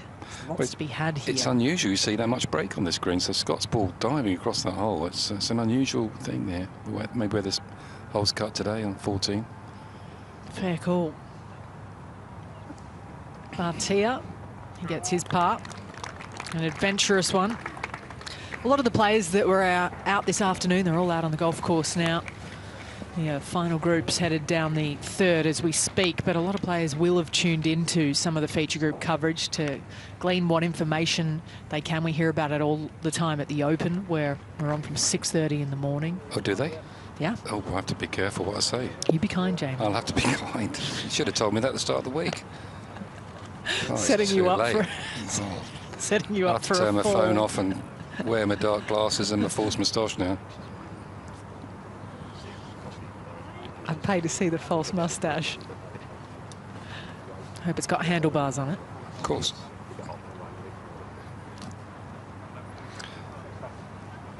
All the way back there. 13. Here we are. Looks to be 3 wood for Calum Hill. Okay, that's good to know. I mean, a driver, it'd be very easy to run out of fairway, especially if you try and cut the corner as it turns, and it's almost a 80 degrees to the left with this dog leg. It does really shallow out, so tiny little target. Instead, 3-wood out to the right. It's birdied it both days. So presumably the same plan.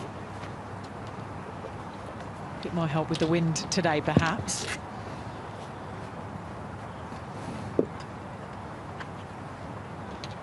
So it's going to be McIlroy, and fairway medal for him too. Put in the bag.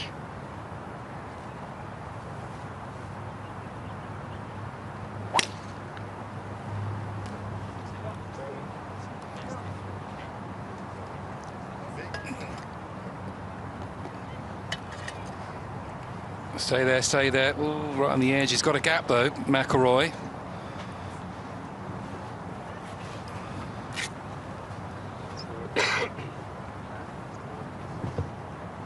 To 1,596 yards awaits our first of two feature groups. Adam Scott on the tee. There's the flag.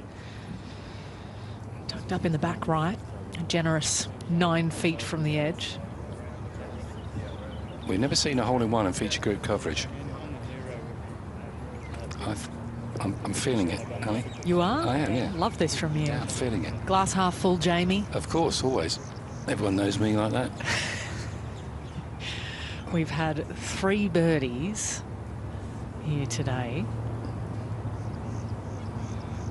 Yeah, back right pin, hard to get to. You've got to be kidding me, Adam. Turn it over.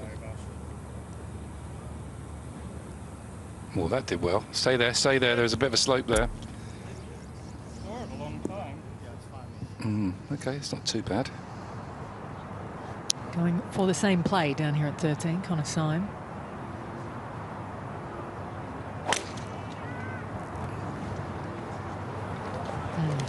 Signal is slightly to the left. Ball is slightly to the left. Buries its head in that long grass. Trying to get a bit of a wriggle on those 3. Does this a lot, doesn't he? Akshay Batia has 2 clubs on the hand. I suppose most shots are you between clubs. It's very rarely that it's definitely one club, but it does this a lot.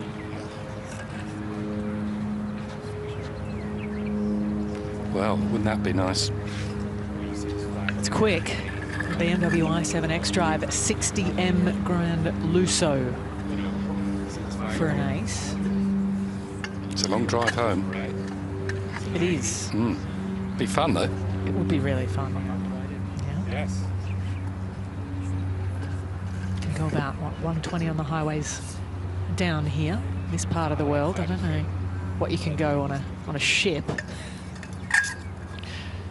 Put it on a container. Folks at BMW, I'm sure they'd find a way to get it to whoever wins it.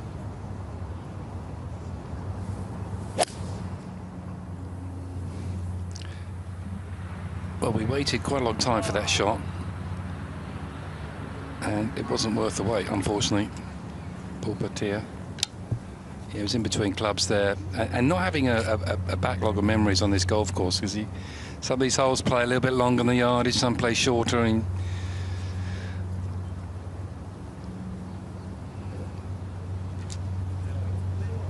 yeah, that kind of memory bank of experience to lean to. Yeah. With the wind blowing as well. Yeah, and it changes the complexion of this place so much. Oh, yeah. It can be a little gusty at times too. It's not always a consistent breeze.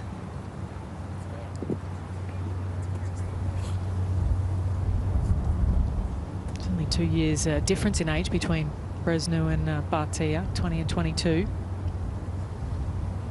Very different routes to the Desert Classic.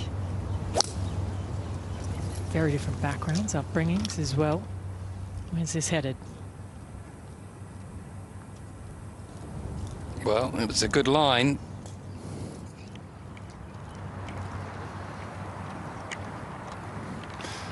Just shows what the leaders have got ahead of them, though, doesn't it?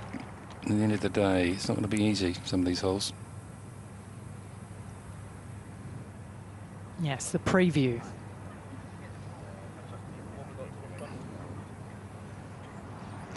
Well, Hill and McIlroy will be having a crack at it, but I don't think Syme will.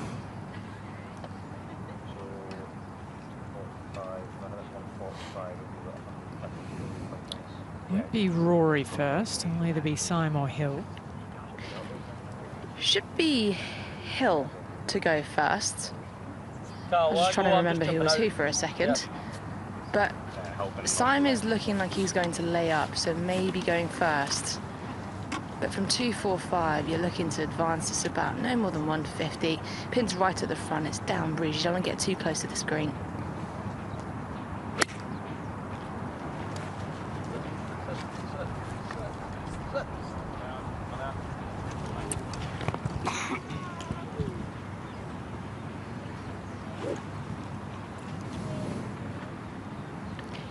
Just a yard closer for Calum Hill. 246 yards. This is all of a 4-iron. You want to get some height on this so you can just flight it, carry that front edge. Got big bunker shy, water right. Get lucky.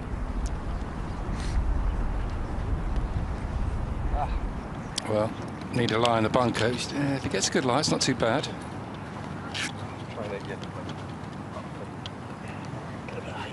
226 yards for McIlroy.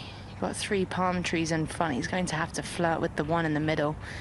Need some height. You have to draw this. Any sort of leak action, you've got the water on the right. Winds off to the left, so horrible combination.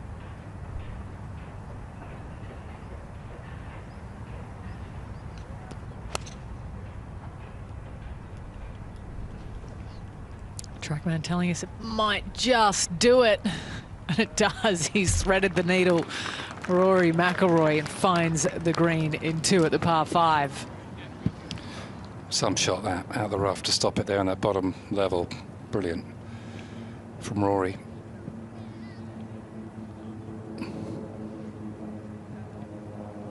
Great pictures. That's from our hang glide cam.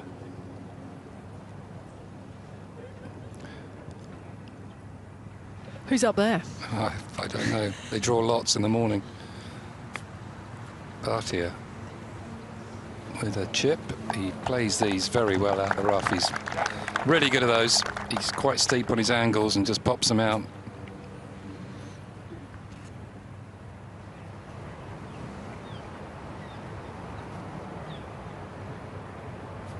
Bresnu.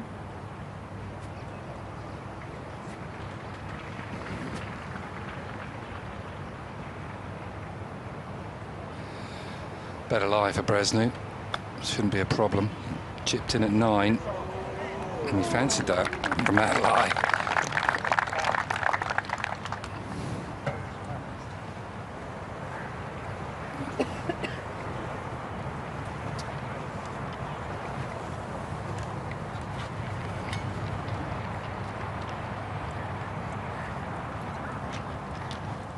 Look to be putter up for Adam Scott, back to 13. Ball was just in a little sprinkler, so would have taken a drop out of that. If not, is in the process of doing it. I've got him as about just over 110 to this front pin. Bit of a backstop beyond it, but with the wind down, you're not really looking to use it, but it's there if you need. 104 online. It's not quite like you and Ferguson's backstop yesterday on 18. Down out the left, so it's probably playing. Maybe just change it for 100.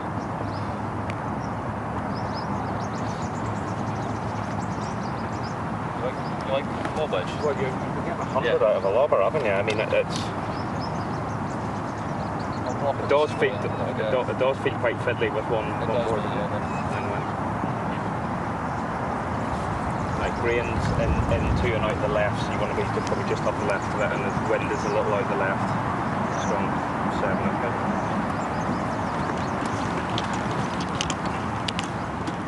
Just 100 yards, that wind is really starting to pick up now. Could use a 56, but I'd imagine maybe looking to commit to a bit more of a lob wedge. That breeze off the left, so eyeing up a couple of yards, maybe McIlroy's ball or so. The more height you have, the more it'll move.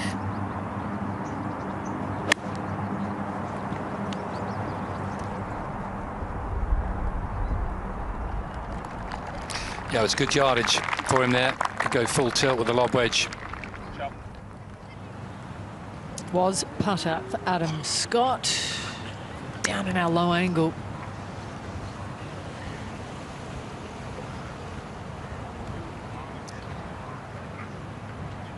It's a surefire par. It's inside the circle of friendship. Naturally, we'll see it in tournament play.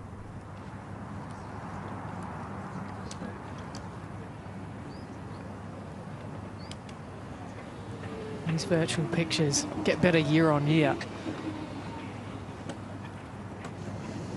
It's known as the Unreal Engine. We hear the technology, and there is at McIlroy only 5 times throughout his career has he had 2 birdies, and that's the lowest amount he's ever had on this golf course. He's going to get his second here. He's got an eagle putt ahead of him. It's been a long wait for birdie number 2. Well, it's Hill to go first, and it's a good lie. A lot of these bunkers are very flat with quite tall vertical faces. So maximum loft once again. The pin's only 7 on, but from this angle he's only got about 3 or 4 to work with.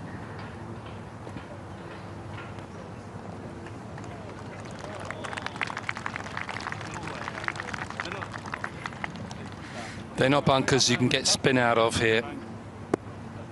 So that was not a bad shot from Calum Hill. If he birdies this, he goes into a tie for 5th. Creeping ever closer. Hasn't made an eagle this week either. So far, McIlroy, when you know that the vast majority, wind dependent naturally, of these par 5s are in range for him. See, there we have fewest birdies or better in a round at this event. It's happened a handful of times.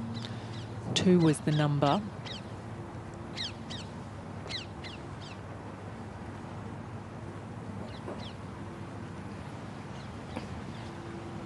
So you're giving him a 2-putt, are you, down this hill, Rory? You've already given it to him. 3-putt for the eagle. You can't give him anything. Might make this. You never know. You hope he doesn't get overly aggressive, try and force the issue. It's easy to knock it 4 or 5 feet by here. Because this will not be short, I would think. He's trying to hold this. He's going to give it a bit of pace, I think. Odds on. Of course, of course. However. Going for your glass half full approach, Jamie. Down the hill. Told you it wouldn't be short. Well, that surprised me, really does.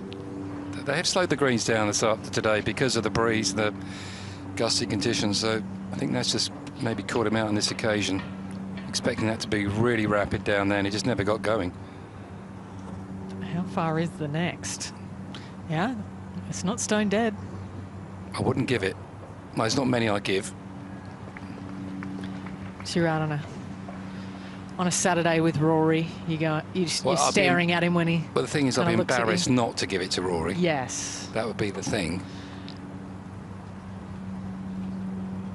You'd hold firm? All I know is everyone wants the putt to be given. They don't want to hole it. Everybody.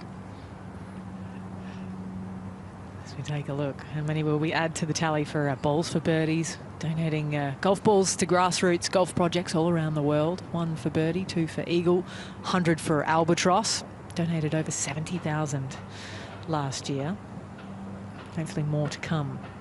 Syme for birdie. It's not coming there.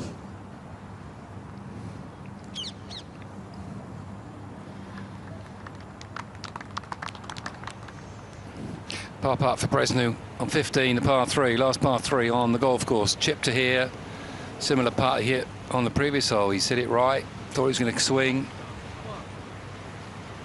Give him that one. So now you do? I'll give him those. Yeah. Yeah, that was just a straight misread, wasn't it? It can happen.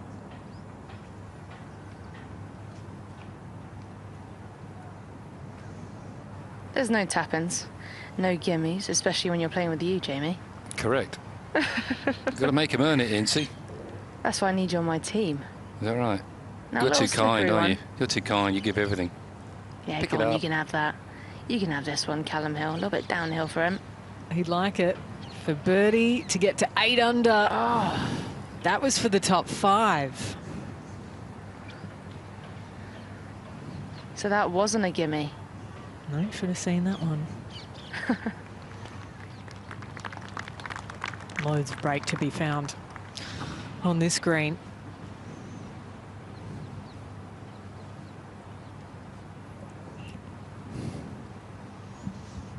He's 4 under par, which is currently matching the best out on the golf course.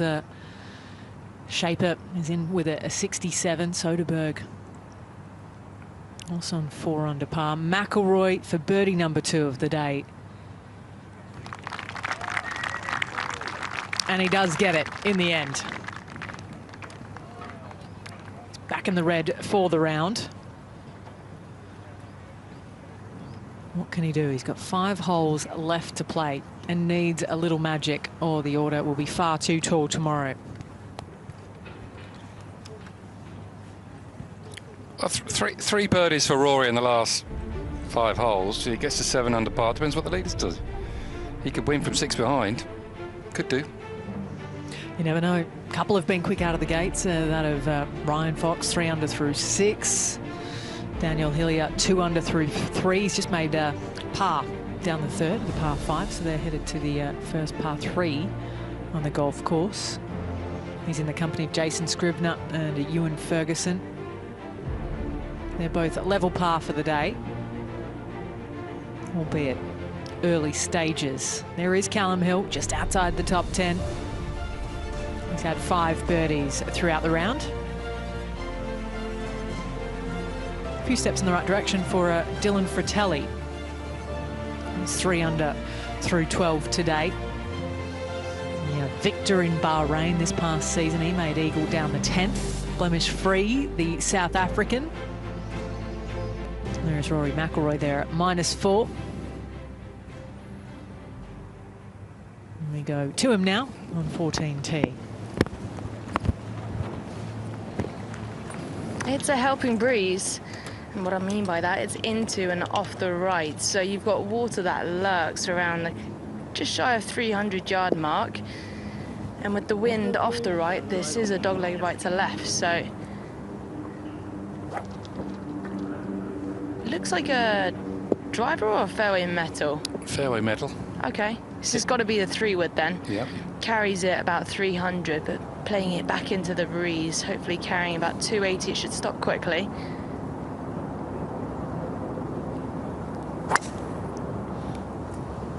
Hit it in the pond first day. That's not in the pond.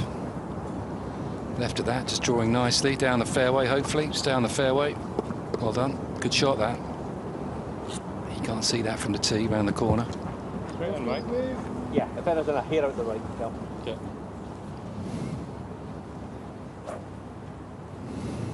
Good illustration there of how far left it does bend on the dog leg. That's 70 degrees.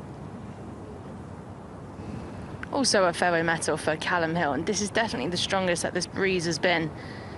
It's really puffing now. A similar sort of line, maybe just a fraction further right.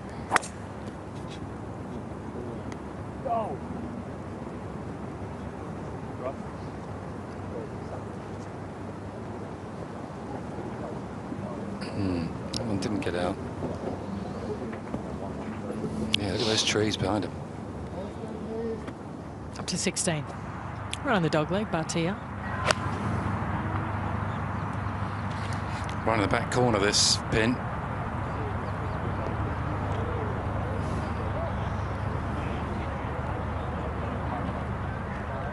Well, we've seen him play so many chips out of the rough this week. Akshay Batia. He's got another one.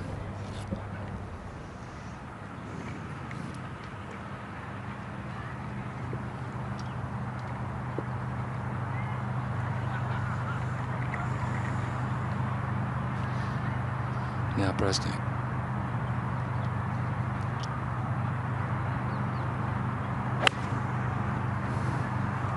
Pin 37 on, 4 off the right.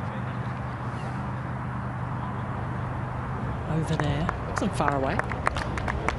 Yeah, it was a good shot, wasn't it? It's only 12 feet from the pin. All the flags this week have been cut tight to the edges, have been instructed to do so as well.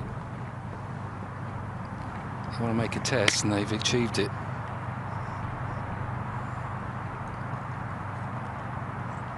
Adam Scott completes the trio. He's down the left rough here.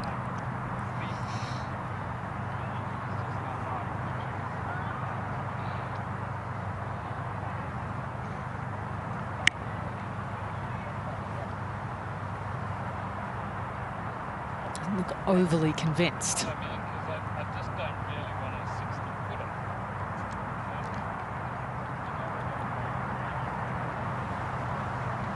He's clubbing up. He just said, I don't really want a 60-footer.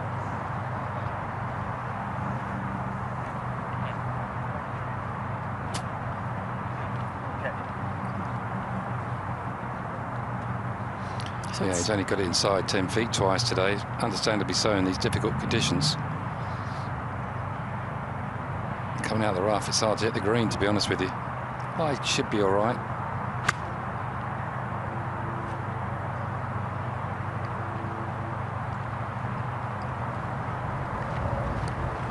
That's done well, isn't it? That's done really well. Go on, keep going, keep going. Well thought out. Yeah, really clever choice there. Felt like needed to do. Yeah. Just crazy.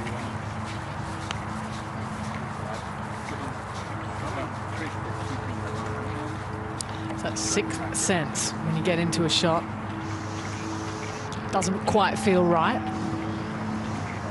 Good call. Stepping away. Reassessing, up they go. Be curious what the live Calum Hill's like down that left-hand side.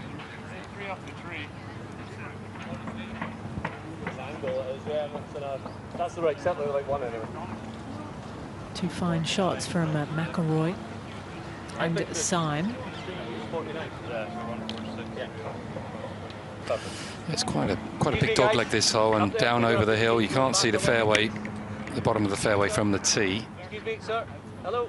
A lot of bushes down the left-hand side, and Calum Hill's in the waist area.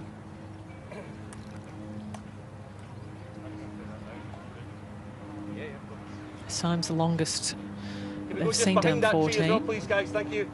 Little crowd control happening back there. 72 yards ahead of his compatriot.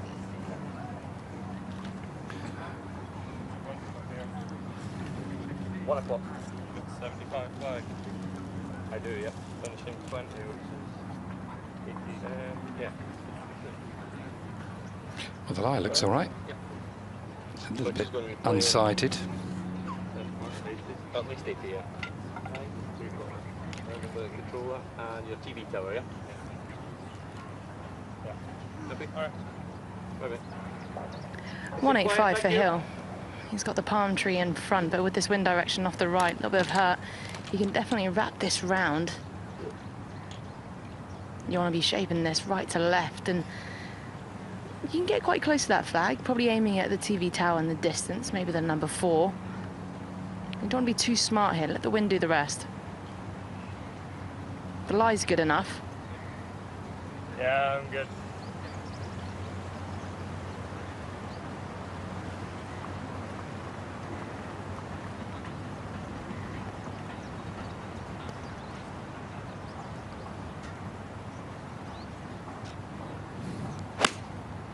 Stay right. Nice. A mouthful for his troubles. Might get another. I won't ask him what sand tastes like then, shall I? Do not. Gritty. 170 for McIlroy. A much better angle, but this breeze is definitely getting stronger by the minute. It's got to be at least 15 miles per hour or so. At least.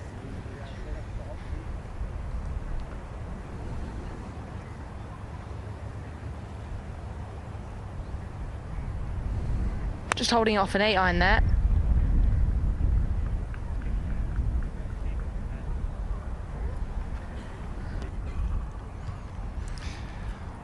Yeah, club shy for Rory, just a misjudgment with the breeze, maybe the strike. And it's another kind of outside the scoring zone. For McIlroy, up greenside with Batia.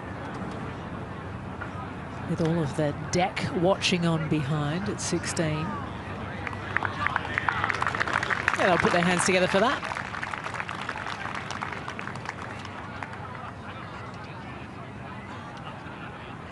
So many great spots around this place to watch the golf. That's one of them. We'll go back to 14.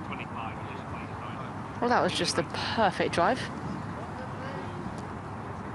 123 yards left. This is the longest drive of the day I hit. Absolutely perfect pin right at the back. You cannot go long, but you need to club up. So a lot of spin control and trajectory.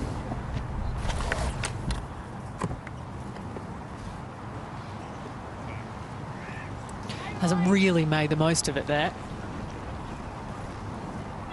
Same two of his day that started well, 1 under through the first 4. He's given 5 back since then. Lacking momentum aside from Calum Hill, who's been steady and good today. Adam Scott for birdie. He's burned the hole today, Scott.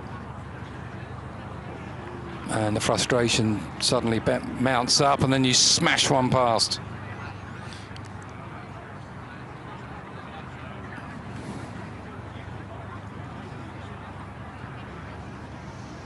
Patience. A game within a game, isn't it, putting? Yeah.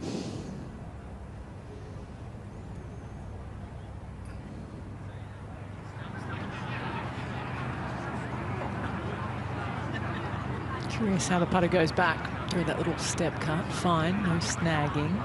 Little pop on that for Bresnu.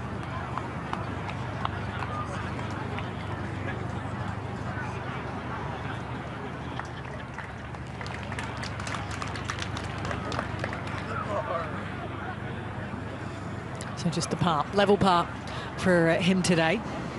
The first ever player of Arabian heritage to make a cut in a Rolex Series event.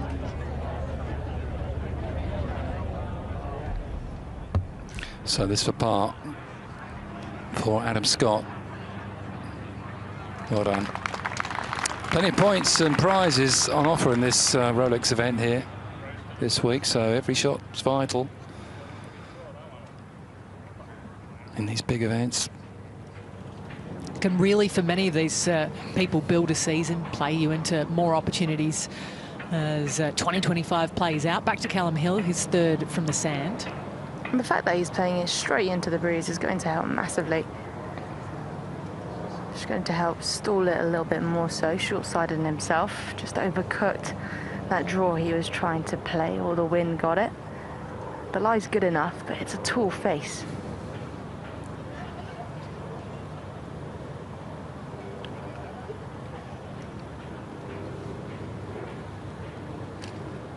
He's had a good look of how much room he's got to work with. It's no more than 4 yards or so.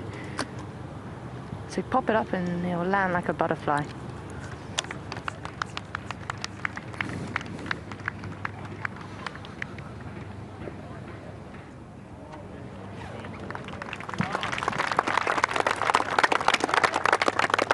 That'll work. Keep the momentum in his pocket. Up he hops, and back we look on his day so far. If he's just sitting down to join us. So par at 1, then this at the second, the short par 4.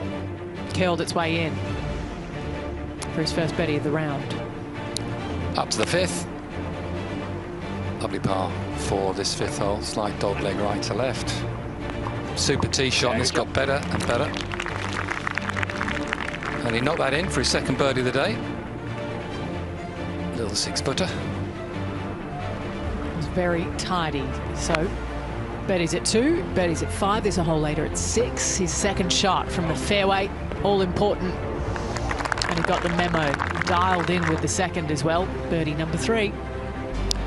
And just not the birdie putts are important, the par ones as well. He missed the green way right. Poor tee shot, but it doesn't matter. Knock that in. Excellent par. Little topsy-turvy, a bogey at 8, another one at 9, then this at 10. Right in the heart of it for his third tap-in birdie. for number 5 of the round as we go back to Rory McIlroy from 50-odd feet here.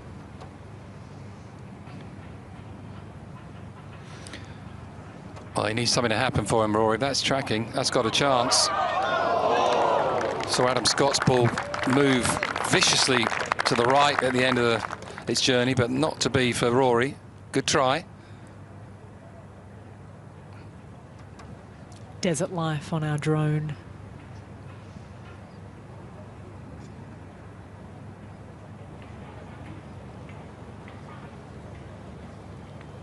Should be Syme up next. Absolutely. It's a little bit of a double breaker, this. If anything, maybe slightly straighter than right to left to start off with, but watch out for the final 4 or 5 feet or move the other way.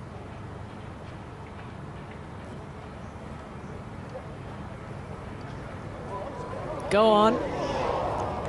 2 had a chance.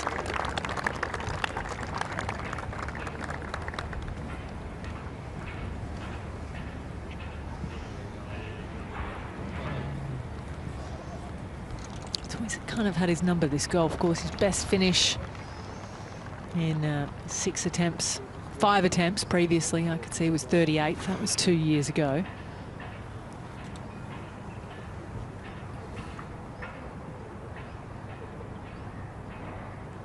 Yes, you generally tend to see the same names on the leaderboard on this golf course. It suits some, not others. A bit like Wentworth. A lot of holes go right to left on this course. So yeah, good shout. I mean, Calum Hill's only played it once. He finished 13th last year. It surprised me. Would have played it before, but 30 years of age now, Calum. Misread. That's all that was.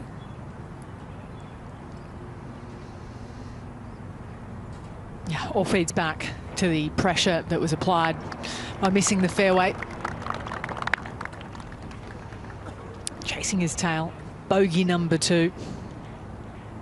So he's back to -6. Puts him in a share of 12th. Like we said, as kind of Syme taps in. It's an important building block, an early Rolex Series event. Much of Calum Hill's play from last year was bolstered by a runner-up finish at the Scandinavian Mixed. And Lynn Grant went on to get her second, but he was tucked in right behind her after the trials of Sebastian Soderberg on the final day.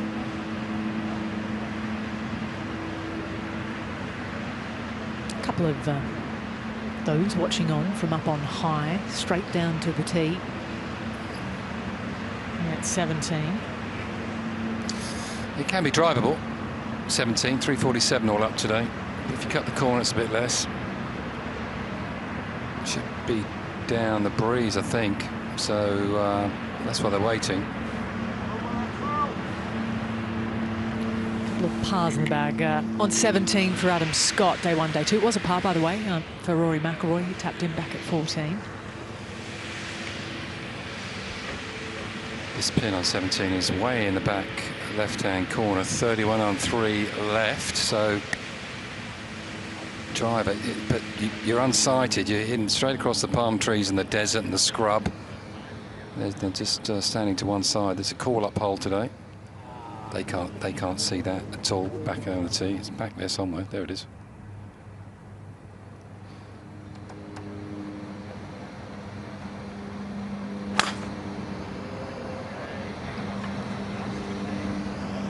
That a bit extra, but it's got to miss all the palm trees. It's that thick rough, unless you can carry it to the front, which is about 320, it's not going to run through that stuff. So the group of Guerrier, Arthur Smiley and Alexander Knapp watching on from up ahead at the green. Fair play to Alexander, went 76-66 to make the cut. Good bounce back from him as they patiently wait. Batia now.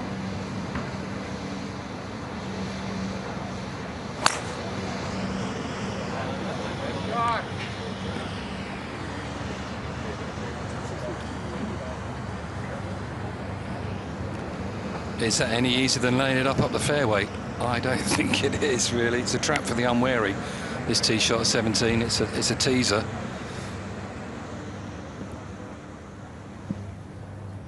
.196 yards on this par 3. Flags tucked away on the right-hand side. You go long or right, there's a big side slope there, which you obviously want to avoid. And it's pretty much straight into the breeze, so a little squeezy cut would be absolutely perfect. Start it in the heart of the green, work it back towards your target.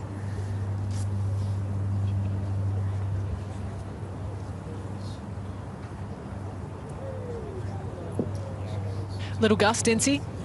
I mean, I can't feel it where I'm standing right now, but I can't feel the wind at all. Just looking at the tops of trees surrounding us, it's not really fluttering like it did earlier.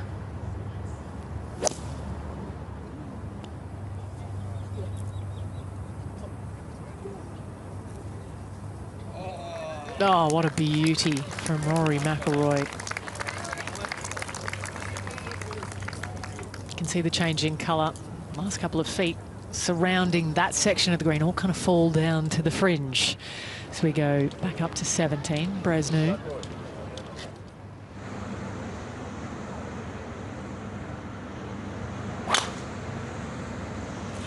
Whew.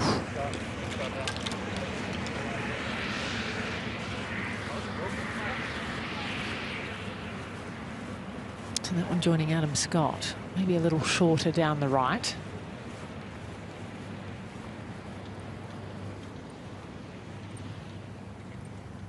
Hey gang, back there somewhere. Sponsor invite, sure he got a lot of passes to hand out as well for those that have made the journey here to Dubai along with Adam. Back to Connor Syme. No, I mean, I'm looking at this tree here still blowing a wee bit that way. I would just play it dead in. Just so little move. Probably looking to eye up the Rolex Series badge located on the grandstand just beyond this green. This should suit Connor Syme. 5-iron is a 212-yard club. It's an easy one of this.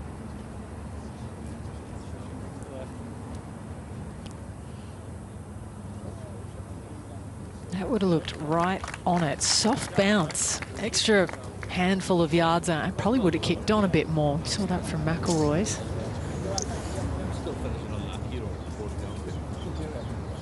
Landed like a feather.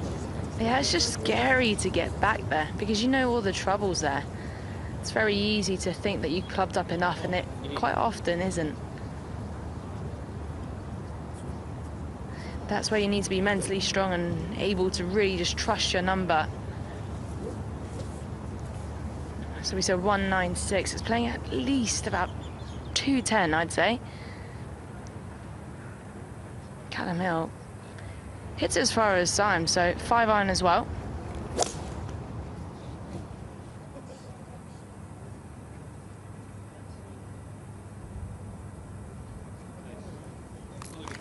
And that's what he's done better than his playing partners today. Safely on, a decent birdie chance. And a quick opportunity comes for Calum Hill to bounce back after the bogey down 14.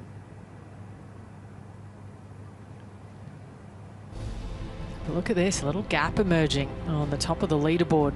It's been 4 pars and a bogey for Ewan Ferguson, so he's taken a step back, whilst Daniel Hillier has taken 3 steps forward.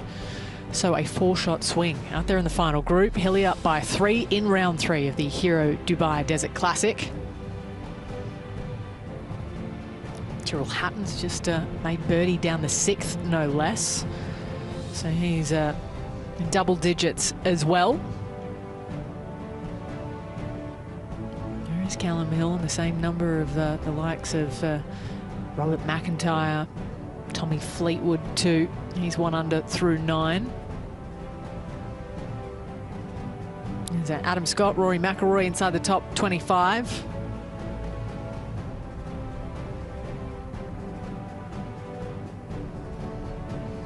Who will get the Rolex Series Gold Star this week? Will it be the first for someone? Another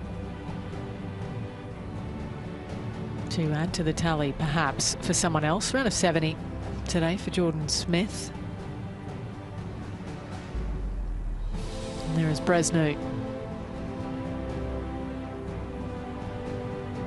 Level par through 16 on the same score as Matt Wallace. A couple of steps in the other direction for Ivan Cantero, who started his day with 3 straight birdies here in Dubai, which we're calling home once more this week. What a dramatic landscape. A very differing nature. He's got the metro, so you can get around the whole of the Emirate, as it's known, quite easily. Burj Al Arab, Burj Khalifa, the Dubai frame. Atlantis the Royal right out on the tip of the Palm Jumeirah. Skyline as dramatic as the music. As we pan back, that's the marina. Dubai proper, a little further north to the right of screen. 20 minutes or so up Sheikh Zayed Highway. So we get back to the action here at the par 3. Yeah, it's a real turbulent part of the green from a green perspective. To start off with a little bit down, and then it switches into grain. So 2 different speeds to calculate. And if anything, a little bit of a double breaker once again, to be honest. At the very end, I'm seeing it move left to right. But overall, it's probably not far straight, almost cancels each other out.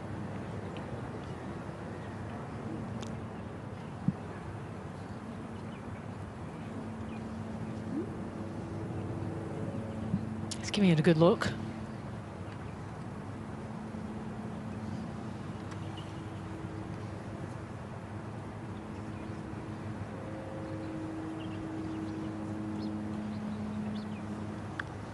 Unlikely birdie chance.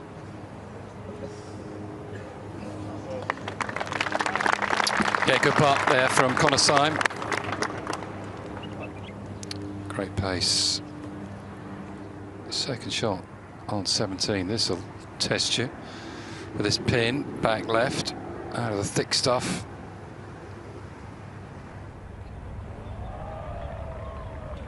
Not bad from there. Pretty good, actually.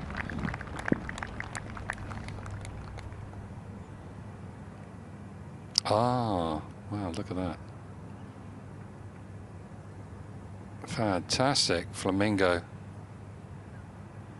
They turn pink because of the food they eat in the lakes out in Africa. It's so acidic, the food, it turns them.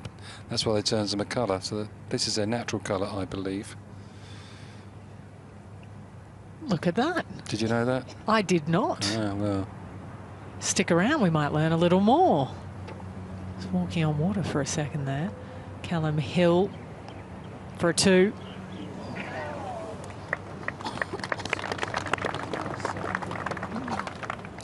Right place to putt from, not the desired result. Okay, back we go to 17, Bresnu. Yeah, ball setting down. This will chase up this green. Oh, he's dug that one. Click, click, click. It's going too far.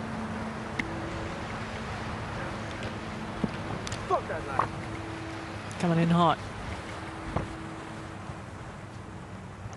Yeah, another combination where the grain grows into you and then it switches where it's back down.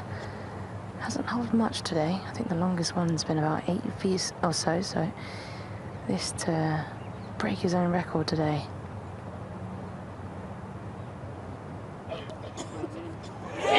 Boom! Okay, Rory. Last 3 to go. Well, he can drive 17 and get on 18 in 2. I'm thinking birdie, eagle, eagle. That's what I'm thinking. Don't ask for too much. Hopeful? Yes. Don't ask too much, no. You're pretty easy to please, Jamie. I think he can make a couple of birdies. Let's put it that way, if I'm being realistic. Absolutely. Great shot in. Great putt. Well, when he made the turn, he had none. Now he's got 3 birdies on the scorecard. In the last 6 holes to Adam Scott, second shot here at 17.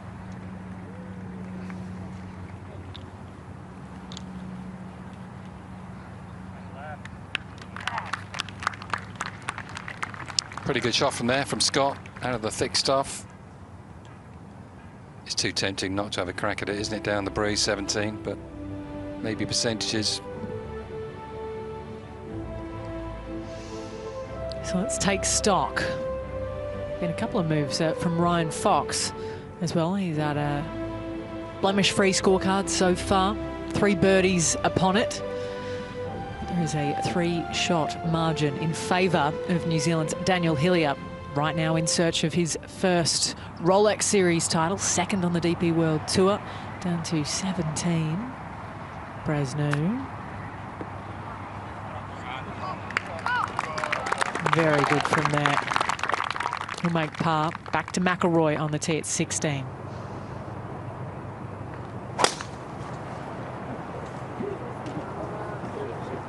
Part at both days.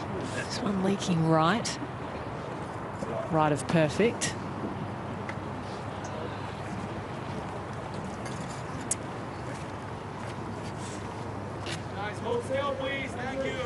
Yeah, difficult combination again. Wind off the left. It's just switched a little bit, if anything, actually. More so into. But it's a dog leg right to left. You've got plenty of room in that right corner. Great line is probably the 2 trees in the distance right of that. At the heart of the hospitality surrounding the 8th and 9th green in the distance. Most difficult hole on the back 9 today, Ince. Is that right? Not 12? No.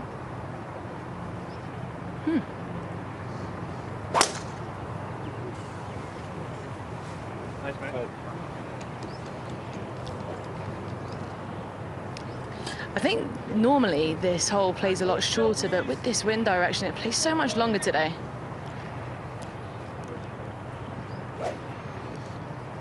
Oh, there's a Formula One legend watching the golf, Prost. And he is a legend as well. Obviously likes his golf.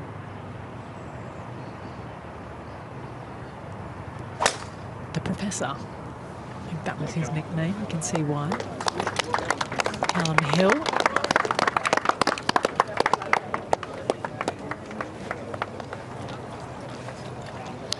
I know more about flamingos than Formula One, I have to be honest. You know a lot about flamingos, though. So that's fair.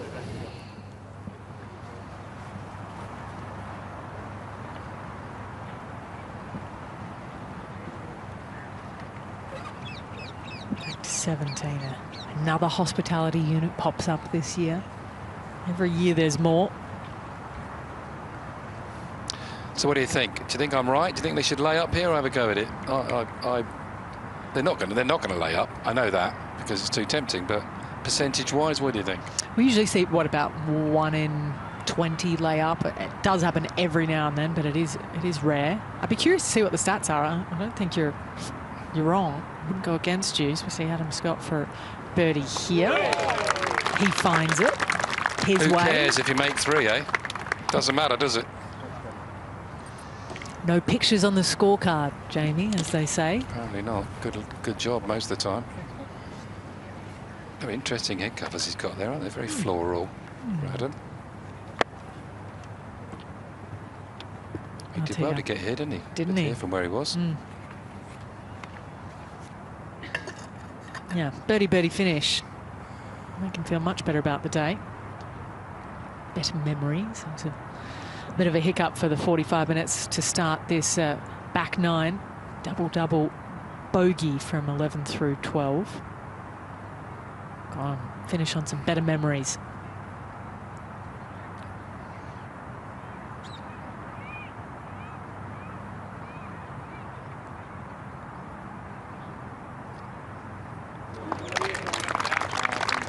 Part of the job done. 18 lies ahead, the par 5. Good up and down from over where he was, though. Really good.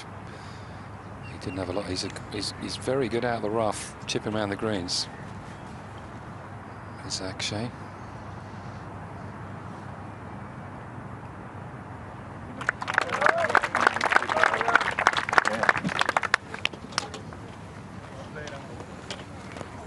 Par for Bresnu. He stays at 2 under the card. Just 20 years old. All of Morocco behind him as well on his journey. I'm sure he'll be gaining fans here this week. He's carried himself nicely out there today. It's been a good watch. A lot of talent in that camp. Dylan Fratelli, 5 under through 14, courtesy of back-to-back birdies at 13 and 14. So he's into the top 5.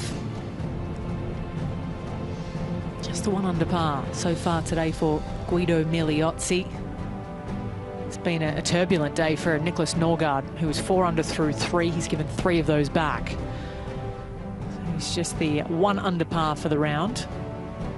There is a Soderberg in the end, a 68.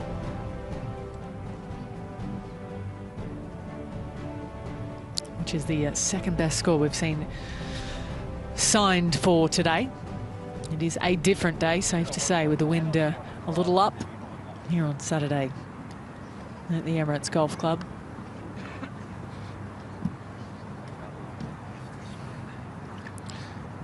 Looking down from the green to the 16th fairway. He's playing quite a long way today.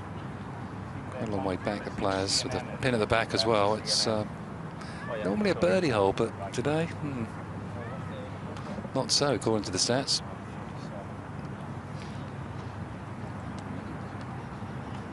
Second hardest hole on the golf course, let alone the back 9. Yeah, we're used to them hitting 9 irons and wedges in here, but not today with this wind. 194 yards, and yeah, it's just playing really long. Like you said, it's normally a driver and a short iron perhaps, but they've only just about made the fairway. It's an absolute beast of a tee shot. Playing into that breeze as well, and like you said, that flag right at the back, so it really is playing its maximum yardage.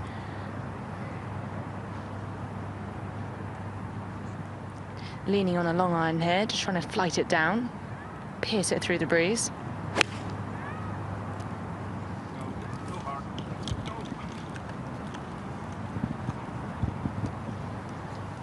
Sister.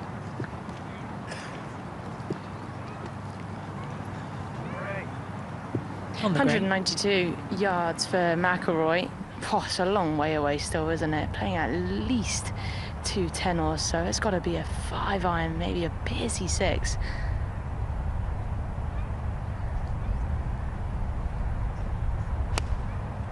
Sounded fizzy.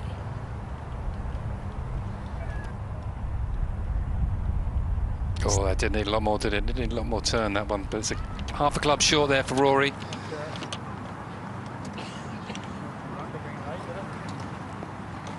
Been better on the back 9, but he's looked human today, hasn't he? To 18T and Adam Scott.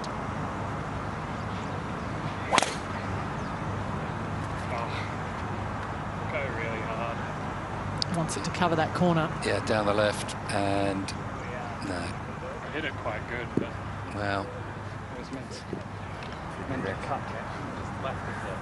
As far as it goes with difficulty, I'm surprised this is playing the hardest hole on the back 9. There, you know, no fairway bunkers or no bunkers surrounding this green. It really is just the short grass to the green surface.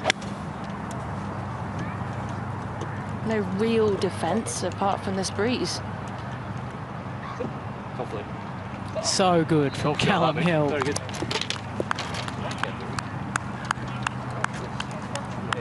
That is one for his highlights reel. I bet you few better than that to that flag today. Hardly any. He's got a great posture, Calum Hill. Works on that hard. He's a very fit man. Gets down the gym a lot. Just 2 turns, really, and the ball gets in the way. That was a great shot. Very good. Yeah, as I say, it's normally a short iron. It's a 16, not today. 18, Batia.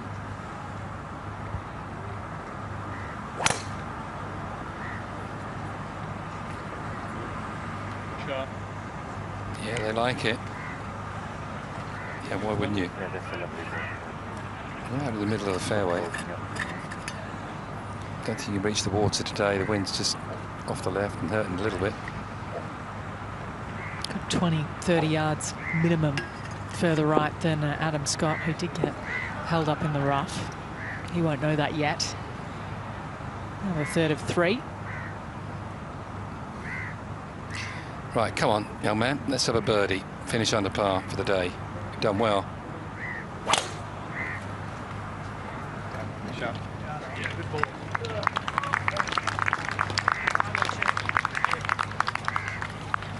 Steady, steady, steady. Ooh, what do you think from over there? On the bubble? It's on the bubble. I think with his youth, he'll be taking that on. Which, hey, we love to see Why it. not? So back down at 16 green. It's a buzzing atmosphere here. Bit of a junction near the clubhouse. You've got hospitality to the right and beyond this green. Plenty of action. Spectators just leaning, trying to edge and get that front row seat.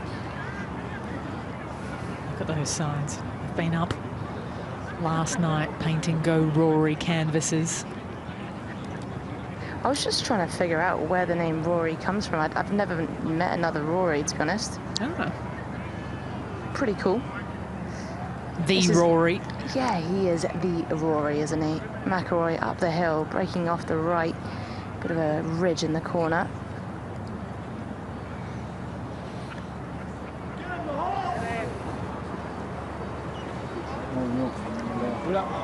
Oh, what an effort. There'll be a few more Rorys, though, won't there, in a few years' time? I think it's quite a popular name now.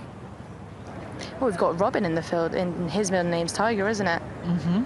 I believe named after the Tiger during 2001 when he was in his dominant era. There's a few stories like that, isn't it? Georgia Hall was named after Nick Faldo's Masters win. Georgia. That's pretty cool. Yeah, Connor Syme. Who was he named after then? We're all thinking of Connors. Yeah, pretty slow putt once again. You'll be doing a good job reaching this hole. Climbing a bit of a hill, breaking off his right again.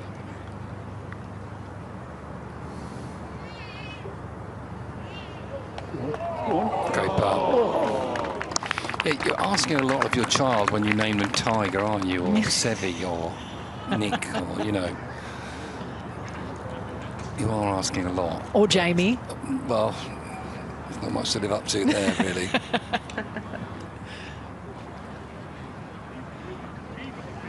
I played with Gary Nicklaus, Jack Nicklaus's son, back in the day, and how do you live up to your dad? Yeah. How do you live up to that? Everyone expects, and he looks just the same, by the way. He looked just the same as Jack did. He swung it the same. He was a good player, but, you know, imagine having a legend as your dad like that. Well, it's like Charlie Woods now, isn't it? You need to respect their space and, you know, naturally expect world-class golf from them because your parents or your dad is the GOAT. Well, he's pretty good, isn't he? He is pretty, yeah. Oh, what a swing. How about the hole-in-one at the PNC? Yeah, that was something else, wasn't it? With your dad. How good's that? And your first one ever. And then Dad had to buy the drinks. No, you made Charlie pay. Did he? Yeah, he said, I've got no pocket money. Cheeky. Now Calum Hill for So birdie. they say. Is to get into a share of 8th. Well done. What an approach shot, Ali. So good. Everything went right. And it has to find a 3 at 16 today. I wonder what pocket money Charlie Woods gets. More than you. Yeah, I think so. I bet he doesn't do a paper round.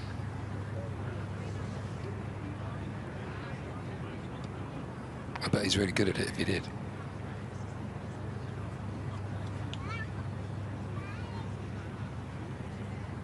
Did you do a paper round, Incy? You wouldn't even know what they are, would you? No, my first ever job was actually, apart from golf, I'm not going to count that, was being a COVID tester during the pandemic, and that was my first ever pay slip. There you go. How young are you? How old are you? Sticking swabs up people's noses is your first job, eh? Come on, you should never ask a lady their age. Honourable work. Connor Syme for par. Ooh, just. Would have got the heart rate up for a second.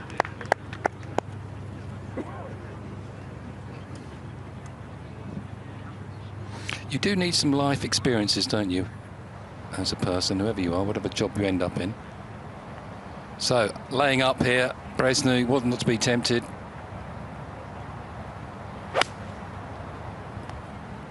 It's not an easy layup here. We see quite a few people lay up in the rough. Hope he hasn't done that. No, he hasn't.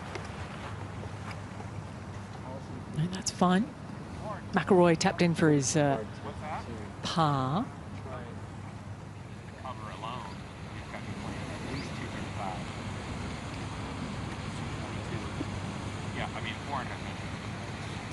Batia. Decisions.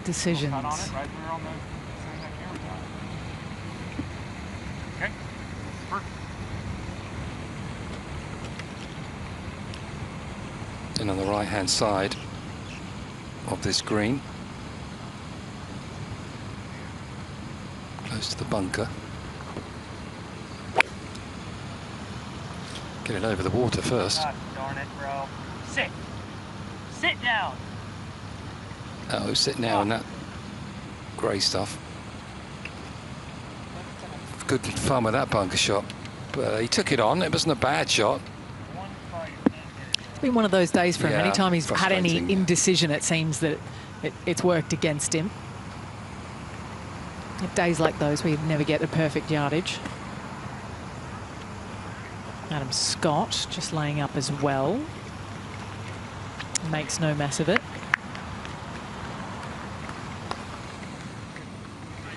Mistake Batia made there. He's got to be left to that pin. He just got to be left. You've got a chance. There's a great view of it down there, looking down on it. You see where he is in that bunker. He'd be doing well to get it to 15 feet, 20 feet out of that bunker, to be honest with you.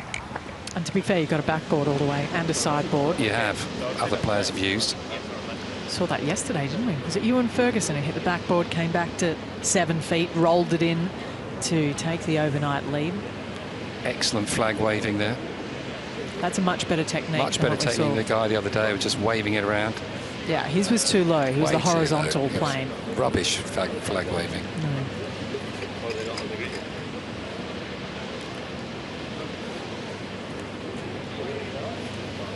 Wow, Calum Hill leads the way. By 0.52 of a yard today. That's how exact the measurements are over. Rivetto. Well, the tee's up 6, and it's 323 the front on the direct angle. So 317 the front. Flag's on about 30. So about 347 all up. But they'll be waiting. Once this group pitches onto the green, they'll stand to a side.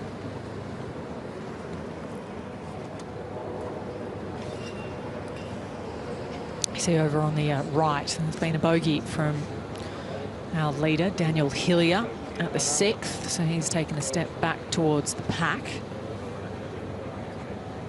Now 13 under par. Big half an hour for Calum Hill. He goes birdie here, 9 under. He'll have a sneak tomorrow. He won't be that far behind, I don't think, come the end of the day.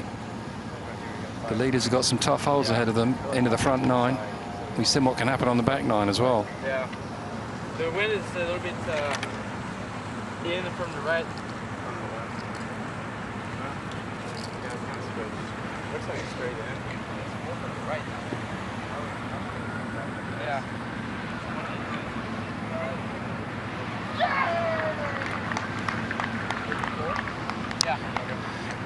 This is the shot, you know, so many memories of this shot. And it doesn't play as long as you think. But the temptation over the water is to hit it a bit too hard. Got to be left to the pin.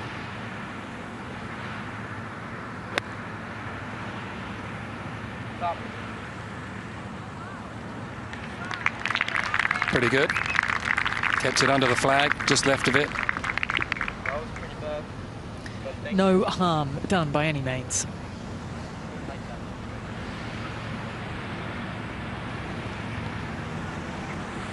It's a little nervy down the stretch, but naturally so is blemish-free through 15 holes yesterday. Bresnu won over through the last 3, but would have had thoughts of making the cut on his mind. First player from his part of the world to do so in a Rolex Series event. Now Adam Scott. Over the years, you kind of learn how the wind funnels to this double green. Yeah, and if you keep it down, the wind's not going to touch it anyway. It won't make any difference whatsoever. So you're trying to skip this up there.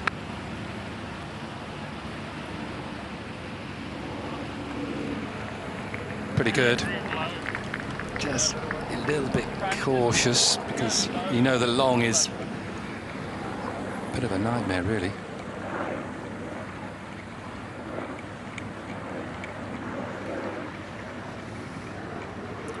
Oh. Is it a green flag or a red flag? It's a green flag. Get the green flag. Very good. That's exemplary waving. Right, clear to go. Do a great job. We've got a lot of good volunteers here around here. Without them, we can't have an event. Jamie, Ali, I'm not sure if you know the answer to this. If it's 3-4-7, is it down the middle and curving a little bit to the right, or is it directly from the tee box direct to the pin? Well, it's 323 the front. Take 6 off for the tee position, so 317 the front. It's on about 30, so. Okay, so it's direct. Sure. Just about. Well, Calum Hill, he carries his driver about 300 yards, so he's obviously looking to take this one on, and he needs to go over the tree, so won't be able to see this ball land. But with the pin on the left, it's worth having a crack at this. Downwind, is it? Little bit, yeah, definitely. I would say this is a 430 sort of breeze.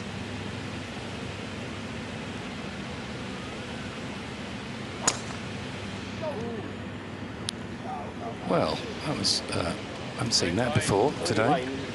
Needs a bit of luck here. Where's that? He's in the long rough. When you can't see where you're going, it's hard to commit yourself, and it's easy just to get a bit tentative through the ball. Everything just clinches a bit more, doesn't it? I wonder if Rory might hit 3-wood here. No, he's not. He's got the driver, isn't he? Well, I think the fact that he hits it quite high is the advantage for McIlroy. Try and take as much trouble out of play possible.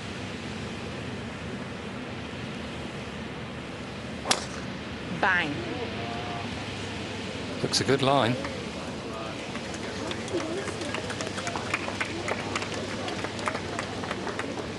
I think it's further than that. Yeah, please.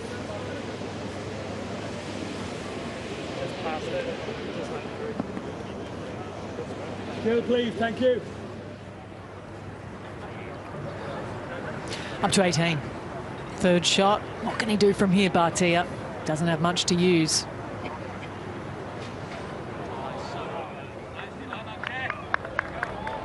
He's left it short. We think. From there back to 17. Syme.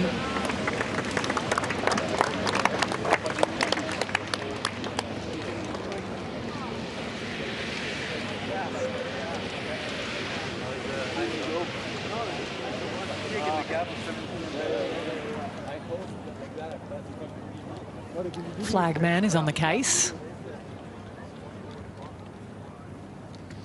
Gosh, got a sea of volunteers here this year. I think there's 100 more than previous years. I understand why. You need the spotters out there, the eagle eyes. Many eyes on this for a final four for Adam Bresnu, 20-year-old amateur from Morocco.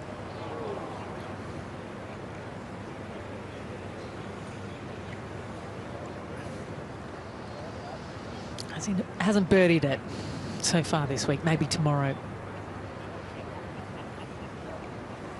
Yeah, but what a day for him, playing with Adam Scott and 2-time winner on the PGA Tour, Akshay Batia as well.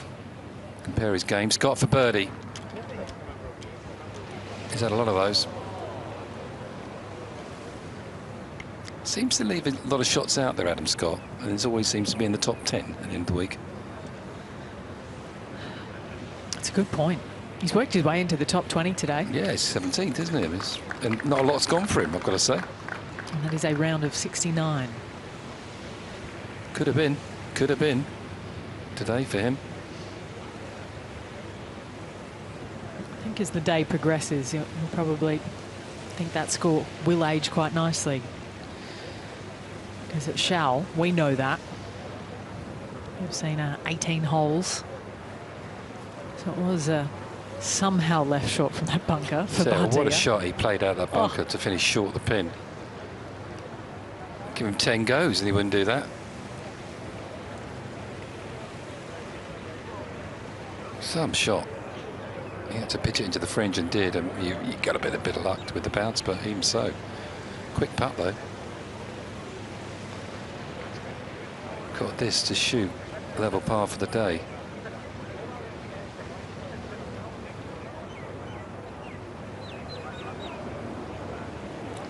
That is a testament to how quick it is down that hill.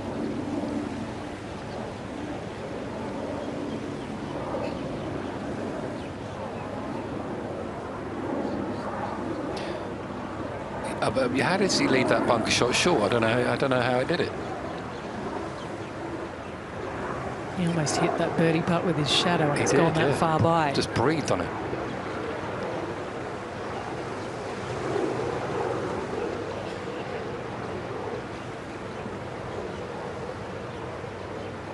There we go. Makes the one coming back. Final 5. 2 under for the last 6 on what was a difficult day. Round of 73 today. All came unstuck around the turn, you can see. Nonetheless, good to have him over in Dubai. And a couple of days of Akshay Bhatia, getting to know him in our feature groups. Just a nice little nervy one to finish the day for Bresnu. Go on, in you go. Yeah, what an experience for him. It's what it's all about, the amateur invitations, growing golf in this part of the world. Yeah, he'll come away and think, you know what, I'm all right. I'm doing all right here. Played with Adam Scott, the legend, and an up-and-coming player on the PGA Tour, and yeah, I'm okay. Build the confidence.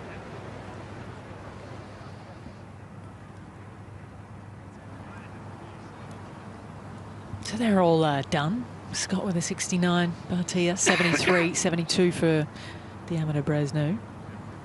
And back we go to 17 green. Incy's out there taking a look at all 3 of these for us. Yeah, just listening in to the commentary earlier, you know, we're talking about is it worth laying back or not. Especially in a situation like this, it feels like it's difficult to answer. You know, all the players can reach, and you would argue on the one hand, if you get it close, you're more likely to get the up and down and make the birdie. But then, you know, you're just surrounded by potentially short-siding yourself. You were standing just right of the... It's definitely the aggressive play. And Calum Hill is to play first. Lie's okay, ball set down a little bit, but the problem is his palm tree bang on his line. Charming. Yeah, so luck not gone his way. Pitching this up to an elevated green. Probably eyeing about 8 yards right at this pin. That's probably the best he can do.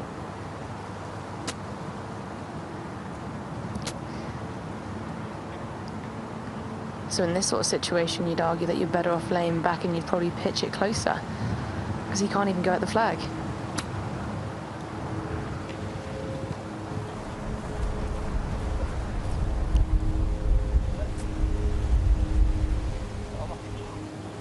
Nothing to stop it, is it? Once it gets rolling, all releases to that back left edge, downwind as well. Oh, how cool is this? Must be his dad there. Got to think. Yeah, that's lovely. Really nice. He'll look back at that. Yeah, that's going to be the home screen on the phone maybe for a little while. Connor Syme now. Ball is buried. Unless you get the aerial view, you can't see it.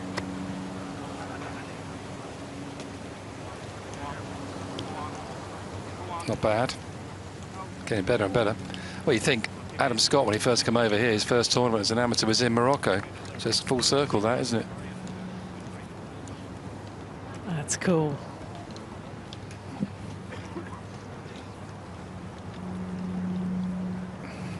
Was he taking a photo with you, Jamie? No. Got fond memories of that year. He wouldn't know. It was you the last man standing that week, wasn't Possibly. it? Maybe. McIlroy. Well, this is where we drove it to. It's right over the flag, wasn't it? Right. We could see the ball from the other angle.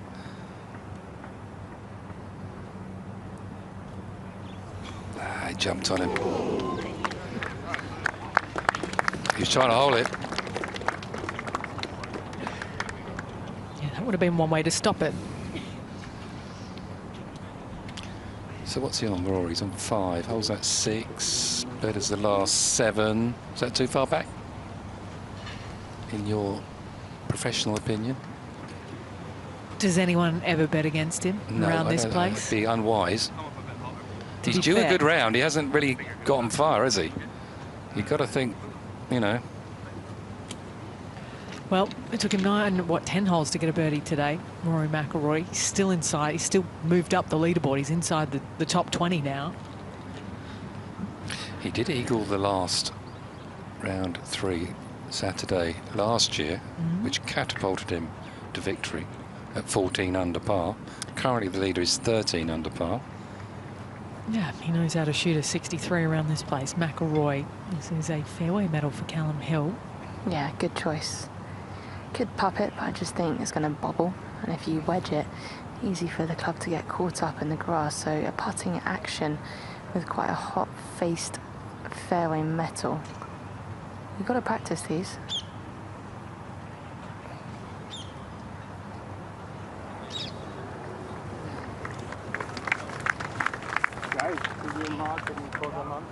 So he's at driver, Sandown, 3-wood.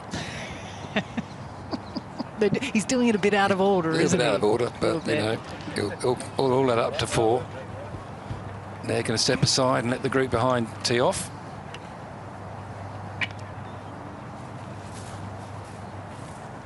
Go find a little bit of shade.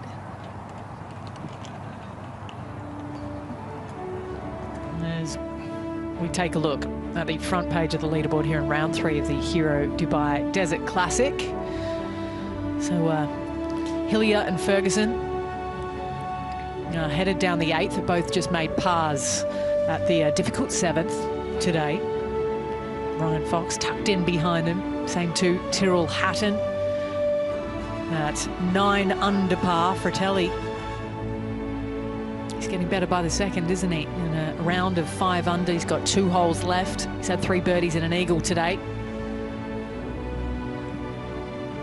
There is Adam Scott as we roll past his round of 69. So he's in the group at 5 under. Big group at 5 under. Bit of a horrid start for Sean Norris on that number. He's birdie-free. Just made 3 bogeys in the last hour and a half. Can bring you unstuck pretty quickly, this golf course. Especially out there today.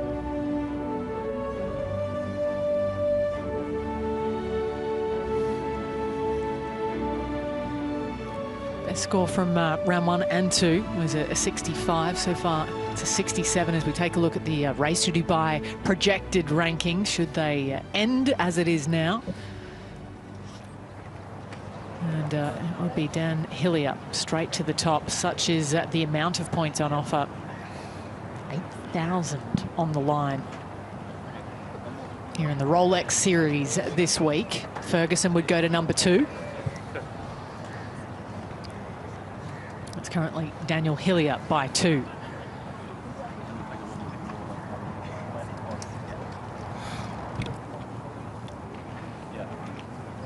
Tell you what though, Tyrrell Hatton, bit of a danger man. He's 4 back, loads of golf still to come. He's come close here before. Kind of podium finish in 2017, 2018, 4th back in 2022. So he's had his chances and he'll hope for more.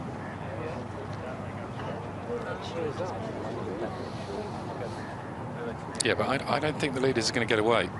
It's too difficult today. You might do. Hillier or Ferguson might just, you know, shoot 4 under the back 9 and have a nice healthy lead, but I'm doubting it. It's tricky today.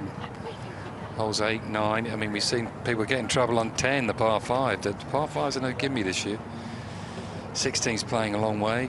12's a tough hole. With this wind, green's firming up. It's not easy. So it's bringing a lot of people into the equation.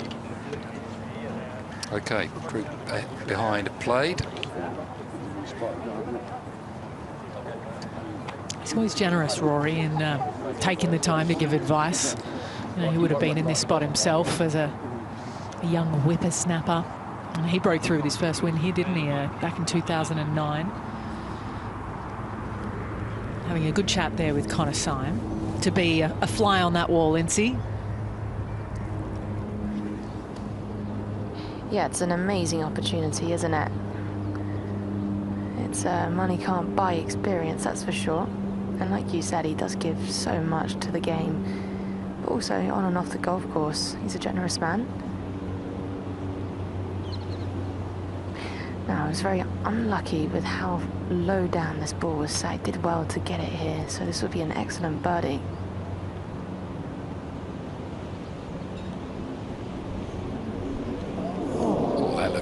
That really did look good.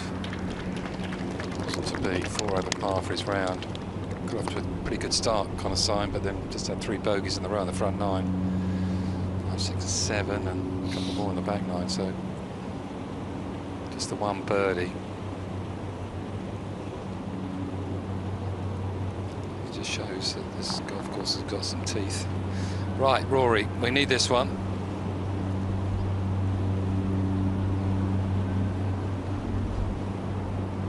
That must have been nearest to the pin with that tee shot.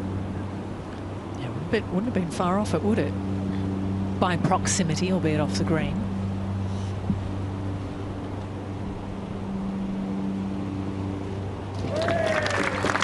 And it's birdie number 10 of this short par 4 today. And he's just outside the top 10, tied 11th. Getting closer. One more. Something colourful of the good kind, red or yellow down the last.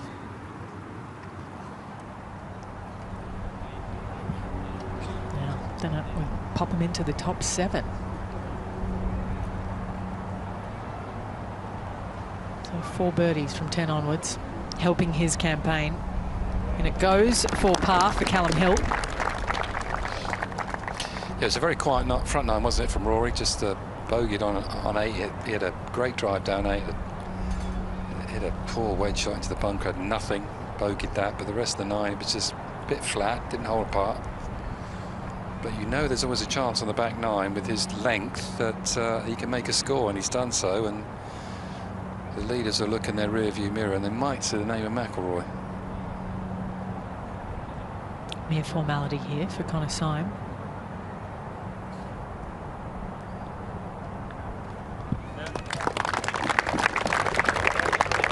Just the one left to play today. And this pin on 18 is where it was last year on the Saturday. Rory hit it over the green, held this snake of a putt, went all over the place, dived down and went in for an eagle.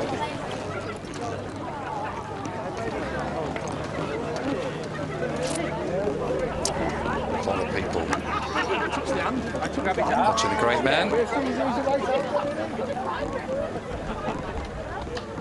Bit driver off the last. He genuinely hits his 3-wood because he can turn that round the corner, but into the breeze a bit off the left. Might be tempted to hit driver here, but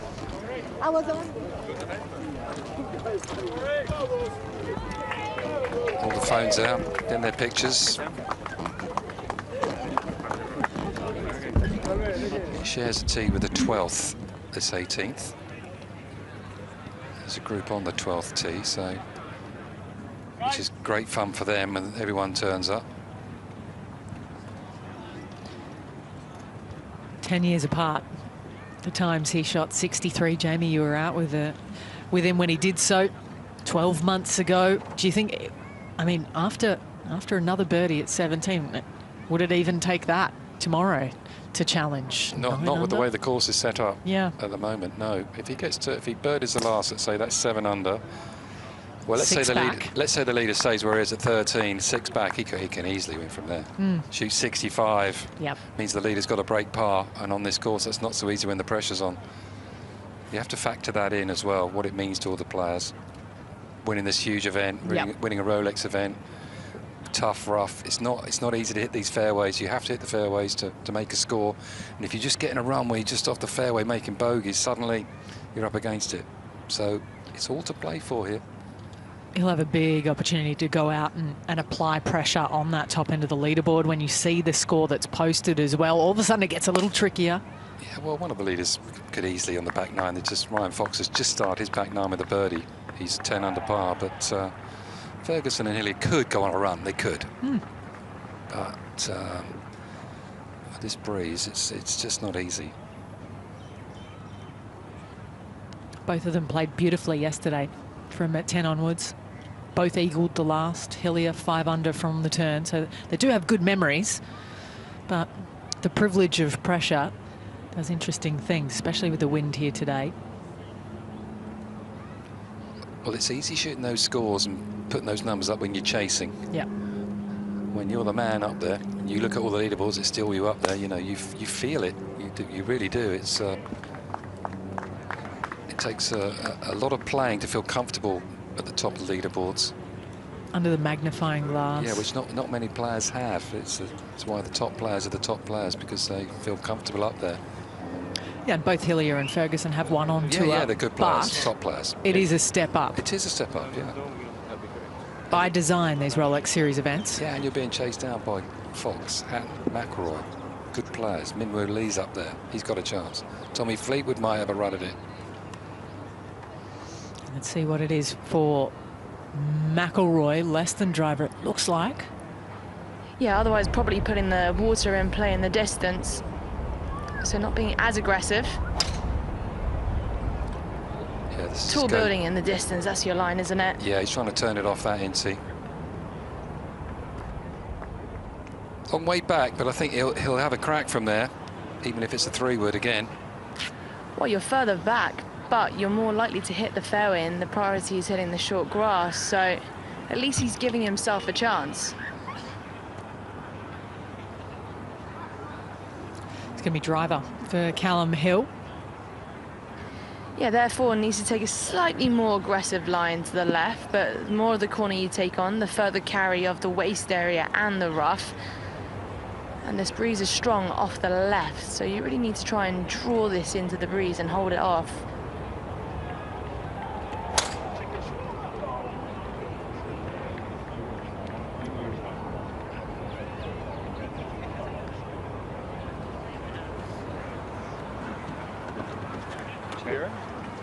Fine drive. Fine drive indeed. Rory's a long way back, you know.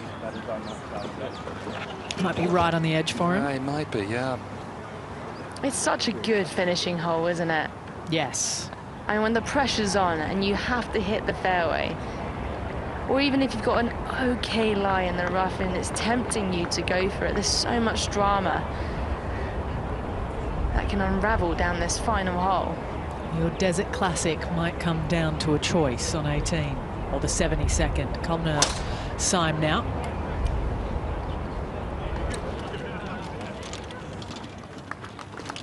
Yes, we've seen plenty of drama on this hole over the years. It's just one of those holes. Don't fancy that. Really don't. It's a no from you. Oh, it's a no from me. Right, we'll see what Connor says. Well, if you watched the first 9 holes, you would have gone, who's this? McIlroy. This is down at the 3rd. Yeah, that's his 4th shot. What a shot it was. Pitched it into the bunker, but oh boy, that was a top shot. Yeah, in the end, it was a par at the par 5. It was a drop shot at the 8th, so 1 over at the turn. Hit the green in 2, down the 10th. So that was for eagle, which afforded him the easiest of birdie tap-ins. He had another eagle chance. Great shot in between the trees for McIlroy here on 13. He just got caught out by the speed down the green. He thought it was going to be a lot quicker, but he taps that in for birdie. Just starting to get going at this point. He was patient today. This was great at 15 as well to that back right flag. That was a bit of a bonus. The final par 3 on the golf course. There's more to come. Par at 16, this at 17. Yeah, 347 to the flag. Straight over the top of it to the back fringe. Trying to hold that pitch shot. And this to finish it off.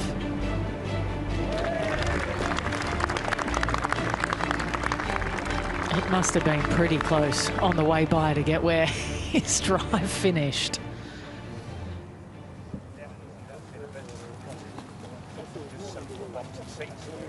About the lowest he's gone is 65 in the final round. Back in 2016. Oh. That might do it.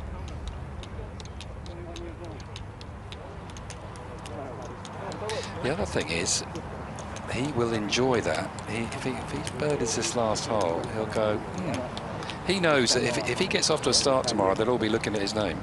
Yeah. He's that sort of bit like a Tiger-esque, you know. Once these guys get on the boards, the rest of them feel it a little bit more. They might not say they do, but they will. Absolutely. The ceiling's higher, isn't it? Especially around this place. Never finished outside the top 10. Currently in a share of 11th. You can imagine Tiger in his pomp, can't you? When you're going along nicely and suddenly you see Woods come on, you go, oh no. Oh no. Not him. You say to your caddy, what's second check?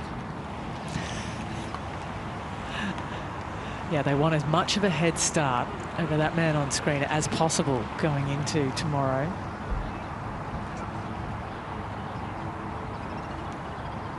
Gonna have a little wait over these seconds.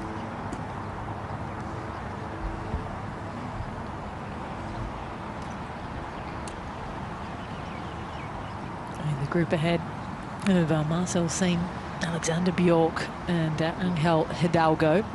Bjork, the only of the three in the red today.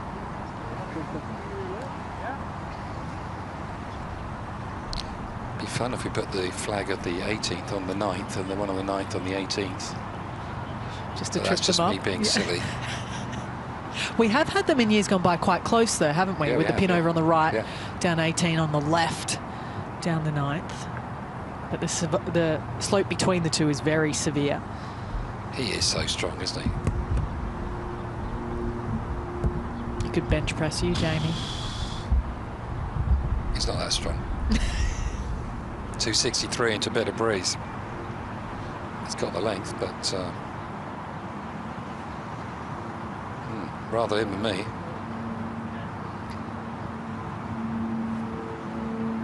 Flag 17 on.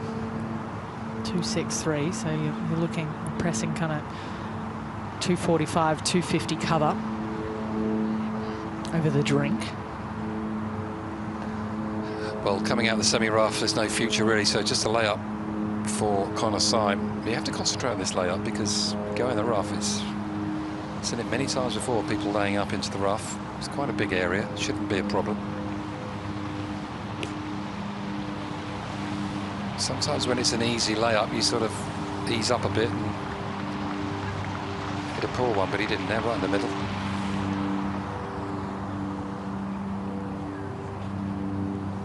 I don't think Rory can reach that water through the fairway today off the tee. Could have hit driver there, but he's been very close to that or in it at times through the fairway.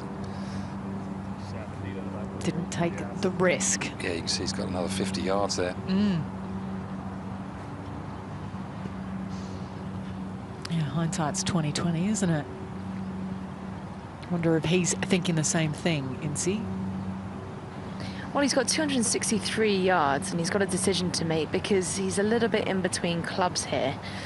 It's straight into the breeze. Of course, you've got the pond just shy of the green. And yes, he could maybe, with the perfect 5-wood, hit the green. But do you club up and guarantee making the cover and maybe even use the backstop like you and Ferguson yesterday? It is into the wind, right? Straight into the wind. Straight in. He's got to hit 3-wood here. He's got to. I think if you're in between, you've got to pick the longer one. Well, because then a 5-wood could float and then it just stalls up in the air and goes splash. it could do, but equally you could hit the 3-wood, and yeah, it's just a difficult shot. I would imagine he's going to hit 3-wood left edge of the green and just try and hit it high. Cut it in. Hopefully the wind just holds it up. You're painting a beautiful picture, Jamie. Do I? Oh, great talker. Artiste.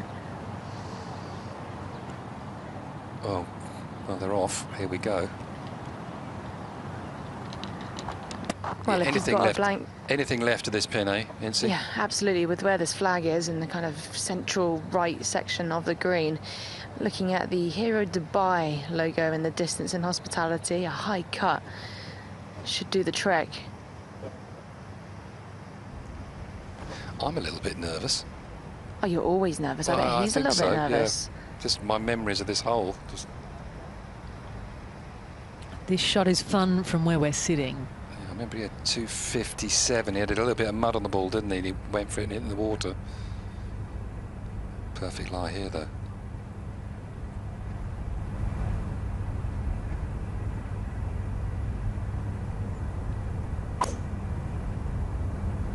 Oh, that's a bit right.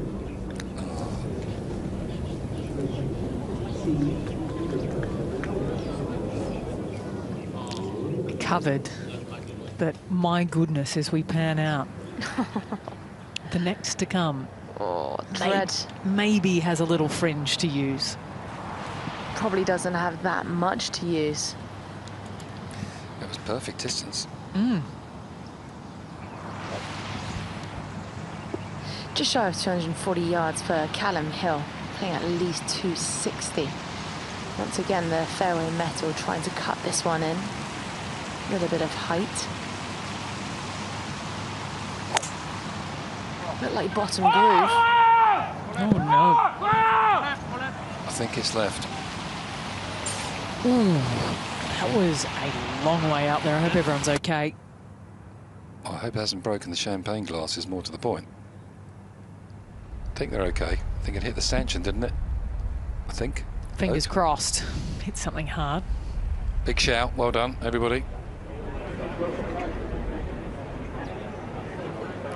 They paid good money for a front row seat. Yeah. You don't want them choking on their filet mignon, do you?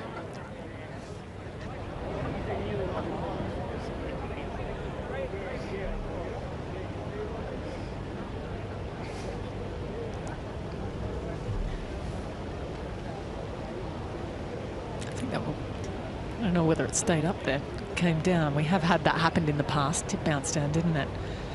Where one of the waiters actually up there grabbed the ball, put it straight in his pocket and head off.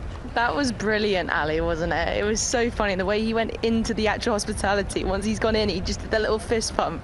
Yes, he was very happy with it. We had to ask for it back. I think it's on the socials from early stages of this week. And they always pick it up. Oh yeah, it's going straight in the practice bag, Incy. It shows the players are feeling it, because he would never hit that shot. Calum Hill, if there was no water or that surround, he wouldn't hit that shot. So true. But it just does it to you. Well, here he is, the local hero. They love him here. Rory. Called Dubai home for, what was it, 3.5 years or so. Early stages of his career. So he'd have a lot of friends out. But such good relationships here in Dubai over the last decade and a half. But the magnitude of the stage here that they've built around 18, it's unavoidable now, isn't it? It's even worse tomorrow. It's I can't think of any better that surrounds this green. It's sensational. Yeah, it's all al fresco now. 94 ahead of Connor Syme.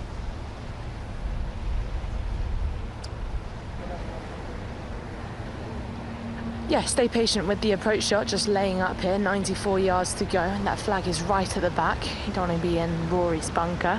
That's a territory that you don't want to meet. Probably just staying below the flag if possible, and that came out hot. A little bit of a tug on that. Left for Connor Syme. Be some break on the next to come. Looking forward to seeing what Rory McIlroy can do from up in the sand.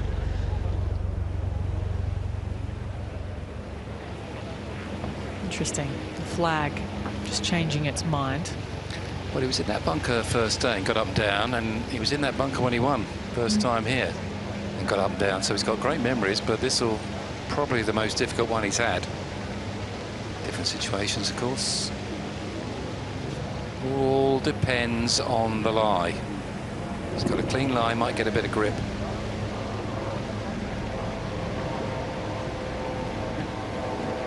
He has got a bit of room left here. He could hit a cutter and try, and maybe he could even get a bit of a bounce on the apron here.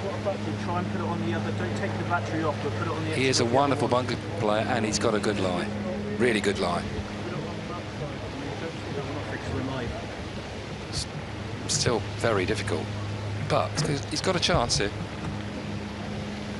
He doesn't need much going in his favour to have one. I think it must either. Yeah, I think this Calum Hill's probably further away, I would guess. No, Rory's going. Here He's we ready. go. Oh no, there's a bit of movement. It's Calum's shot, I think. Yeah, you can Calum see him in Hill, the distance. final answer. Yeah, there we go. Calum Hill, final answer. I might call a friend. Yeah, call a friend. Ask the audience. It's a decent lie, and he's got plenty of green to work with as well. The grass is quite wispy, but it's a little bit shorter than what we've seen in previous days, so not too bad. I'd imagine at least a 56 in hand, maybe even a gap wedge and open that one up.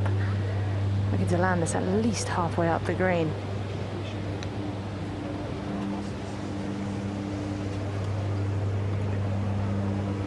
Well, if he gets up and down, he holds that, Calum Hill, he's going to go into a tie for fourth.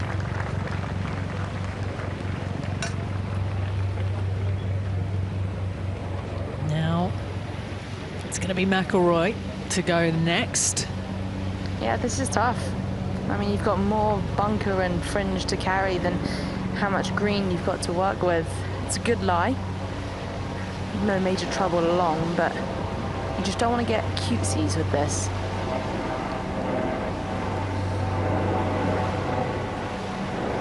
Kick forward and left once it hits the deck.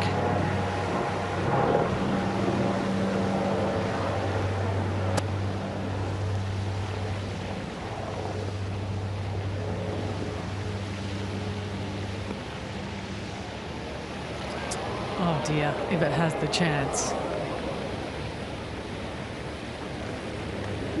Might chip in from there, who knows?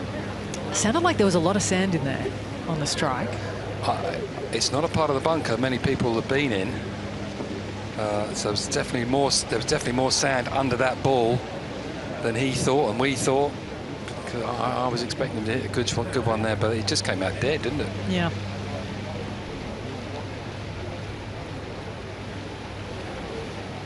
Yeah, I mean, like you said, Jamie, not many people do go in there. It's maybe very fluffy compared to the others, but watching him warm up, he had no problems out of the bunkers. Now a little back-footed one.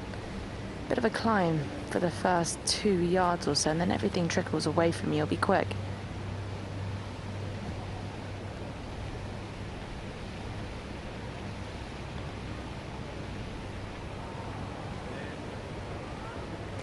Yeah, it's a good touch, because you're always wondering how much sand is under the ball in shots like that. Close to the bunker's edge. Yeah, I was unlucky there, Rory. Second shot's got to be left of the pin, I'm afraid, because a lot easier where Calum Hill was. It's so much easier. Yeah, a little stymied from anywhere right of it or long of it. Up in that direction today with this pin position. Yeah, it's a cheeky pin position, isn't it? Almost feels like a Sunday flag. I mean, throughout the whole tournament so far, there hasn't been one pin and I've gone, that's pretty straightforward. Every hole's been a challenge. This is straight up the hill for Connor Syme. A little bit off his left at the end.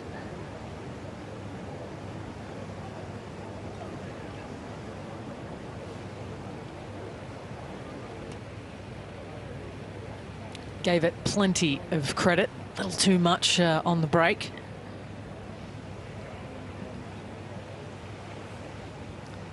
Day that started so well. And through the first few, But that birdie at 2, a bit of a distant memory at the moment for Connor Syme, I'm afraid. Not what he desired from day 3.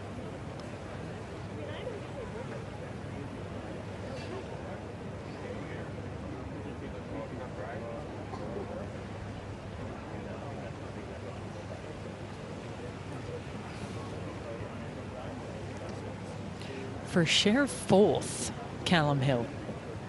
Should he roll this in? Not sure he will have gleaned too much information from the ball of Connor Syme as it went by. Be very easy to get lost in the trap of underreading it after seeing Symes stay up there on the left. Yeah, this was 67. Be a terrific round of golf in this win today for Hill. Makes it, well done, terrific. Tie for 4th, Calum Hill. He sees his name on the scoreboard there across the lake. He's having a good look. Where am I? Where am I? Oh, that's not bad, is it? Yeah, big grin now. He's matched the best of the day. Jaden Shaper, the only one so far to sign for a 67. Same to Calum Hill. For the up and down, McIlroy. It's a final 5 in the end. Much better back 9 than the front. A round of 69 today. Share of 12th at the moment. Could it have been worse than that? I don't think so. He's left a few couple out there, really. A good couple as well.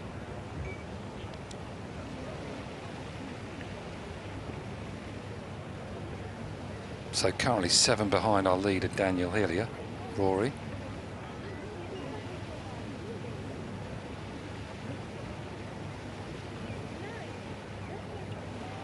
Just saw Rory say to him, good luck tomorrow. Syme, he too ends with a par.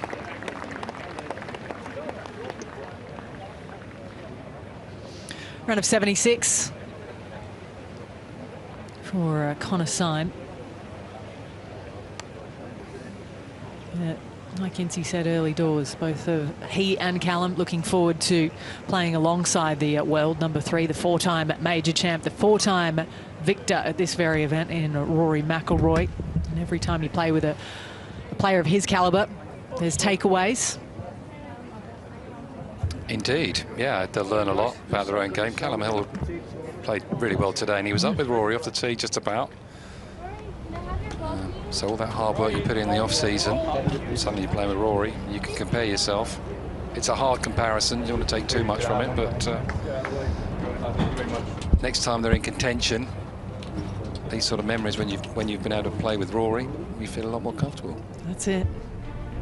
Next time it might be on Sunday. Maybe. It might be down the stretch. There is the leader on top, Hillier, still. And as they're headed down the 9th at the moment, he is at 13 under par. 2 under for the day after 3 early birdies. He gave one back at the 6th. Ewan Ferguson yet to find one here on day 3 of the Hero Dubai Desert Classic. He needs to get his skates on. Still plenty more golf to come. There is McIlroy.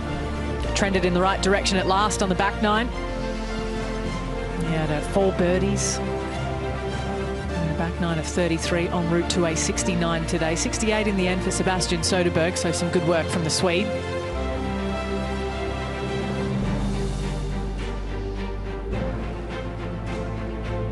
More than a couple of steps in the wrong direction for Johannes Veerman, Sean Norris. Both of those players have already won this season, so it just goes to show, even if you've been in form, it has been a difficult day here in the first of 5 Rolex Series events. First of 7 we have coming our way on the international swing. So we return to the Hero Dubai Desert Classic for the 36th edition. And this event that started all the way back in 1989. That's game over for us here in our feature groups coverage. switch over to our main channel to see the back nine of round 3 of the Hero Dubai Desert Classic. We'll be back with you for more feature group fun from the Emirates Golf Club tomorrow, but for now, it's goodbye from Dubai.